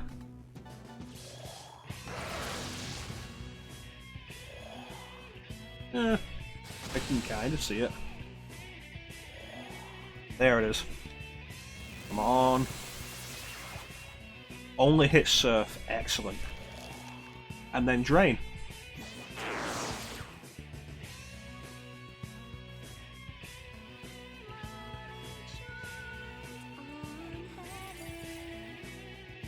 Something.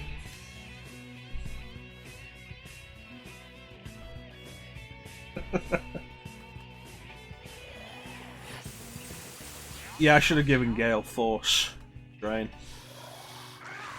Because his Bufala, even with Ice Boost, is not as good as Bufudime would be with Ice Amp.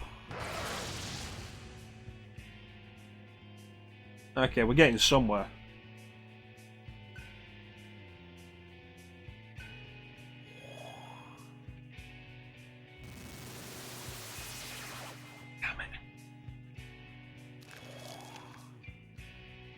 At least there's this.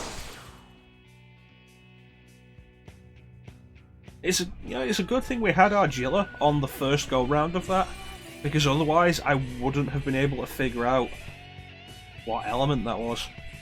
Figuring out what element that was so quickly has turned the tide of everything here.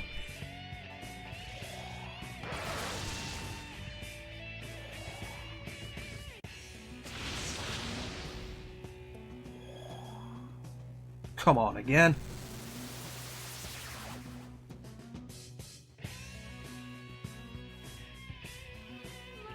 You have an issue that she goes from right to left as well.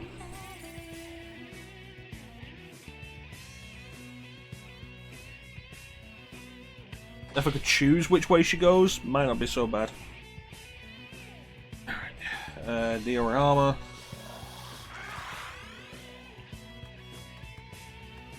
Diodine. Looking for those red numbers.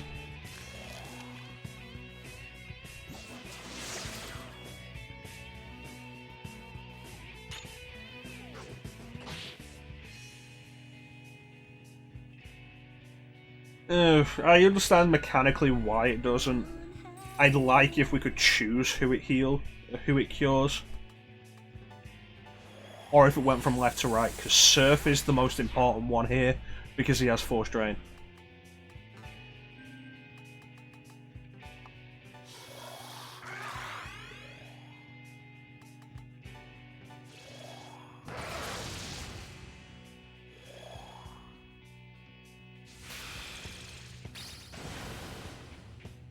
That's not too bad. That can be bad. That can be worse.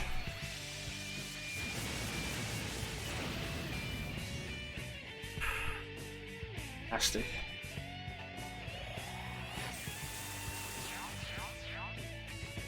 Heal yourself. And then another Zeodine. Slow and steady, we're gonna beat this fucker down.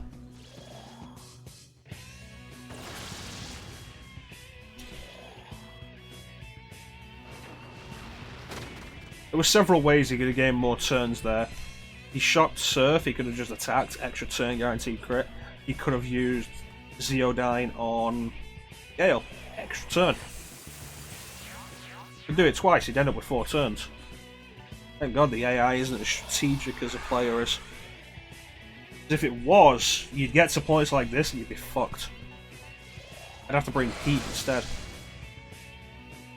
You know what? Heat wouldn't help because he has Bufudine. He can hit weaknesses on almost everybody. It wouldn't help. Okay, just Ciela, that's not too bad.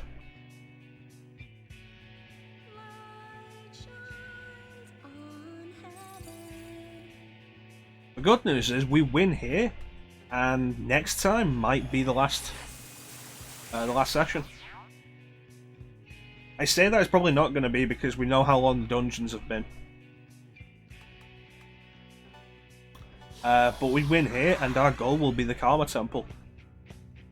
Nirvana, the goal of the entire game. There we go.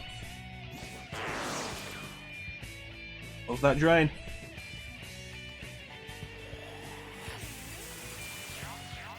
Cielo's getting low on MP.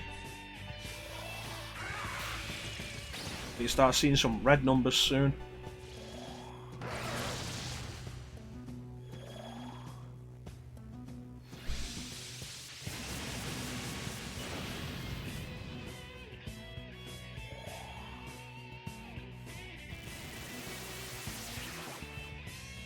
Damn it.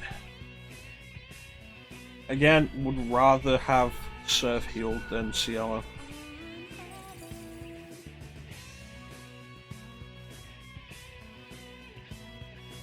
And Force Drain is really useful.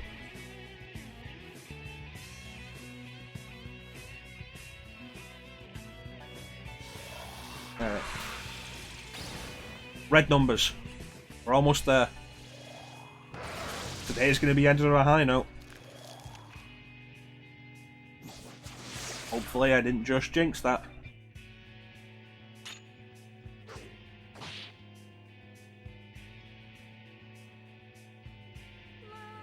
Yeah, we're not doing the thing of trying to end on a high note anymore, or not ending on a down note. Sometimes episodes end on a down note. You can call that a to be continued. And then the next episode after that is the twist where everything ends up okay.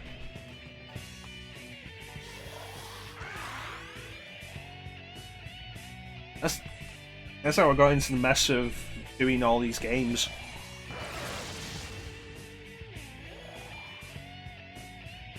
I think like The Evil Within went badly. I didn't want to end on that note, which is why we started Spider-Man.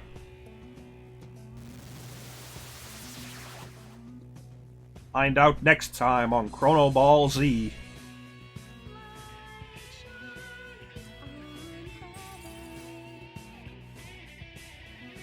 Okay, so she got Surf there.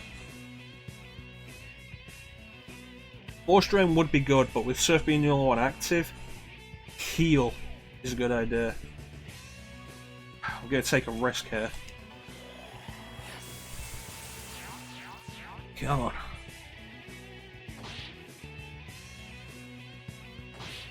Yeah, no, The Evil Within was not fun. There we go.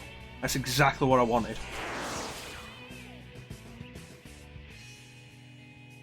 It really wasn't fun. And I'm super disappointed in it. Okay, Force Drain and a heal on Gale. Because Gale has Force Resistance, which means even with Force Drain, he's not actually absorbing as much.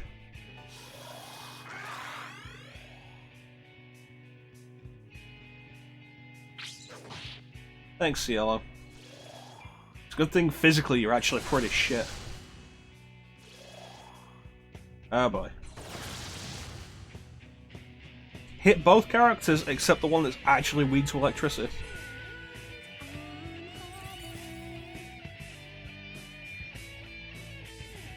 Yeah. To be fair, I think that was because it was like an hour into that stream.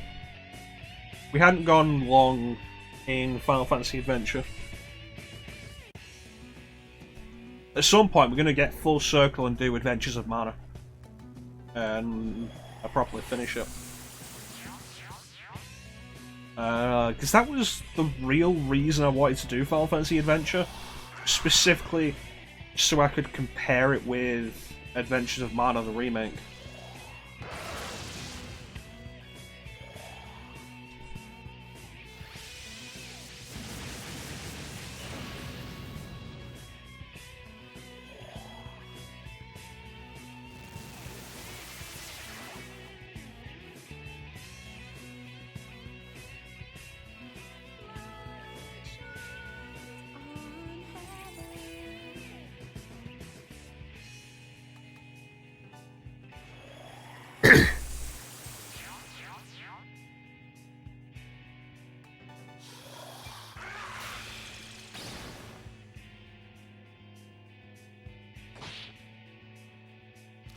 There we go. Heals. All round.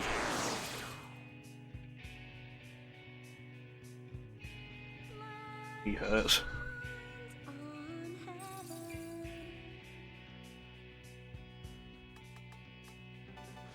Yeah, I want to do I want to do Adventures of Mana.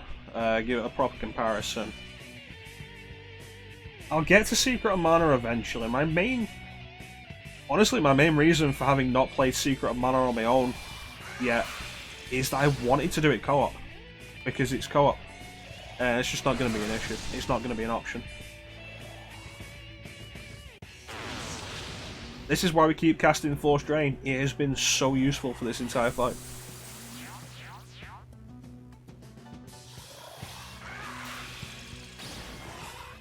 There it is. Now, is Varin going to explain what the hell has been going on about this entire time?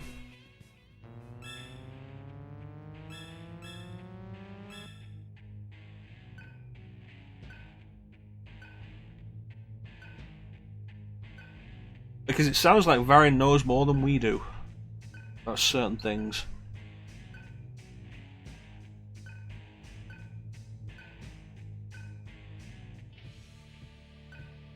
Level up.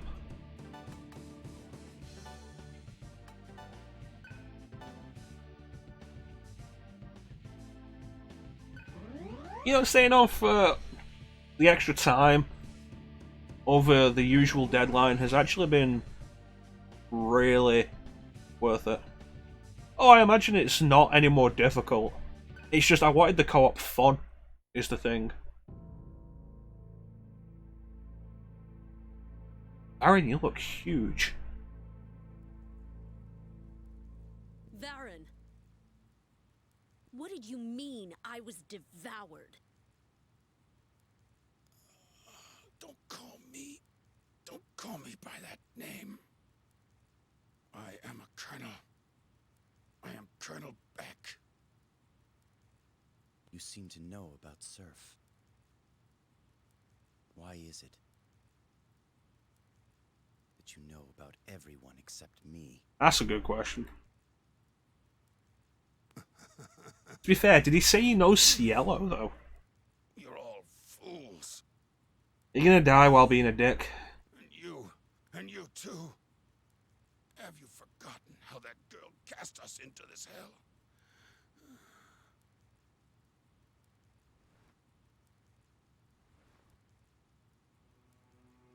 Let me remind you then. Oh, you're actually going to explain. I appreciate that. You and I, we are all humans who died. In the same Nirvana you're all desperate to reach.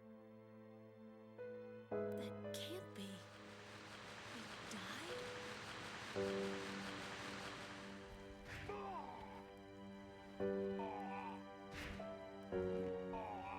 This twist reminds me of another game, and I can't tell you what that game is because that would spoil the twist of that game. She is truly But it did come out after this. the devil.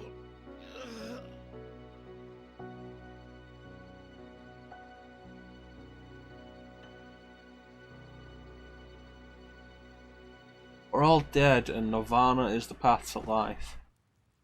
To come back to life, you have to kill everybody else.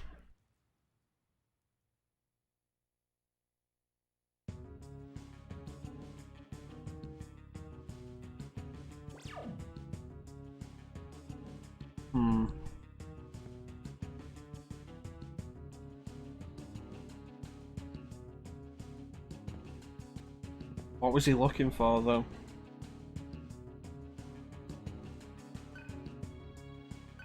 Didn't he say I devoured you? That's what he said, right?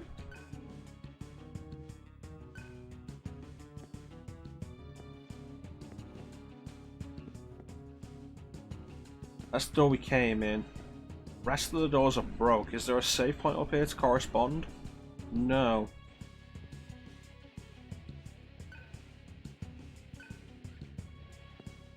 Well, the idea that we died adds up with everything else we know to explain why none of us were born and there's no children.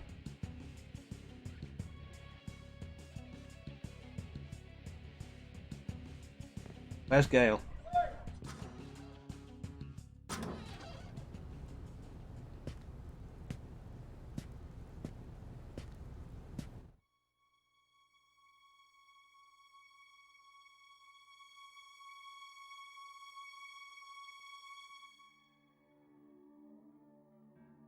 That's not what she was wearing.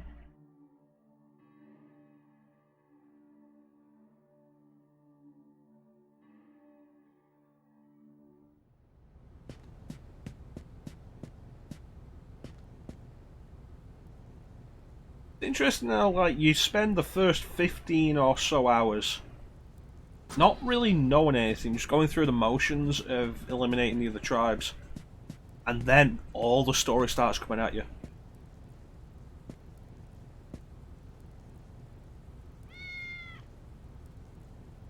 It's been a while since we saw the cat. You? Hey, wait. I knew that didn't make sense. That was the first cat that I ever saw. So then how did I know what it was? That is not all. We also know of children and parents. We know of things not of this world. And yet, none of these things exist here in the junkyard. So then we remember these things from Nirvana? We actually died before and were sent to the junkyard? Now we're like this? We devour each other. Janana, Lupa, so many people died. And you think Sarah's behind all this? How the hell could she be? I don't know. You know I ain't that smart.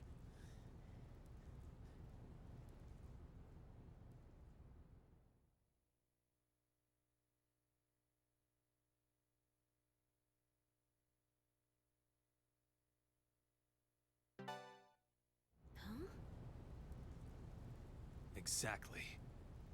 Knowing the truth wouldn't change anything. How could we know the truth? Who cares about this stupid world? So what if we died? Forget all that crap. Look at what all of us have become. We're comrades. Then there's nothing to debate. We're bros. I mean, that, you can't be a comrade alone. That's ridiculous. Comments? Scale of 1 to 10, I give it a 3. But all in all, I'd have to say that it's still pretty good for a hot-headed jerk, ja? Maybe if you spoke up a bit more. What the? Interesting. Derain just stopped. Interesting. Clouds have been coming from the Karma Temple. And the gates of Nirvana have opened. No, comrade is an ally. Alone you have no allies, you have no comrades, you are not a comrade. Be there.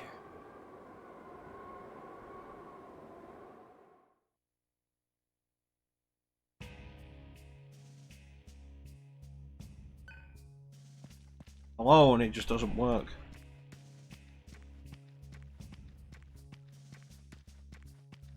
I walk a lonely road.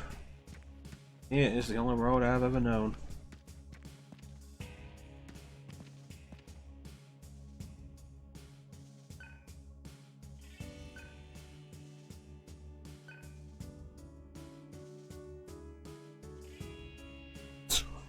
Tom from MySpace.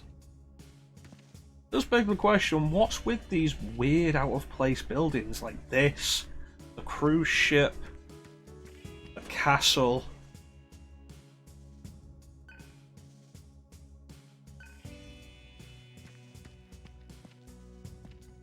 There's still questions to be answered.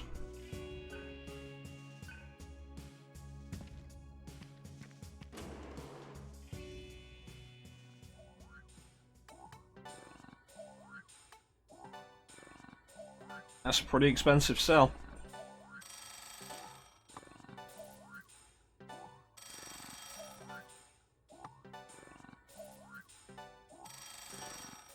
And one for good luck.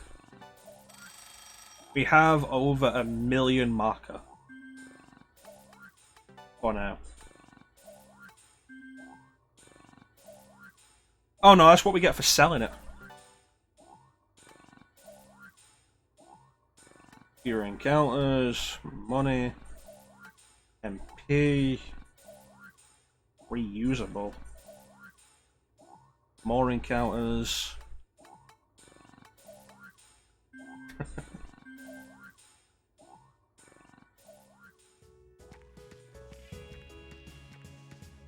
That's actually a point. Everybody just most of us just got a new mantra.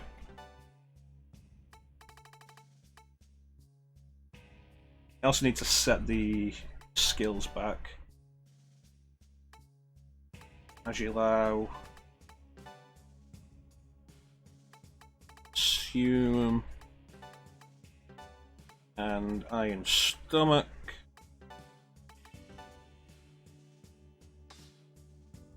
Assume.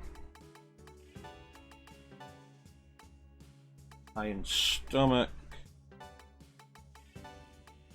And Agilao.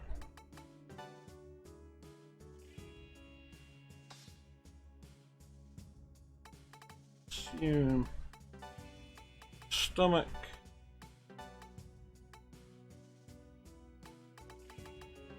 Agilao. And then these guys are fine. Alright, let's go.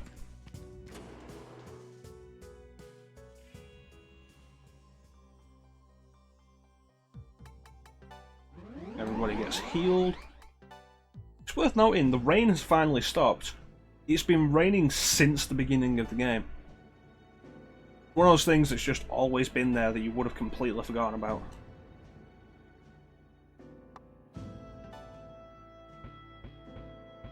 Yeah.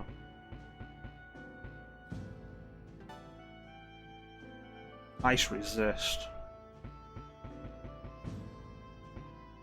Yeah, I'm gonna say, kind of shitty that you get all the way to the end and you get resist. I feel like resist should have been maybe a little further, maybe here. Yeah, that would have actually made more sense. Resist and then amp. I mean, I'm glad I have amp, but still. Okay, calm spirit, get people learning Media-rama. Human Lord mastered. Godly Beast. Atma bonus. Got the cash. Atma bonus is a good idea.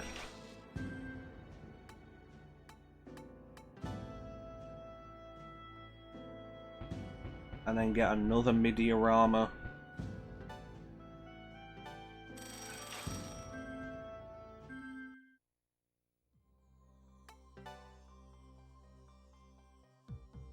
But every tribe leader has been dealt with. It's finally time to head to Nirvana. And the end of the game.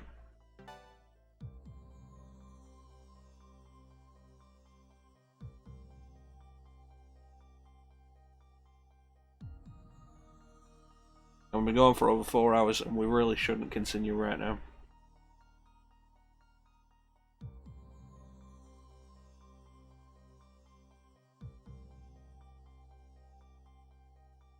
I guess we'll be back with this on Tuesday. We could go back to Project Zero and continue that mess.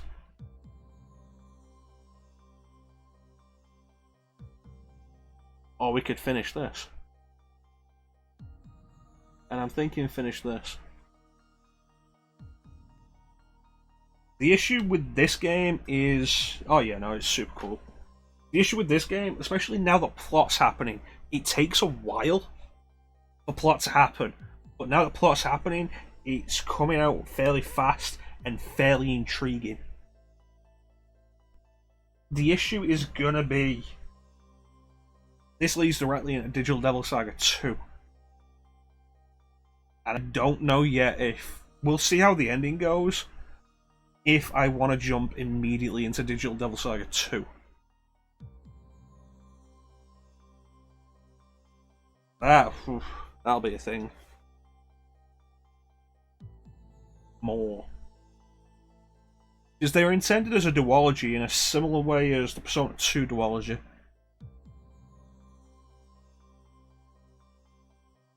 But yeah. Tuesday, 8 PM Greenwich Mean Time. GMT. And let me check this.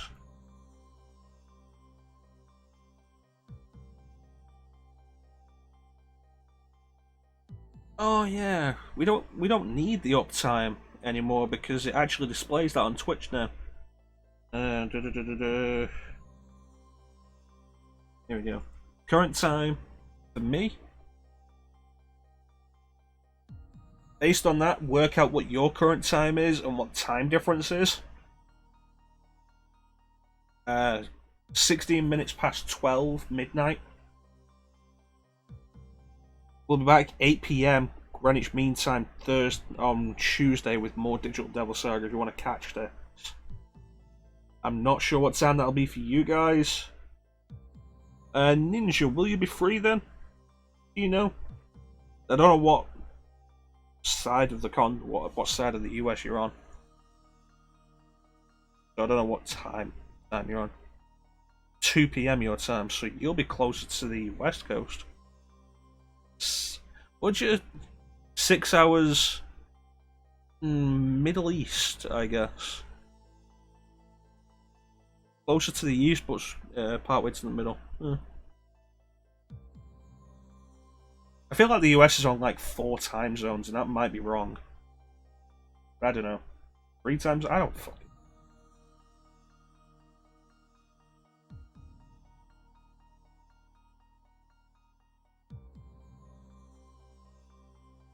So many time zones. It's simple in England. There's 1 time zone. Fine. Good stuff. But yeah. 8 PM Greenwich Mean Time. Likely not the conclusion of this, but the lead up to the end.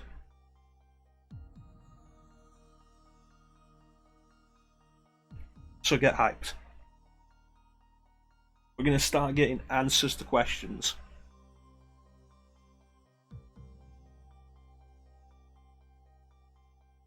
Well, to be fair, Russia is also huge horizontally. Ending part 1, possibly. I'm probably not going to do like an extended stream to try and finish it. It's always the problem with RPGs, you can never tell exactly how long you are from the end.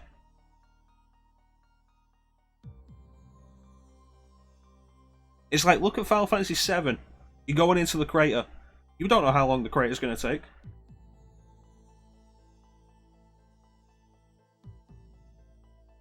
In actuality, the crater only takes like an hour or so, maybe an hour and a half at most. That's on the short end for RPG final dungeons.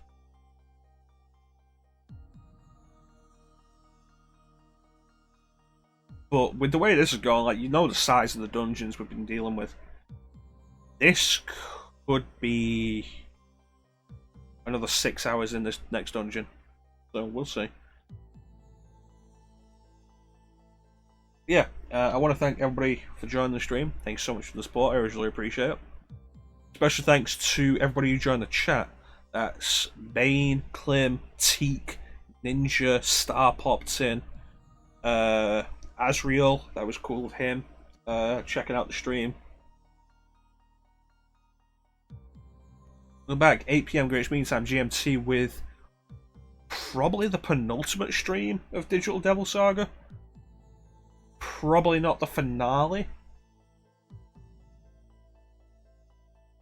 But if you've been enjoying this game, if you've been enjoying this session of Digital Devil Saga and the questions have you intrigued, then it's probably not a stream to be missed. As we start to get some answers. I want to make a point that might be a spoiler, and I'm very concerned about that. Nah, you know me, I never shut the stream off without actually prepping you for the end of the stream. Like, sometimes I'll click on the end, I'll get kind of pissed off and be like, and then click on the ending, and then come back, because it's kind of a joke. The being pissed off isn't a joke, but the clicking on the ending is kind of to amuse myself and lift the spirits a bit. Yeah, 8 PM Greenwich Mean Time, probably the penultimate Digital Devil Saga stream. Whether we'll go at Digital Devil Saga 2, we'll find out soon.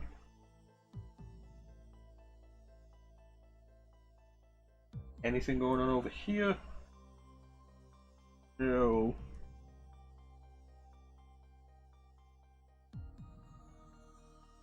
Over there. No.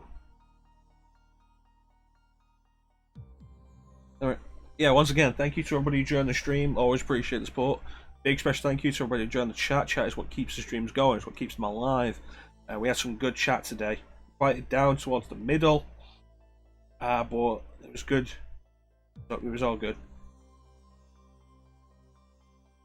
I don't know if we're ever going to get back to Project Zero. I may delay it until the end of time. You'll see. Green screen will return when we do a 16:9 game. Remember, kids, don't go to church. Get onto a Zoom meeting with your priest.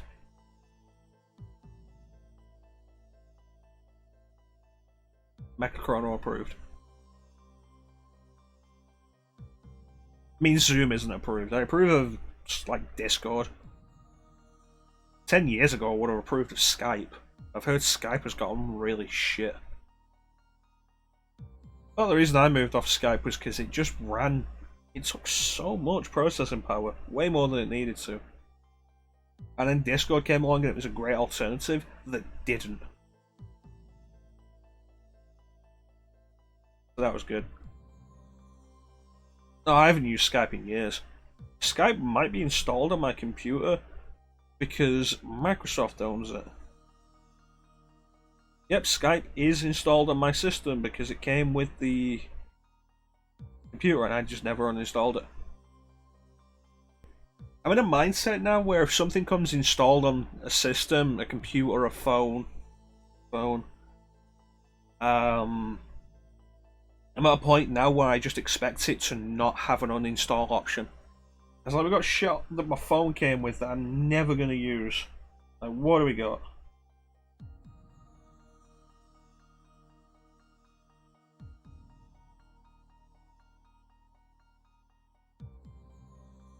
A bunch of Google stuff. Can't uninstall it. I've heard there are phones that you come with Facebook now and you can't uninstall Facebook.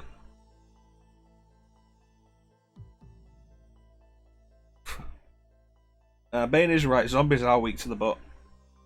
I want to thank everybody for sticking with me during this longer stream throughout the fight.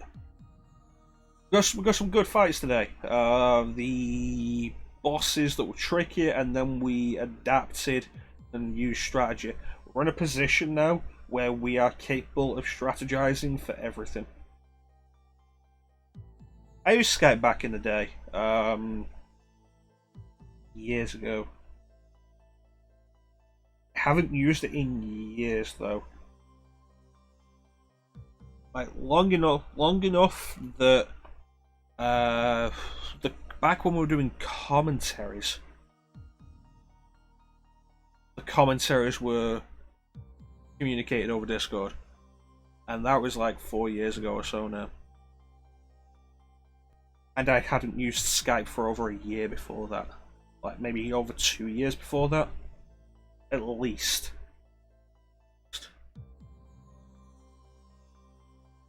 Yeah, I stopped probably 2012 maybe, I guess. I stopped being in a position where video calls were a thing I cared about or wanted. And everything else started opening up voice chat options. And then Skype got worse. I've heard Skype is just absolute garbage now. But anyway, the rain has stopped. Tuesday we'll find out why. Also, big twist, the clouds are coming from the Karma Temple. But yeah, the final farewell of today. I want to thank everybody who joined the stream. Big special thank you to everybody who joined the chat. Thank you so much for watching. Always really appreciate it. You quoting Men in Black 2 at me?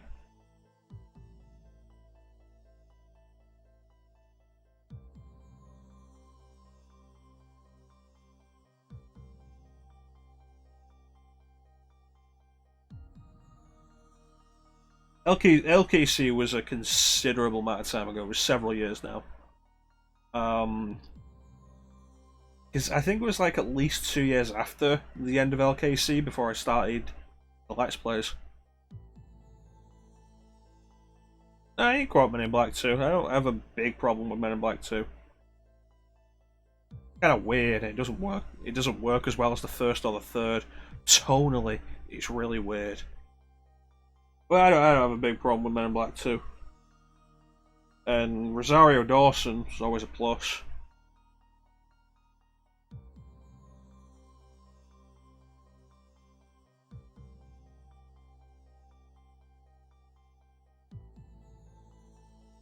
Yeah, LKC was a considerable amount of time ago, several years now. It's actually a thing I was thinking of yesterday. I was playing Mirror's Edge, and Mirror's Edge was, I think, one of the last games we did. And it brought back memories, and made me wish we could still be doing commentaries. But we don't, and there are reasons for that. Kind of a shame, but a reason. It was fun times. Gotta appreciate the fun times. But anyway, rambled on long enough. Once again, I want to thank everybody for watching. I always really appreciate the support. Big special thank you to everybody who joined the chat. Keep me company. The chats are what make the stream. Best part, honestly. I can ramble to myself all day. That's what the Let's Plays are. The chat is what makes streams worth doing. And in the meantime, I want to thank everybody for watching. Have yourselves a fantastic time of day. And I will catch you later. Tuesday, 8 PM Greenwich Mean Time. More Digital Devil Saga. Goodbye, guys. You too, Ninja. Take care, everybody. Bye-bye. Bye. Bye-bye. Goodbye. Goodbye. Bye-bye. Do the royal wave.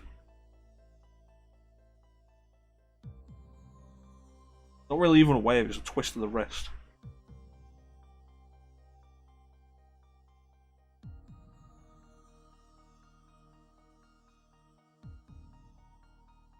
Bye bye. Bye bye. Bye. So long.